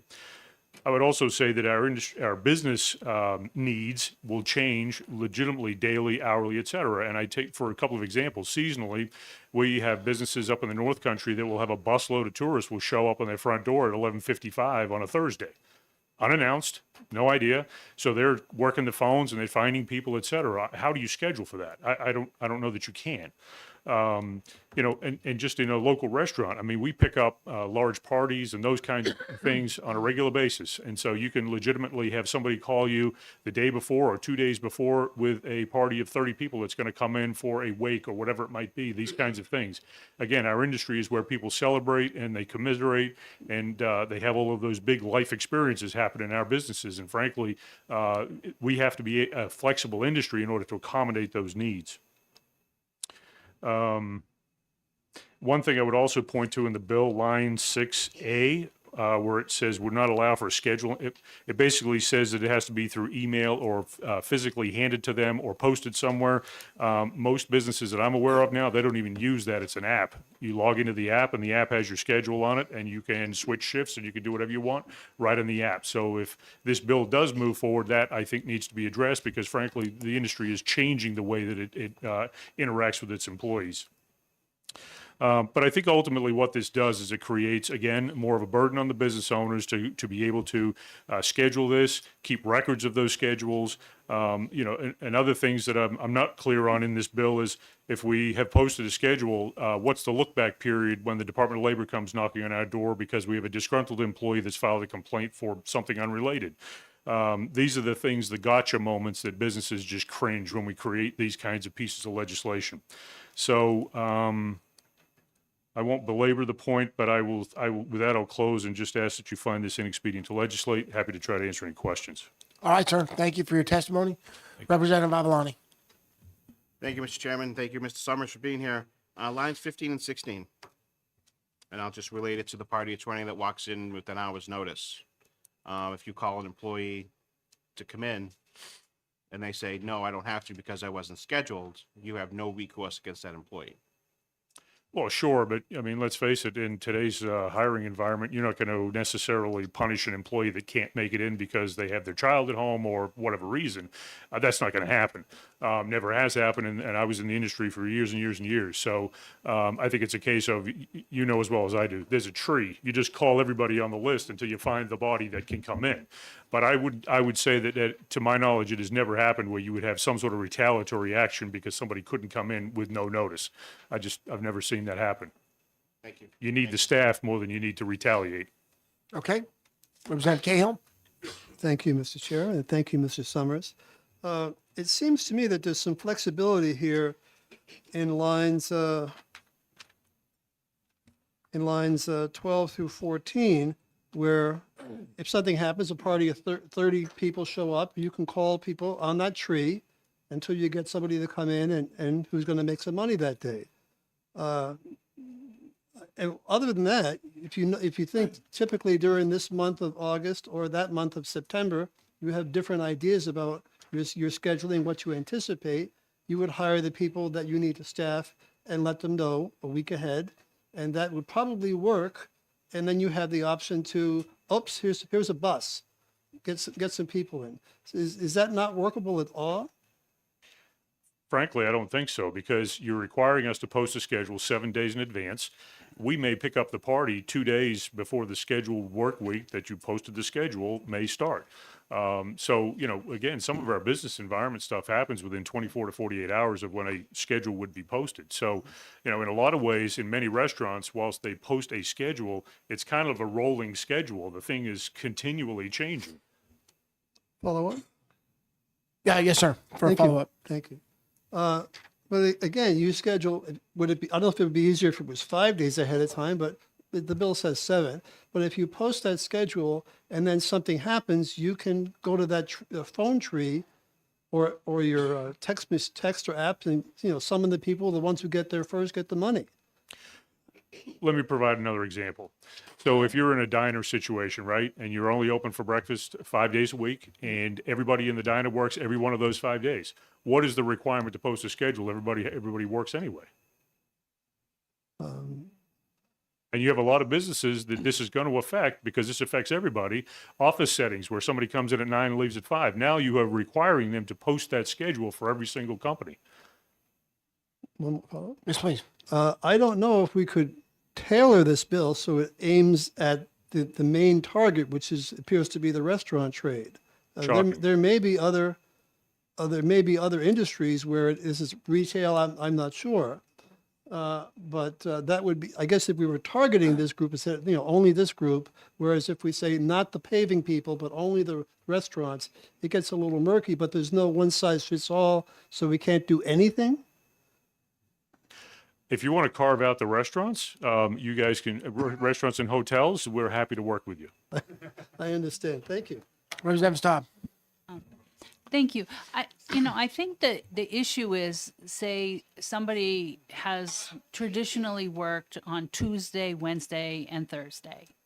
and then suddenly the day before they're supposed to work, they find out that they have to work on Monday because the schedule changed and they don't have childcare, or they were taking their mother to the doctor or something. I think that's the issue that we're trying to deal with here.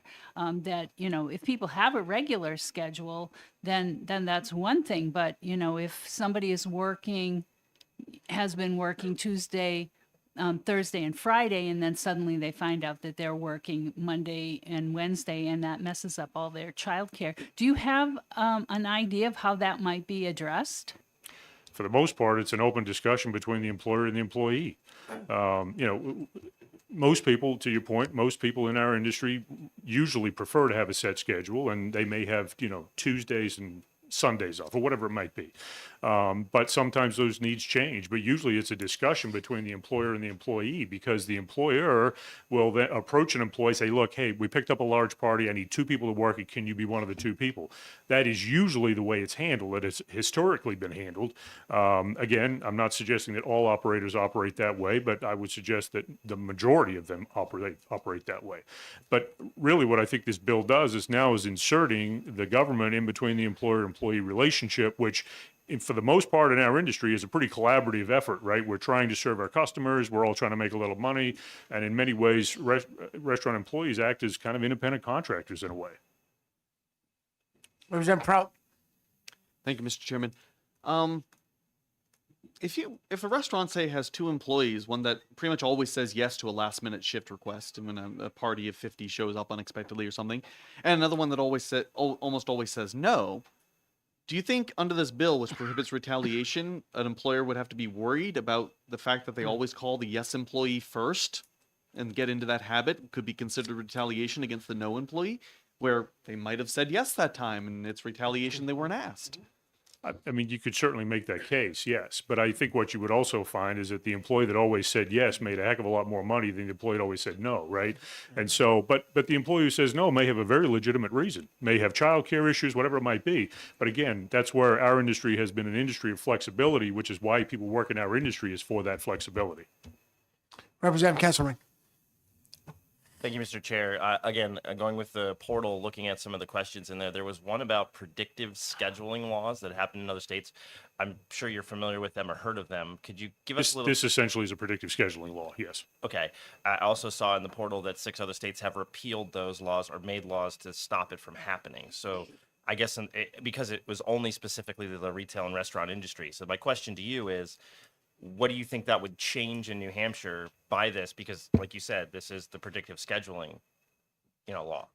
Again, I think it becomes a huge issue, particularly for those service industries like the restaurant industry, the hotel industry, the retail industry, et cetera, because you're now another requirement, another gotcha moment, and another reason for employees to create a complaint with the Department of Labor. And so this just becomes much more of an antagonistic relationship between the employee and the employer, which I think most of us are trying to avoid. Representative McKenzie. When people come to work, I notice in many restaurants, halfway through the night, they're gone. So what's that practice? How does that work? You'll have to ask me the operational questions. So I will say that the way most restaurants work, and depending on size of operation, time of day, that kind of thing, but usually you have an opening shift. So say you have your total floor coverage is 8 servers. 3 or 4 of them would come in the first part of the shift. They do the opening side work. They get everything set up for everybody. They would work their shift. And then when the business starts to die off, those 4 would be the first 4 to leave because they worked earlier, hour or 2, whatever it might be. And then the 3 or 4 or 5 people that came in later in the shift, when it starts to get busy, they would be the ones that would do the closing side work and they would wrap up at the end of the day. So essentially you have this shift scenario is how most restaurants approach it. For follow-up, sir. So it's safe to say that not only is there no predictability in terms of the schedule that they run, but the days of the week they work, that they actually don't have any predictability in terms of how long they'll work during the course of the day, because you have the right to send them home. Well, but you have to understand, most restaurants, you have a period of time, which is kind of your peak period, right? So if it's for dinner service, it's usually probably between 6 and 8 p.m. So that's when we want to have all of the staff on the floor. But again, I will speak for, as having been in these positions as a server, a bartender, and others in a past life, that you can make an awful lot of money in 4 or 5 hours. Again, it just goes back to, that's just kind of how it works. So that, but again, as the business, you're kind of essentially trying to staff appropriately for the business that you have. I mean, it would make no sense to have everybody in the business that works that day in the establishment from 11 in the morning until 11 at night. Just would make no sense, right? Because between probably 2 and 5:30 in the afternoon, there's almost nothing going on. So that makes no sense. And I think any industry would operate that way. All right, seeing no further questions, thank you, sir. Appreciate your testimony. Thank you. Ms. Albert, over to you, ma'am.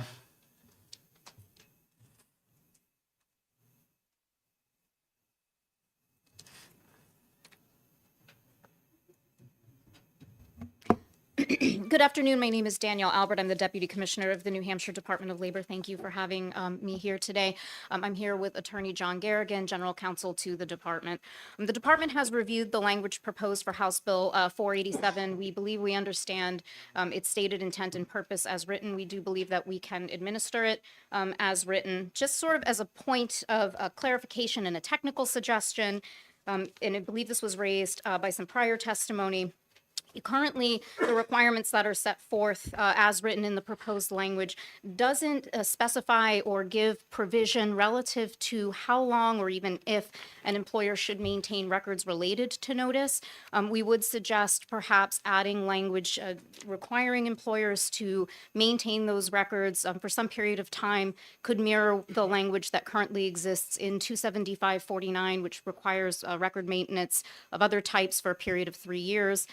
For the purposes of demonstrating compliance with the stated requirements, should the employer have engagement with the department in the course of a labor audit or other contact from an employee, would assist them in demonstrating compliance with the stated requirements.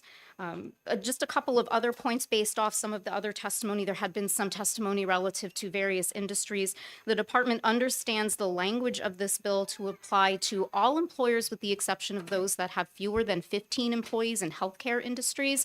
No other industry is carved out. So in the course of regulating it, if it were to pass as written, industry-specific professions would not be something that would be taken into consideration. The stated standards would apply to all of them. And clearly it only applies to hourly employees. It's not, the scheduling requirements as set forth would not apply to salaried employees. Just by way of enforcement action, were there to be a violation found, should this language pass and the department undertook a labor investigation, what would that potentially look like? A violation of this nature, should the language pass, would be subject to a warning prior to penalty with the 30-day period to cure. And I am happy to take any questions should the committee have any. Representative McKenzie, sir. I remember working on a legislation that dealt with the 2-hour period that the employee has to be paid if they're called into work. So in the case of the testimony you heard, what constitutes being called into work? That's an excellent question. The way that the 2-hour minimum requirement works, if an employee is scheduled, physically called, or is coming to work at the request of the employer, they arrive and they are sent home. Bad weather tends to be the example in this type of scenario, but are otherwise told, nope, we don't need you for quite that long. They are required, there are certain exceptions, certain industries are accepted out from this. But they are required to be paid that 2-hour minimum. So if there were a posted schedule, as required, if this language were to pass, employee came in, they arrived because the schedule was posted and there's bad weather or equipment was broken or whatever the nature may be, would the 2-hour minimum law still apply? Yes, so long as it's not one of those industries that are exempted out from the 2-hour minimum requirement.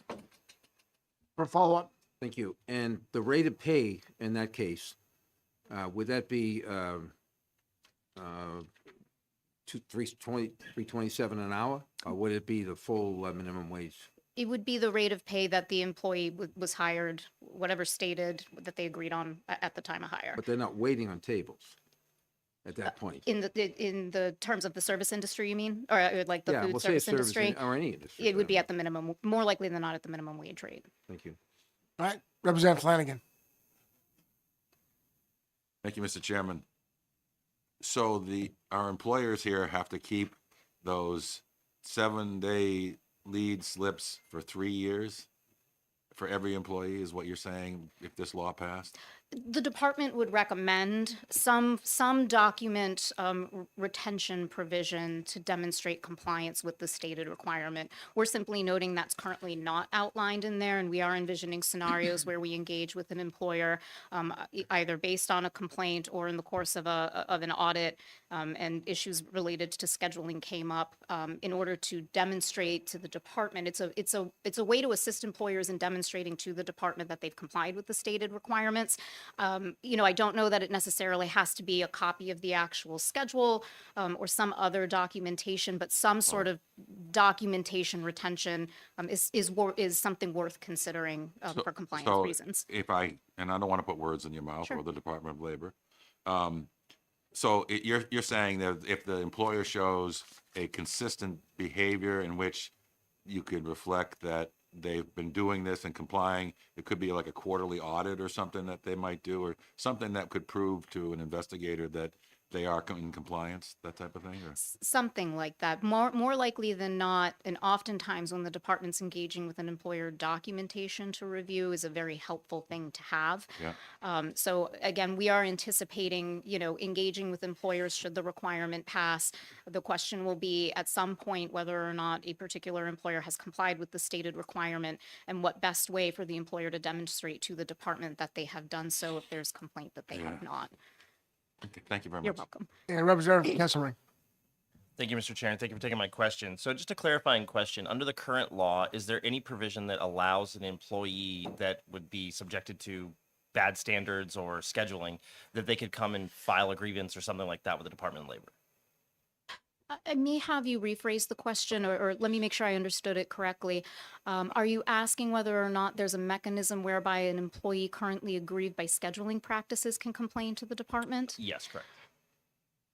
Not in the sense, there's no current requirement that an employer is required to post like a weekly schedule. They are required to notify employees at the time of hire about their rate of pay, the date and place and time that date and I think place that payment is going to occur, and those types of things.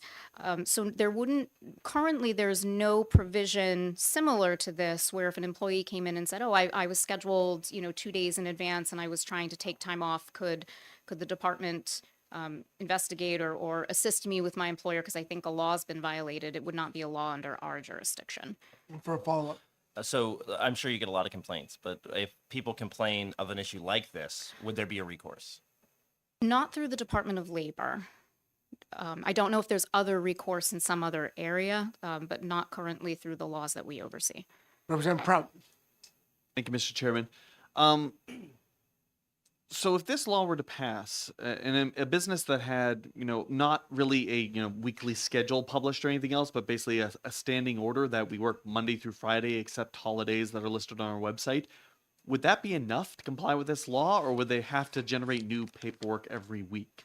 That's an excellent question. As written, the language is relatively specific that the employer is required to provide this notice for its hourly employees of the work schedule at least 7 days in advance of any pay period.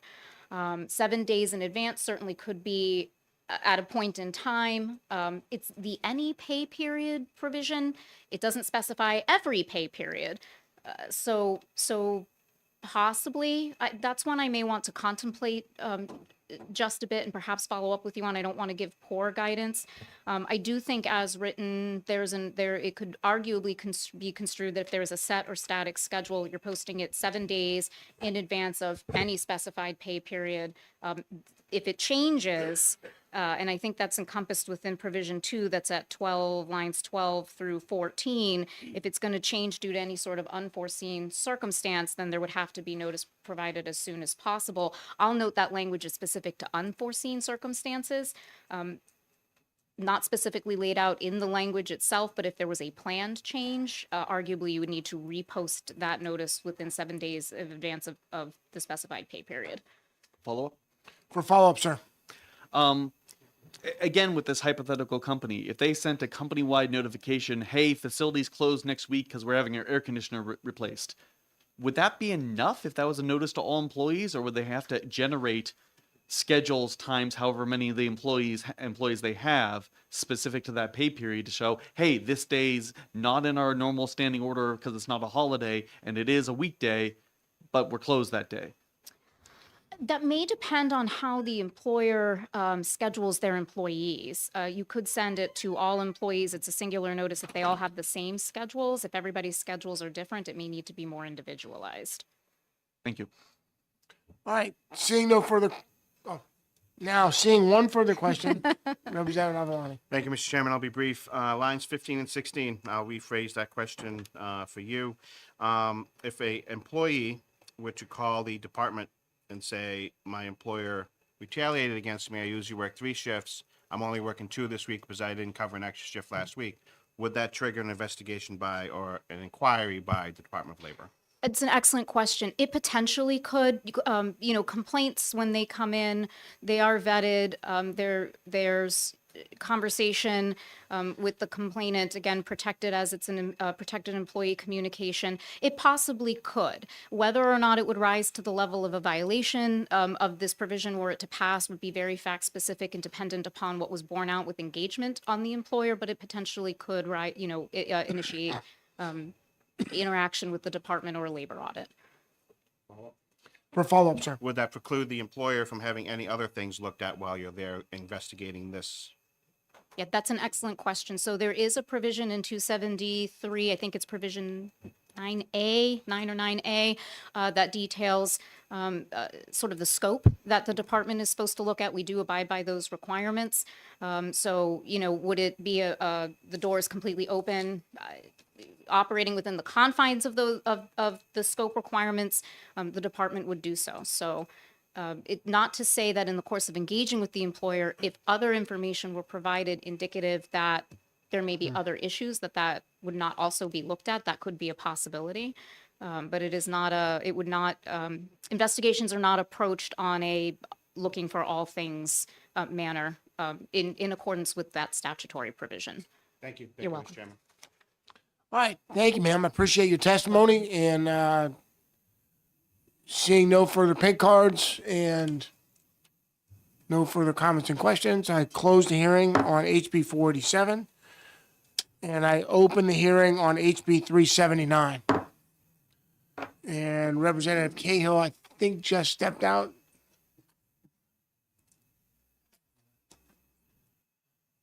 Representative Labrie, could you see if our wayward representatives out there?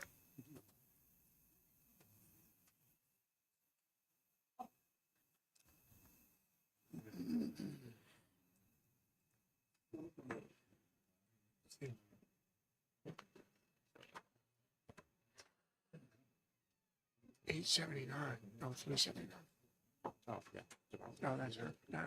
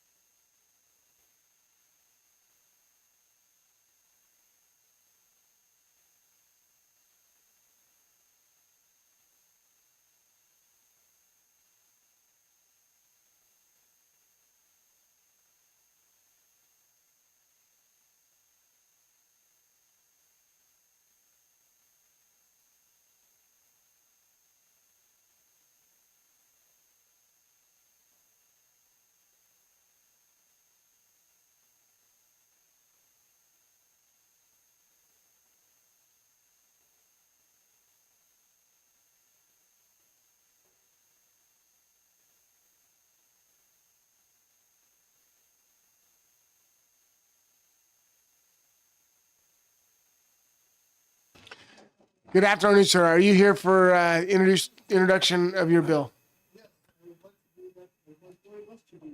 Awesome. Looking forward to it.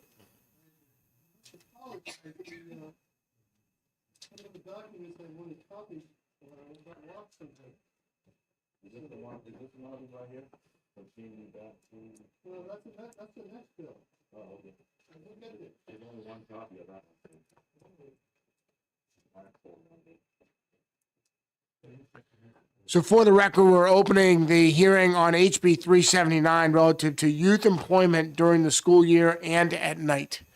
And Representative Cahill, it's your bill and you're introducing it. Welcome. Thank you very much, Mr. Chair. Yes, I am Representative Michael Cahill from Newmarket. I represent the towns of Newmarket and Newfields and Rockingham 10. And 379 addresses youth employment during the school year and at night. In the past, we had legislation that covered these topics, and in a bit of a frenzy, I believe, an important section was repealed. And so what I would like to do with this bill is, first of all, if you're reading the bill, you'll see that I've made note of the fact that it used to say between June 1 and Labor Day, or words to that effect, and yeah, June 1 and Labor Day, and schools don't work that way in New Hampshire anymore. Your kids are often going back the last week of August, and they leave school sometime in June, 15th, 21st. It depends on snow days and other things. So it's really when the school begins and when the school ends. That's the time we're talking about, that I think that young people, 16 to 17, should be wrapping it up at 9 o'clock and going home, and if they haven't got their homework done yet, getting to their homework, getting a good night's sleep, getting in that bus at 6 o'clock in the morning, and getting their education so that they can be prepared for what lies ahead of them. Certainly, summer jobs are great. They can work lots of hours in the summer. Working after-school job, I think we've all probably done that. It's good experience. You get a little money in your pocket, a little practice handling money, and you get work experience. But, too much of a good thing can affect you, affect your school performance, affect lots of things. And that's why I brought this bill forward. And some have felt that the restrictions were too burdensome on the employer. And I have some of the copies waiting, but this folder, this is youth labor violations. And it's not because the laws are too burdensome or too difficult. It's because of the impunity that employers look at them with, and they say, well, yeah, I did it. I had 51 of this kind of violation from the same employer, the inspection reports, and it doesn't matter because it's a cost of doing business. And the other part of this that I find troubling is that the violations, the fines are vastly discounted. So where it should be, $5,100 brought down to $600. Now, maybe they have the best lawyer working this, or maybe the department is really just trying to go out of their way not to be too hard on businesses, but that's quite a discount. So I'm not going to go into that we should probably not discount the fines as much. I'd like to reduce the violations. I think the way to reduce the violations is not to get rid of the law, but to educate and motivate the employers to follow the law.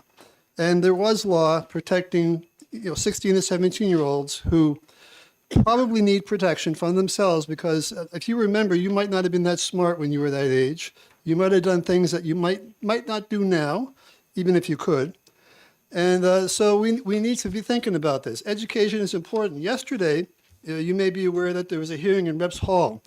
I think it was 7 hours of people that came to testify about the importance of education, and a rich and well-rounded education at that.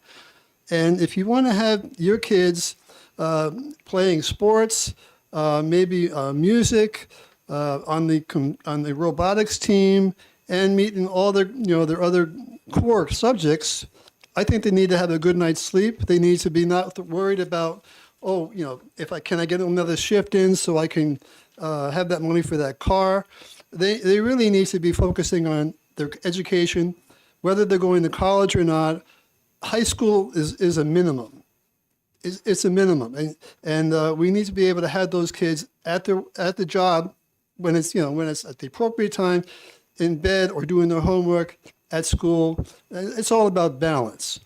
So that's my testimony, and I think that I've spoken to a number of parents of teenage kids, and they wouldn't want their kids working past 9 o'clock. They think it's outrageous, and yet sometimes the employer will say, "Well, can you work till 10? Can you work till 11?" And if the answer is no, well, next kid. And we don't want to deny somebody an opportunity to work and get that experience just because their parents are trying to look out for them. So this isn't so much about parents' rights. This is about the kids' rights and the employer's right. The employer should be able to have the kid, there and working their shift, leaving, coming back, and maybe they'll come back next summer because they liked it so much and the schoolwork was up and there's no conflict. And this is the way it should be working. I think 9 o'clock is late enough on a school night, and 11 o'clock on the weekend, no problem. Summertime, knock yourself out. But we should reinstate this and pass this law. Okay, thank you for introducing this piece of legislation. If we can have Representative Labrie. Thank you, Mr. Chair, and thank you for taking my question. Does this pertain to a certain sector in the economy? Is this restaurant? Is this Any This because these is violations there are, in addition to restaurants and fast food, there are municipalities, golf courses. So it's this is, I'm afraid to say it, one size fits all. But you got your teenagers, you want them to work. Let's have a balance. Okay, thank you. Representative Prout. Thank you, Mr. Chairman, and thank you for my question. Regarding Section 2, does it apply? And notice it says days of the week fairly statically. How does this work if there's a holiday? If there's a Monday holiday, if there's a Friday holiday in the week? I mean, it seems like that would be a little bit heavy-handed and not quite with the intent of the section if it applies equally to holidays. Right. That's an interesting point, Representative. And I know that there was an effort previously to include that, if there's a Monday, the teacher's work session, and why can't they do this? That's a little bit hard to follow because, you might have kids from 3 different high schools and working in your business. For a holiday, you might have a point. And I think that's a reasonable amendment, provided that you'll go along with the rest of the bill. Follow-up? For follow-up, Mr. Prout. Again, regarding the same section, does it apply equally to in-person work and telework? I'm thinking back to my job when I was 16-year-old was a computer programmer. And if I was doing that now, I would think a lot of it would be over Zoom and telework and not necessarily in-person work like it was back then. Thank you for the question. I think it should apply because you're working, hopefully getting paid. I'm not sure how. Again, the labor law is they respond to complaints, and I don't know where the complaint would originate.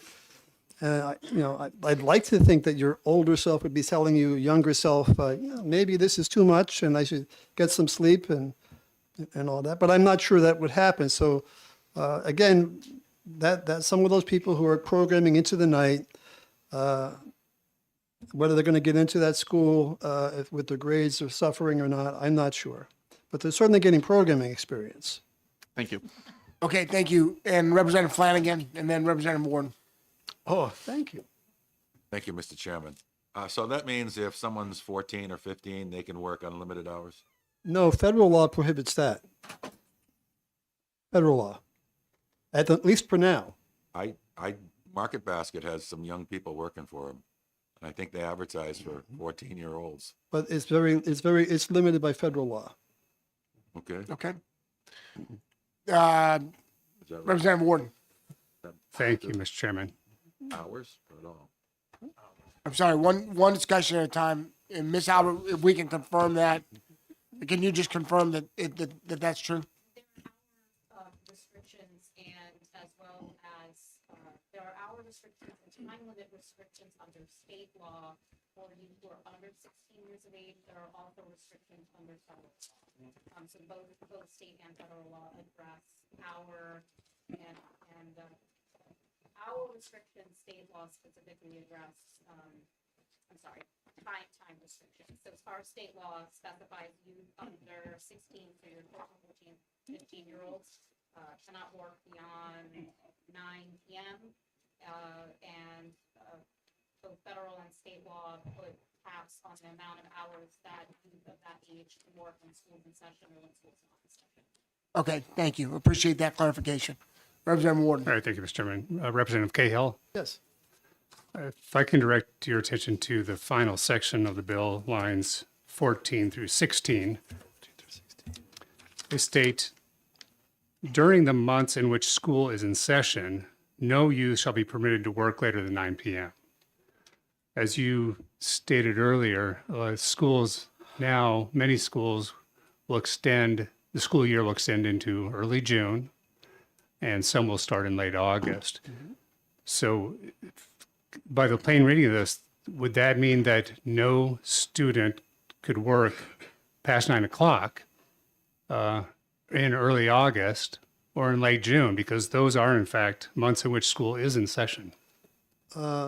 No, because the months between the date on which school year begins and the date the school year ends, that's what we're really speaking about. If I need to fix that line, I'd be happy to do so. Follow up? For a follow-up, sir. This new section that I'm talking about and asking about says in addition to the provisions of 276A4. So it seems like this would be even more restrictive than your earlier notation in the bill that the school year begins when it begins and it ends. Provisions are 6A4. Oh dear. Yeah.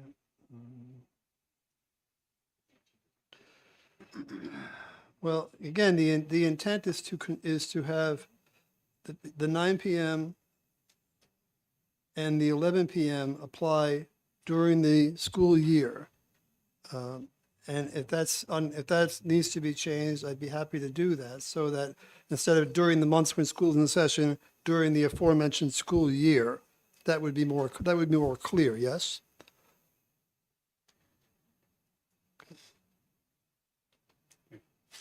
Okay. Representative Silvestro. Thank you. Thank you for taking my question. Representative, line 15, if this was mentioned before, I'm sorry if I didn't catch it. You have working no later than 9 p.m. on Sunday through Thursday, but if it were a Monday holiday, would they not be able to work? Is that what you were just clarifying? I apologize. That sounds like the Proud Amendment. Okay, just wanted to be sure I wasn't misunderstanding. Okay, very good. Okay. Representative Prout, do you have a follow-up? Follow up to a different conversation, actually. Okay. I'm noticing that a difference between the text in section 1, section 2, whereas in section 1, it only applies to youths that are duly enrolled in school, whereas section 2 doesn't have that limitation. So if a 16 or 17-year-old is no longer enrolled in school, perhaps because they have graduated and they're still 17, they would still be subject to these restrictions? Another wonderful catch, Representative Prout, and we could readily fix that.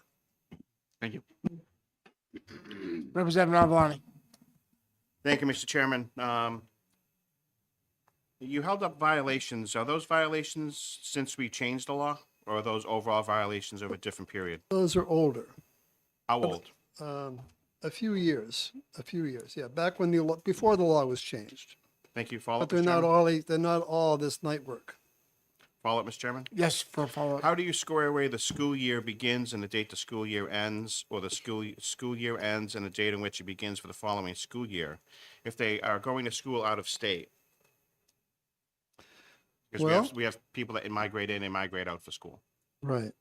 Well, I think what happens now, if you have a business and you have high school kids, maybe they're coming from two different schools, not too far away, you would take a look at the calendars and know when the school starts and when the school begins.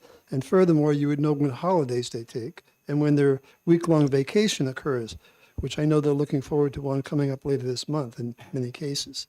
I would imagine that if you had somebody crossing the border from Vermont or Massachusetts, if they're willing to take a lower wage, you could also do the same diligence to make sure that they were out of school and not playing hooky.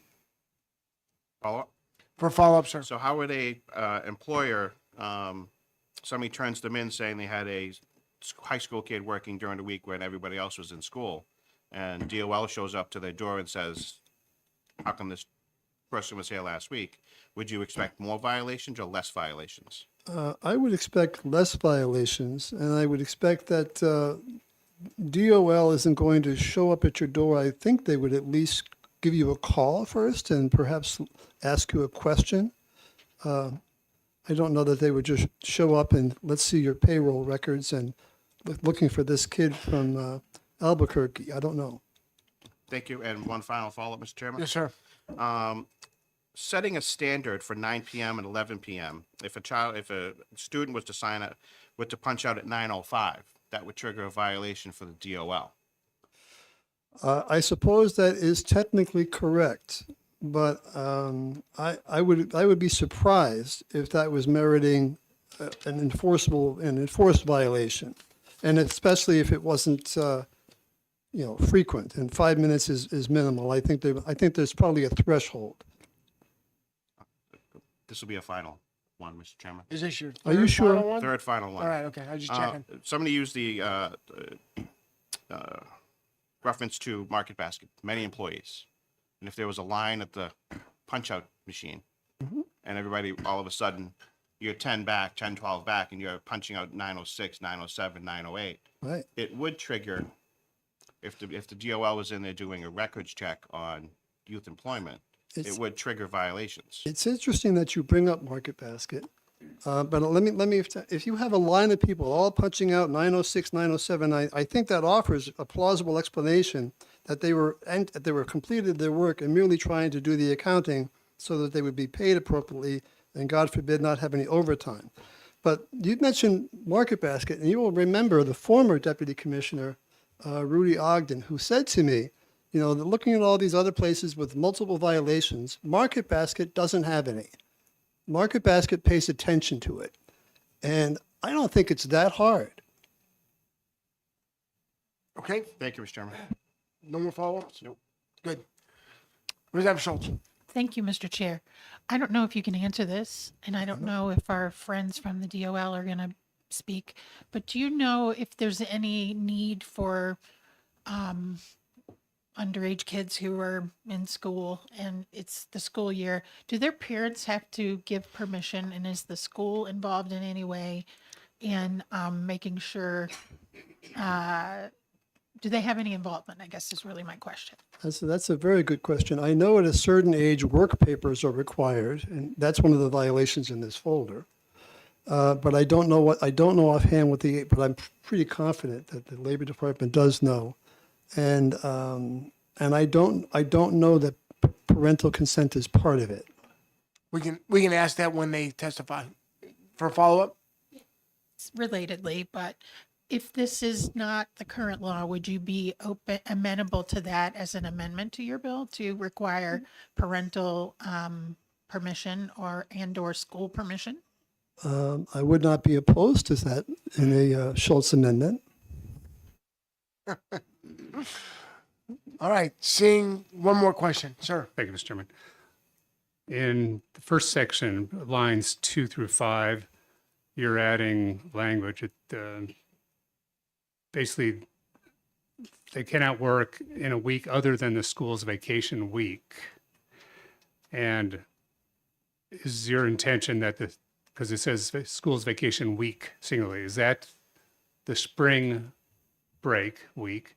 And as a follow-up to that, would that preclude them from working during Christmas break, which may even be longer than a week and they're at school? For example, if a student works selling Christmas trees at the corner lot, then he would not be allowed to under this language with your change. Is that correct? Do I have that correct?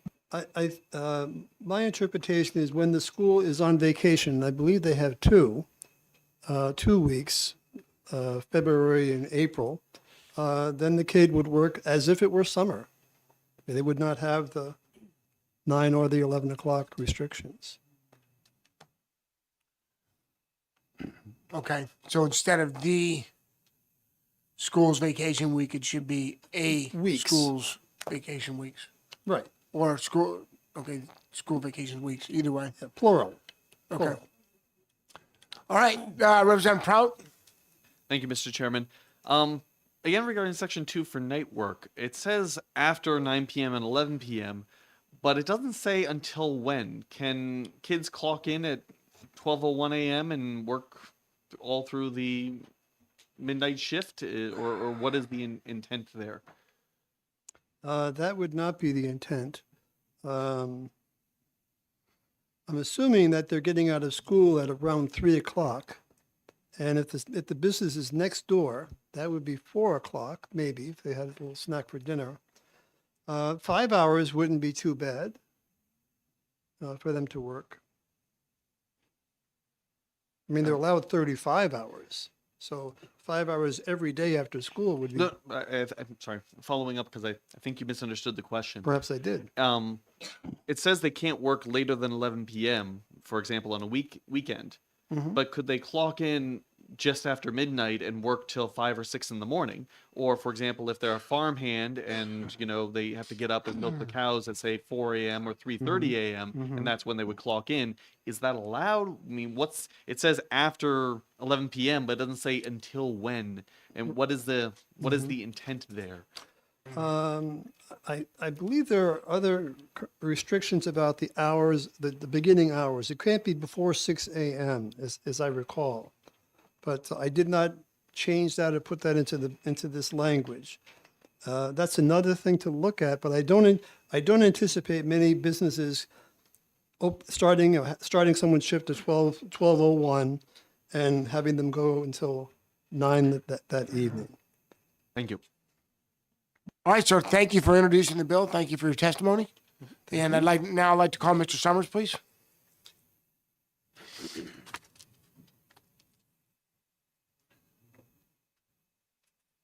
They're all night. 7-Eleven's all night. Good afternoon, Mr. Chairman, members of the committee. For the record, Mike Summers, President and CEO of the New Hampshire Lodging and Restaurant Association. Excited to be with you again. Again, another bill that seems to be targeted squarely at restaurants, so that's exciting. Couple of things. I would say that Representative Cahill's efforts around the language around changing, the schools, start of the school year, end of the school year, that kind of thing, we're kind of in two minds about it. Ultimately, I guess we could live with those changes if we had to. I think where we're really concerned more than anything is the reintroduction of night work. Frankly, it's only been a year or two since we took night work away, and I think part of the reason for that was it was incredibly hard for businesses to manage. Now, frankly, the way it was written before was even worse. So I will concede that point. But part of the reasons for the effort when we eliminated night work was simply because this really aligns state law with federal law. And the biggest problem for businesses in New Hampshire is that we have two standards on many things, particularly in the wage and hour space. So, for example, you'll have situations where 16 and 17-year-olds can't work past 9 o'clock in New Hampshire, assuming this passes. But under federal law, there's no restriction on that. So you would have a scenario where the U.S. Department of Labor may do an audit and say, yeah, sure, let them work whatever they want to work. And then the New Hampshire Department of Labor comes in under a complaint, and now we have, 15 different violations. So that disparity between state and federal is what creates the biggest headaches for small businesses particularly. So reintroducing this, I think, creates a lot of problems for our business owners. And I appreciate the argument that, students should be focusing on their education, et cetera. But you know, my son, when he played soccer in high school, I mean, he was at practice till 11 o'clock at night, you know, 3 nights a week, five nights a week when they were in season. So I don't really buy the difference between working and, you know, learning a skill and a career and trade and life skills versus, you know, playing soccer or some other sport. And I guess the biggest issue, one of the big issues is getting teenagers to do the things you need them to do is a challenge. And for those of you who have kids, I'm not telling you anything you don't already know, but to get them to clock out at 9 o'clock or before is usually a problem. And to Representative Avalani's point about, you know, there's a line of kids trying to clock out at 9 and you have 9:05, 6, 7, 8, 9. Yes, those would all be violations, and yes, they would stack, and yes, those would be issued. So I think those are my big concerns, and with that, I'm happy to try to answer any questions. Oh, I guess the one last thing I would say is there was a comment made that if an 16 or 17-year-old was told that we need you to work till 10 and they refuse to, and then they get fired, there is not a business in the state of New Hampshire right now is going to fire a teenager because we can't replace them. So there's a lot of flexibility there, and parents and their children have an awful lot of rights and power in that discussion. So thank you. All right, Representative Warden. Thank you. In your experience, is it common where there are some students who want to work extra hours because they're saving up, for example, for college expenses or to buy a new car, and they would Yes. like the opportunity to work beyond 9 o'clock? Yes, we've certainly seen that, and we've also seen some instances where a student is only working the minimum possible hours, and they're only doing it because their parents are making them do it. You know, life skills and those kinds of things. Less and less more these days, but yes, we've certainly seen that. Representative Lavery. Thank you, Mr. Chair, and thank you for taking my question. What percentage would you say make up the workforce of 16 and 17-year-olds in the restaurant and hotel industry? What percentage is out there? The reason I ask is because for my industry, they're almost as elusive as perhaps a kangaroo pelt. Appreciate that question. So I will say that they're not a huge portion of our workforce, but they're certainly a critical part of our workforce because they're the ones that would be bussing tables, running food, doing those kind of, you know, hostessing. They're the kind of the part-time positions that are only for a few hours in the course of a shift, those kinds of things, but they're certainly not the backbone of our workforce. Representative Avalani. Thank you, Mr. Chairman. Good to see you again, Mr. Summers. Look, a couple of years ago, we also rolled back the ability for 16 and 17-year-olds to bus tables that had alcohol on them. Correct. We also removed the time limit because some places are open till 10 o'clock, and owners would have to schedule 2 different people. Could you speak to that and how that would affect if this bill passed? Yeah, so frankly, I think as I mentioned earlier, the biggest challenge was that misalignment between state and federal, because now you have a situation where you would literally have to send some of your staff home at 9 o'clock, and you may, to your point, be open till 9:30 or 10, and clean up whatever it might be. But they repealed the restriction on 16 to 17-year-olds working in the lounge setting because frankly it was an antiquated law and it really had no place. Didn't make any sense. Obviously, these guys, the 16, 17-year-olds are critical to our industry. They're critical to the grocery store industry, to the retail industry. But, again, it's exciting. Thank you. Thank you, Mr. Chairman. All right. Representative McKenzie. Thank you. You would know more about this than I, because I didn't spend a whole lot of time in youth employment, but. Could you speak into the mic a little more, please? I'm sorry about that. So the federal laws are in place as well. So are you suggesting that this conflicts with the federal laws, that the federal laws are more lenient than would be the state laws? Yes. So for 16 and 17-year-olds, there are no real restrictions on youth employment.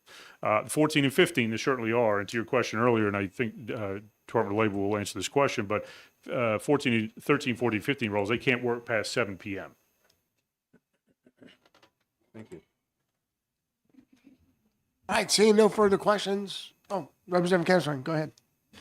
Just thank you, Mr. Chair. I got a question. When it comes to your industry, this bill itself, what specifically would it affect, or how would it affect restaurants and businesses, do you think, negatively? So it just creates another regulatory burden for the businesses. More than likely, it's going to lead to more penalties and fees, Department of Labor, because again, I think the biggest challenge we had with like a 9 p.m. or whatever the time cutoff was, the issue was we could never get people to clock out on time, and not for want of trying. It's a case of, go clock out at 9:45 and at 10:15 they're still walking around talking to their friends. So it is what it is. It's the teenage experience, but that frankly has been the biggest hurdle for our industry, is getting them to actually clock out on time so that we're not facing penalties, fees, fines, et cetera.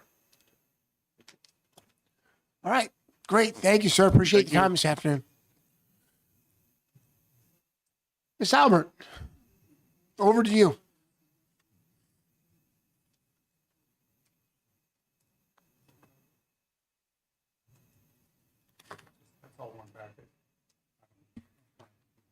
Good afternoon. My name is Danielle Albert. I'm the Deputy Commissioner of the New Hampshire Department of Labor. Thank you for having me here today. I'm here with Attorney John Garrigan, General Counsel to the department. The department has reviewed the language that is proposed in House Bill 379. We believe we understand its intent and its purpose. To kind of start by addressing the night work provision and some of the questions that have been raised around state requirements as they exist currently and federal law requirements as they exist currently.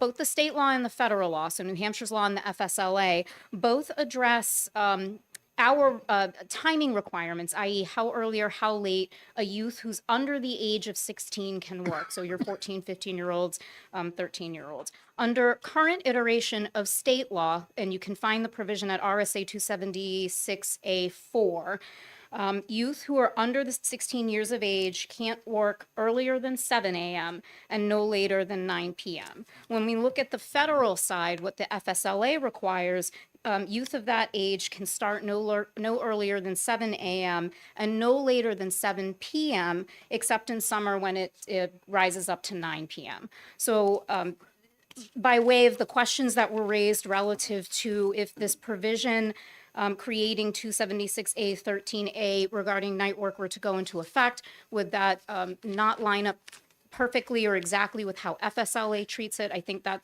is accurate. Under this proposed language, youth would not be permitted to work later than 9 p.m. Sunday through Thursday, but that time then goes up to 11 p.m. on Friday and Saturday.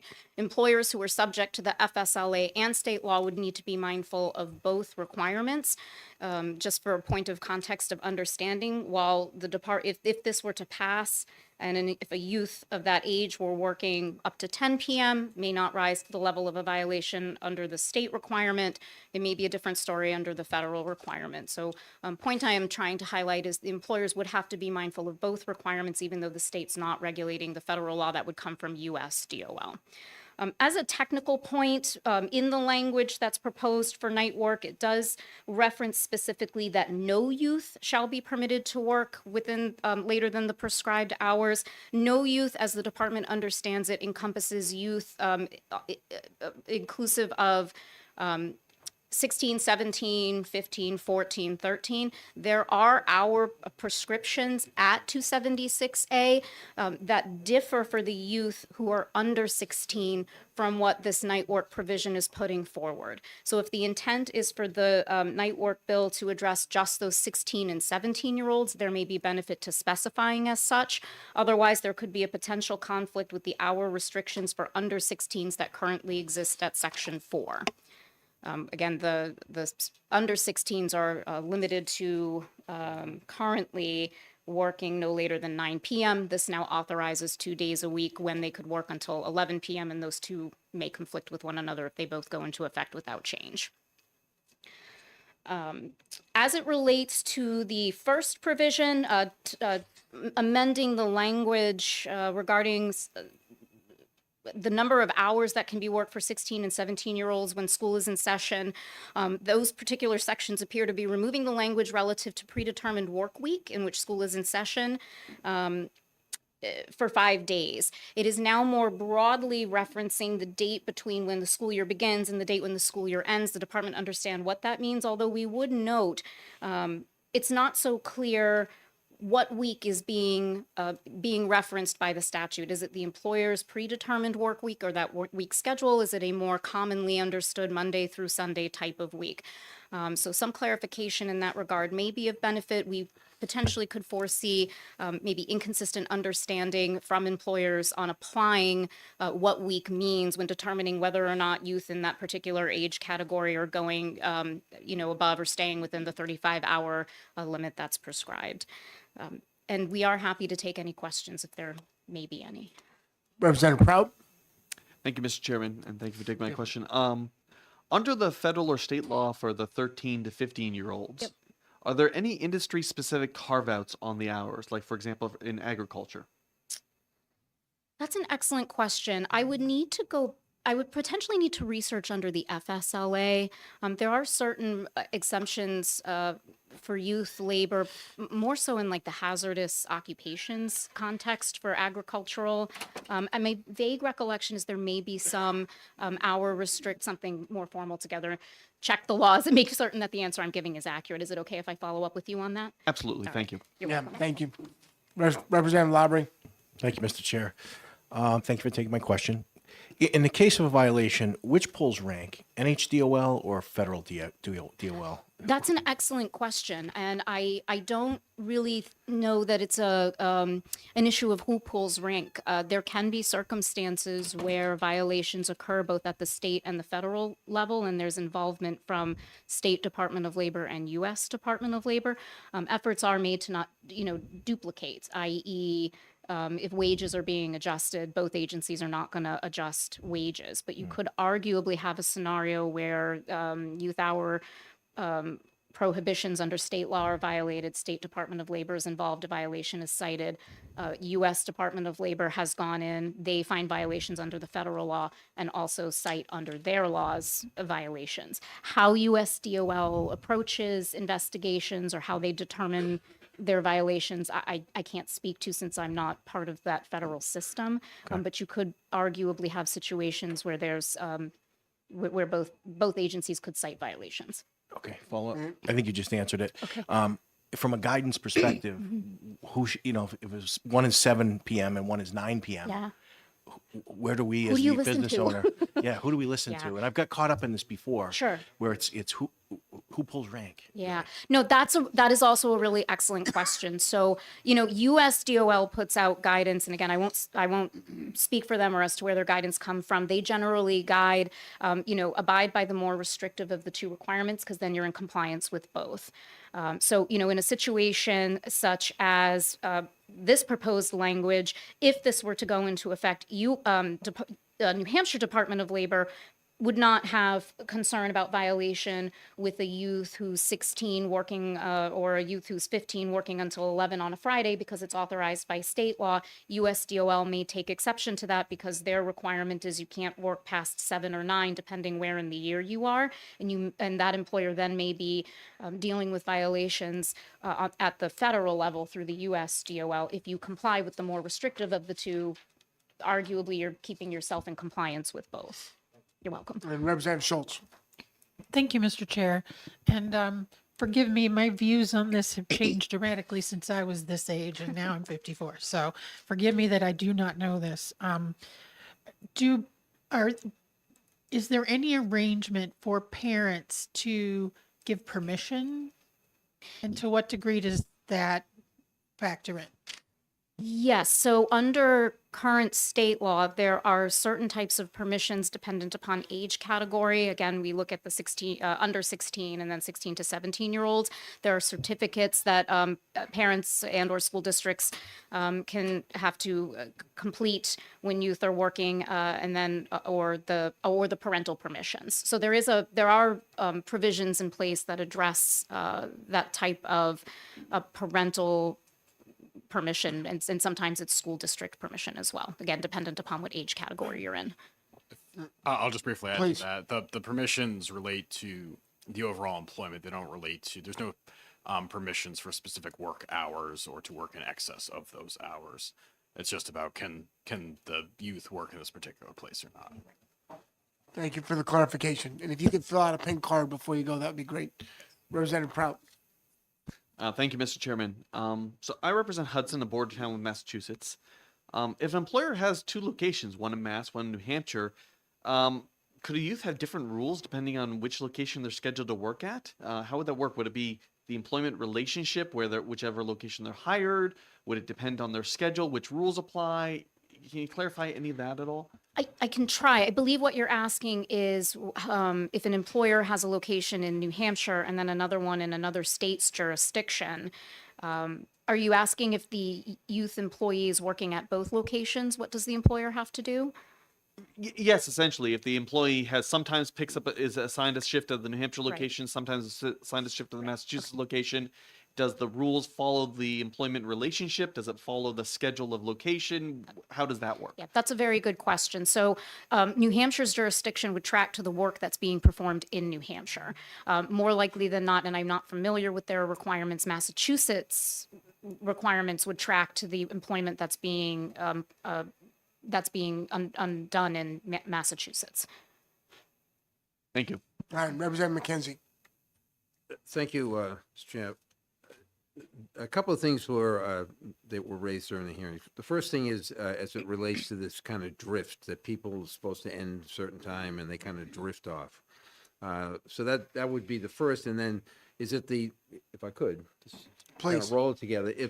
If the is it the position of the DOL that you're worried about 2 or 3 minutes or 5 minutes? Is that, do you generally get aggressive when it comes to that kind of performance?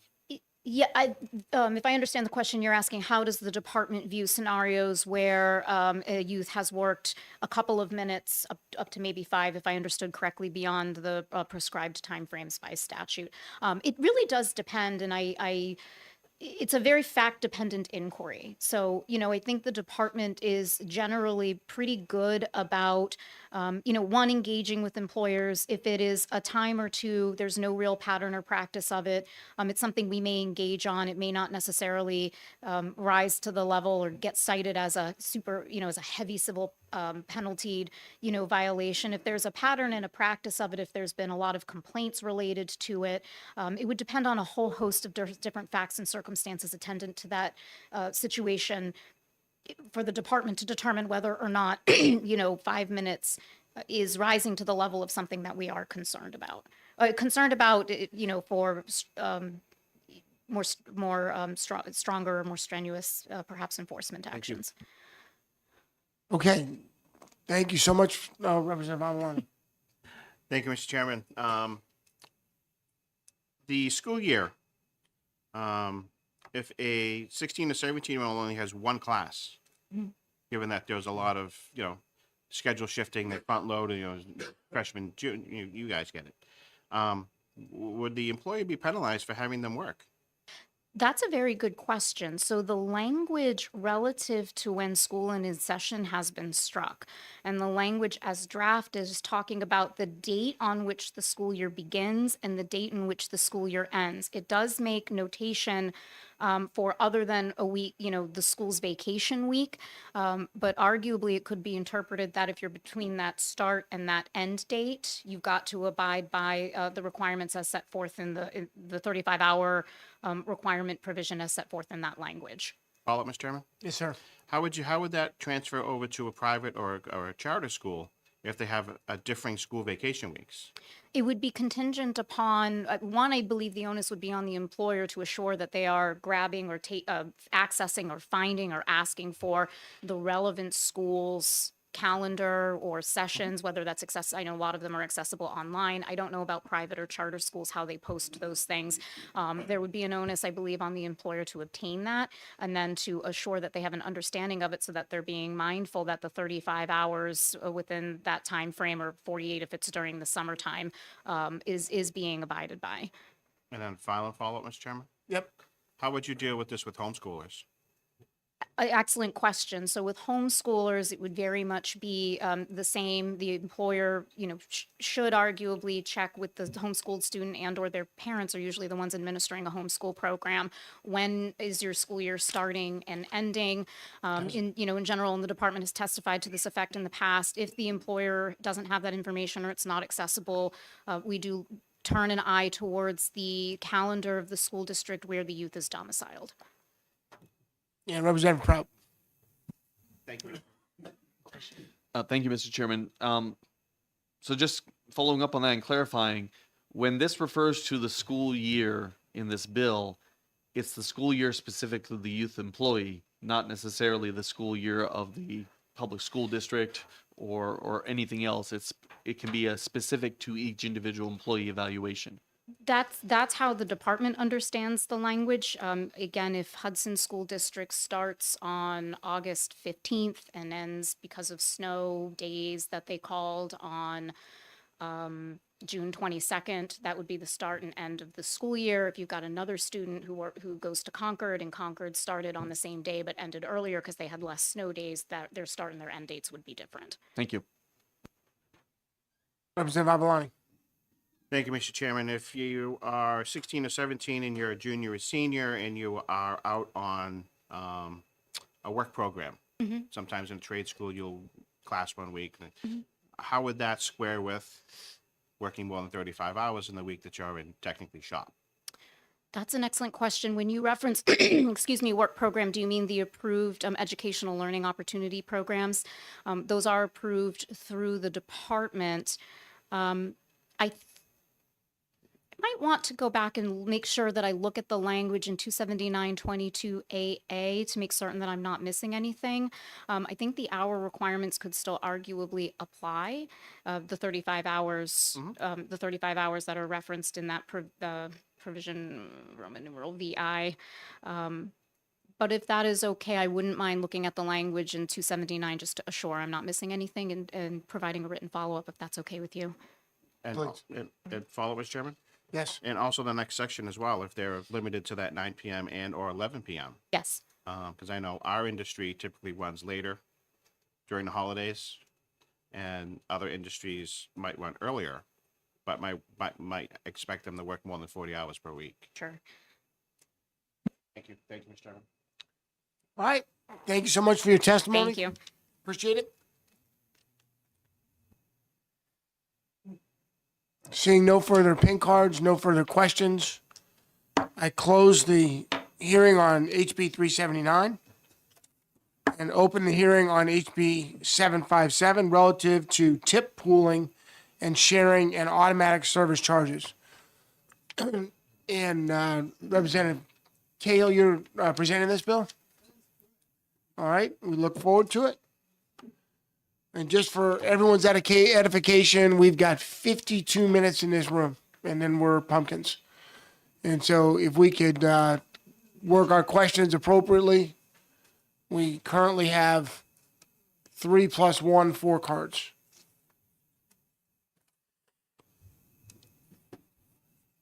Five cards.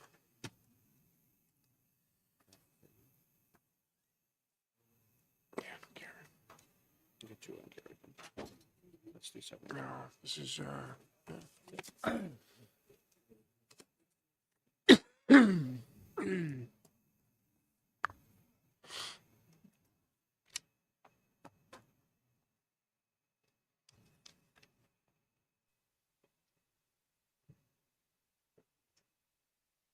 Thank you, Mr. Chair. I remain Michael Cahill from Rockingham 10, Newmarket and Newfields, and 757.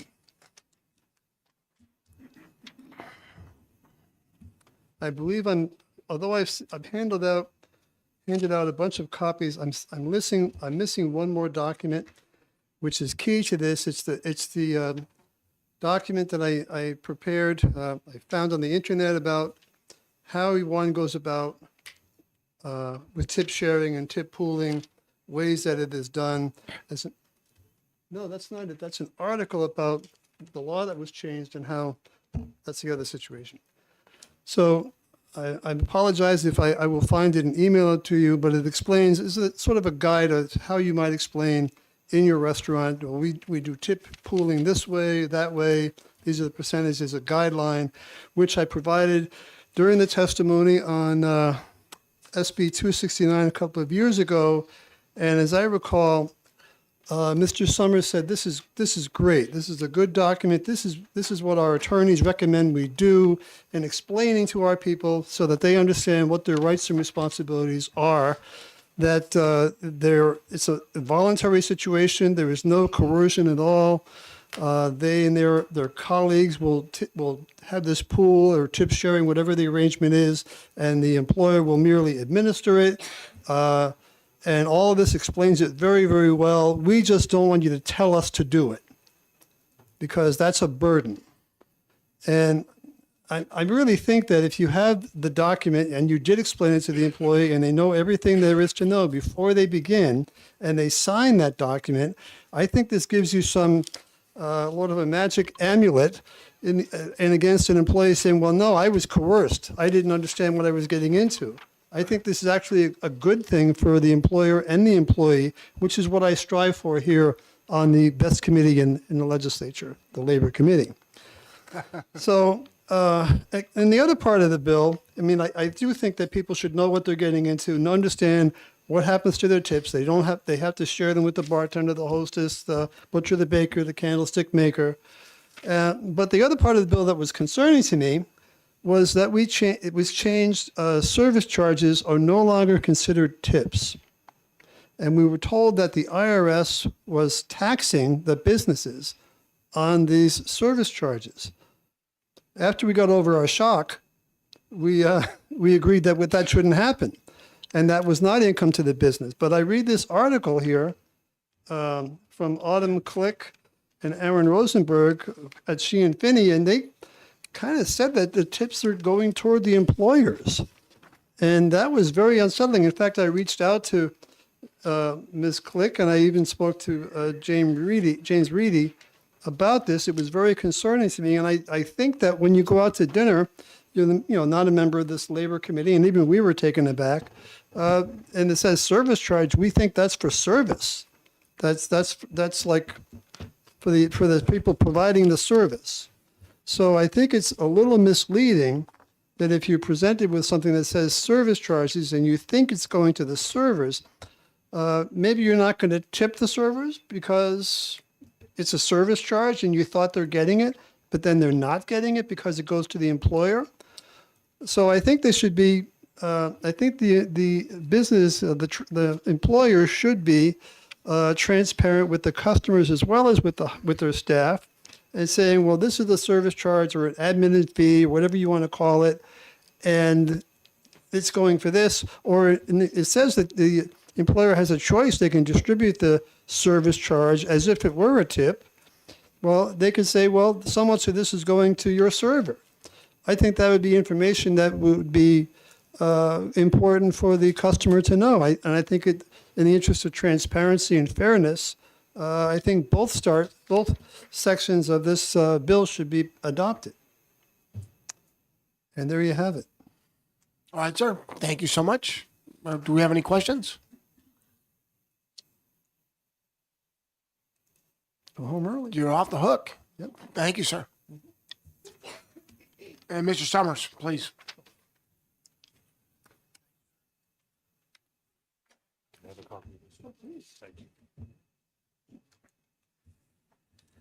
Good afternoon, Mr. Chairman, members of the committee. For the record, Mike Summers, President CEO of the New Hampshire Lodging and Restaurant Association. Surprisingly, we were opposed to House Bill 757.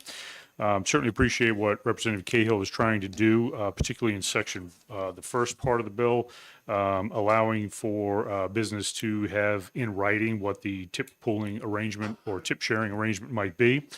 I think we're a little bit concerned is that, if it's required to be in writing, and when does that get reviewed? How often can it change? What happens if an employee gets confused about which version of the agreement is in place today or next week? So I think there's just some things in there that we're not really sure exactly how that would operate in the real world. And then obviously if an employee does get confused about which one is in place, is the business then open to a complaint to the Department of Labor and then sanctions, et cetera, et cetera. Frankly, I think the better solution for this problem, it's not a popular opinion, but I'll share it with you, Under federal law, the business is allowed to set whatever a tip-out policy might be. We've advocated for that for a number of years, and this committee has summarily disposed of those suggestions. But if we were going to make a change in this section of the statute, I think that's what it should be, that the business owner can set what a tip-out policy should be, provided that it is reasonable and customary, which is the federal standard.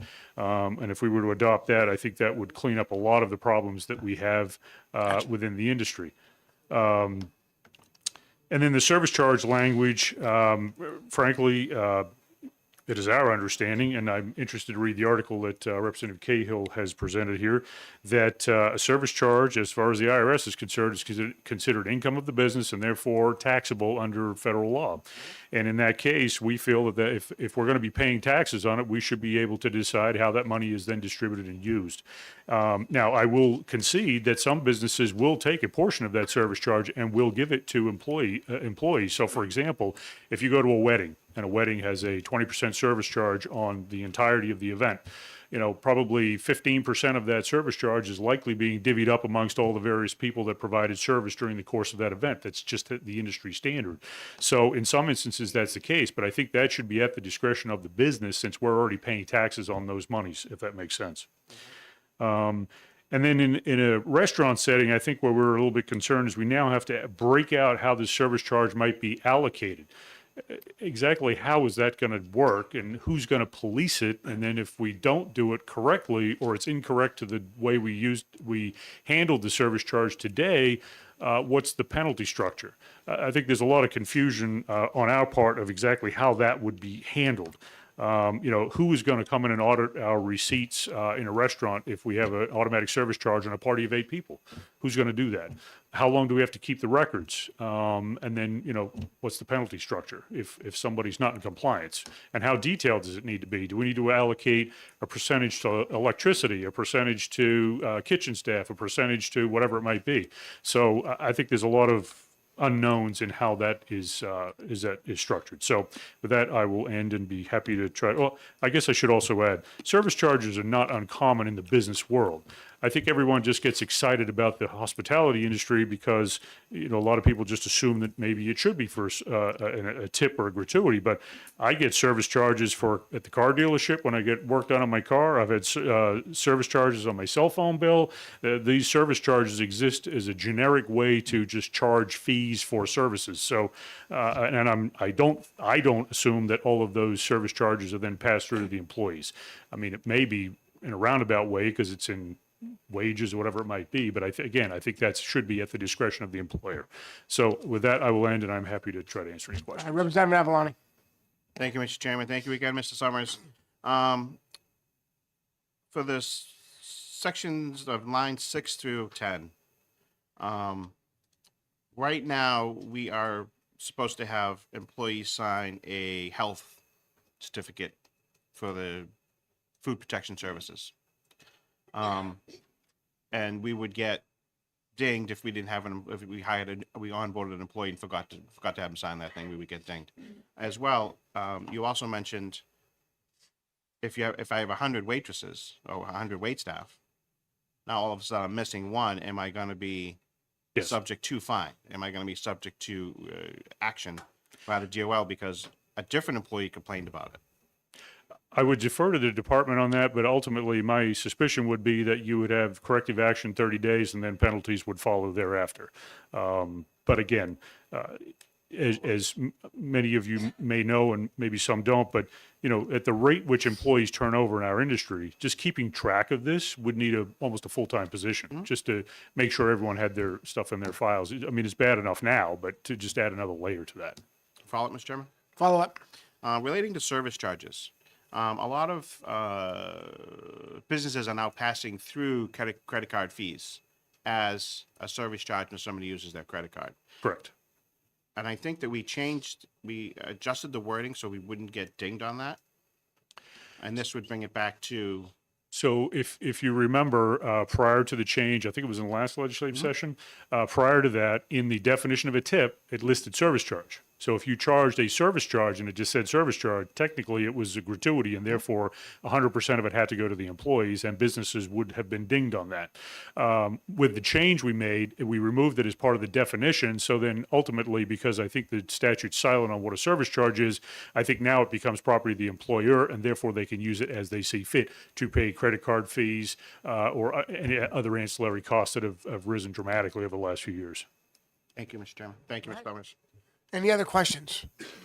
Representative McKenzie, sir. Thank you. Enforcing labor laws is difficult, and one of the ways that we have been able to alert people to what their rights are is placards. Would you be opposed to having a placard which details what the provisions are under the law for tip pooling?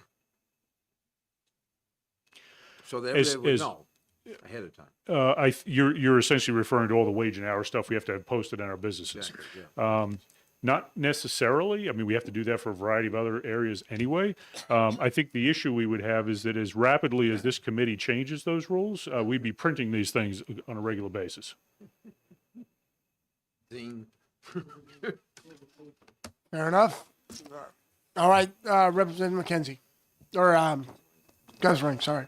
Thank you, Mr. Chair. So just to confirm, I want to reiterate this. It sounds like you would be adding to businesses administrative costs, training costs, and several other costs that would be accrued for moving this forward. Yeah, and primarily because when it comes to wage and hour, the top 10 wage and hour violations in our industry, tip sharing and pooling and the management thereof is probably maybe not number one, but it's way up there on the top of the list. And this would just add another layer of complexity to it. And I feel that would just be a huge issue. So. All right. Thank you, Representative Castro. All right. Thank you, sir. Appreciate your time. Thank you. And Mr. Garrigan, bad and cleanup today.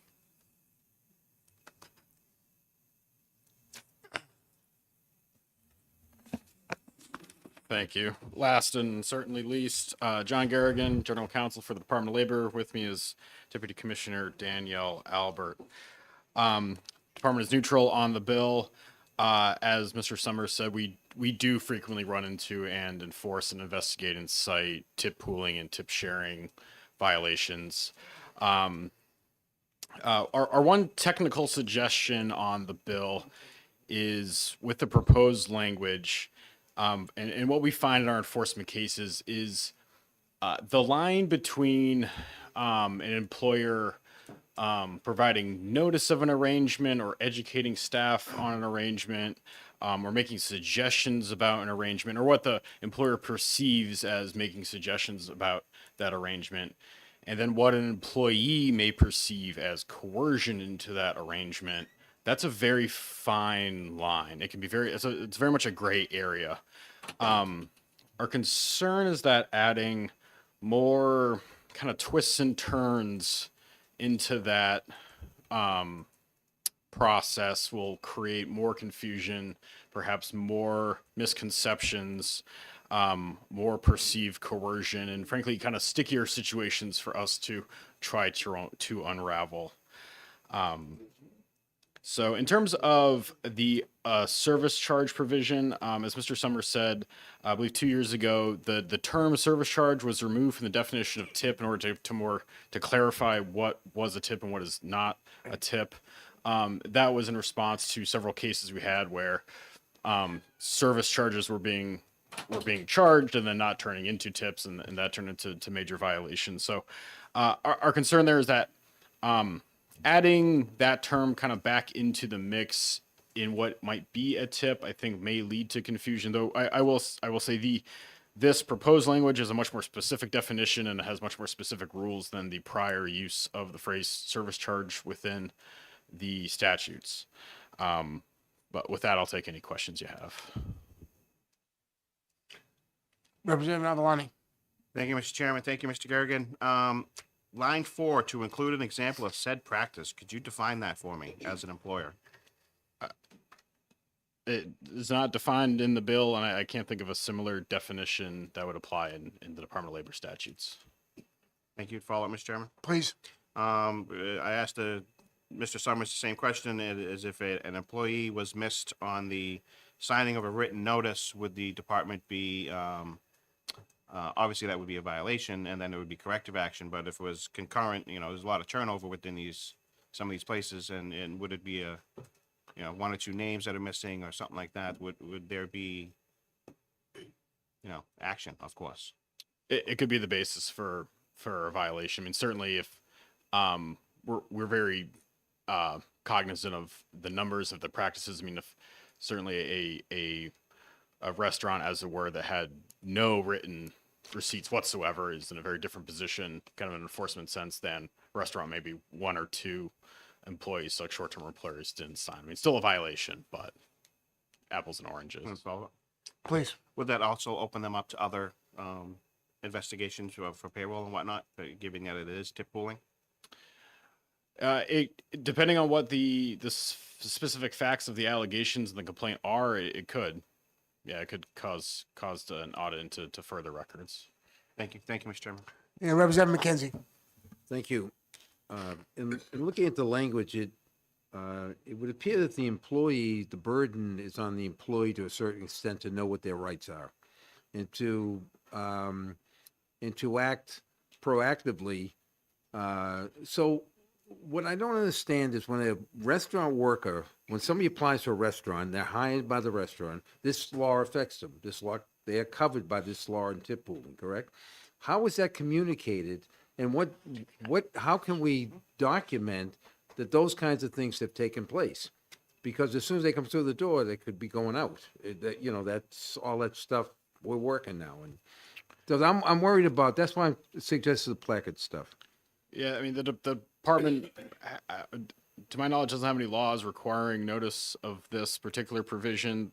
The department does have laws that require proactive notice and posters on other provisions of the law, like pay equity, benefits, veteran services. There's a few more of them. We do require those posters there.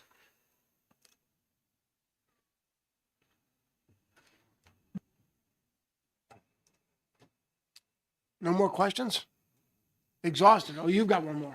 I thought you said you were looking. All right, go for it. Thank you. So the automatic service charge, would that fall under your purview? Because given that this might be kept as a tip from the employer side, or how would you guys look at that as if an automatic service charge is for the use of a credit card compared to an automatic service charge for a wedding of 100?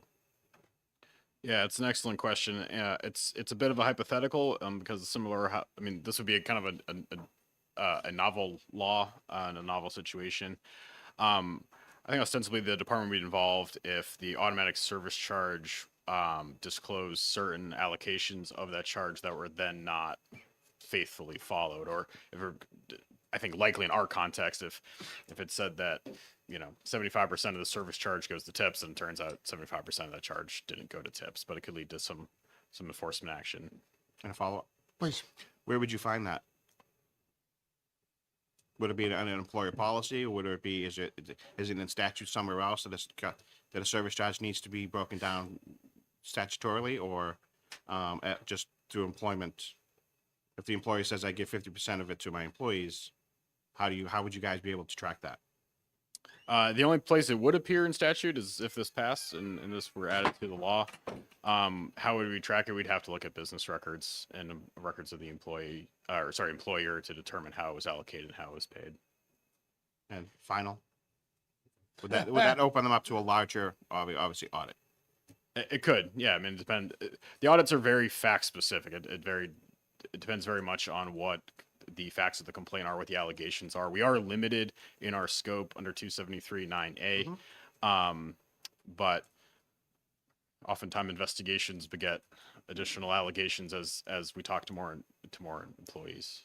Thank you. Right. Thank you, Mr. Chairman. Good question. Representative Kessler. Thank you, Mr. Chair, and thank you for taking my question. So I'm hearing a lot about service charges. Is there a definition in the Department of Labor that actually qualifies what a service charge can be charged, or any definition of it at all? Not under current law. Up until a couple of years ago, the term service charge was within the definition of a tip, actually, which led to a lot of confusion because it said that a tip can be a service charge. So not currently. This would create a new definition. All right. Well, great job. Thank you for hanging with us. I appreciate your diligence and your input. Thank you. Seeing no further pink cards and no questions, close the hearing on HB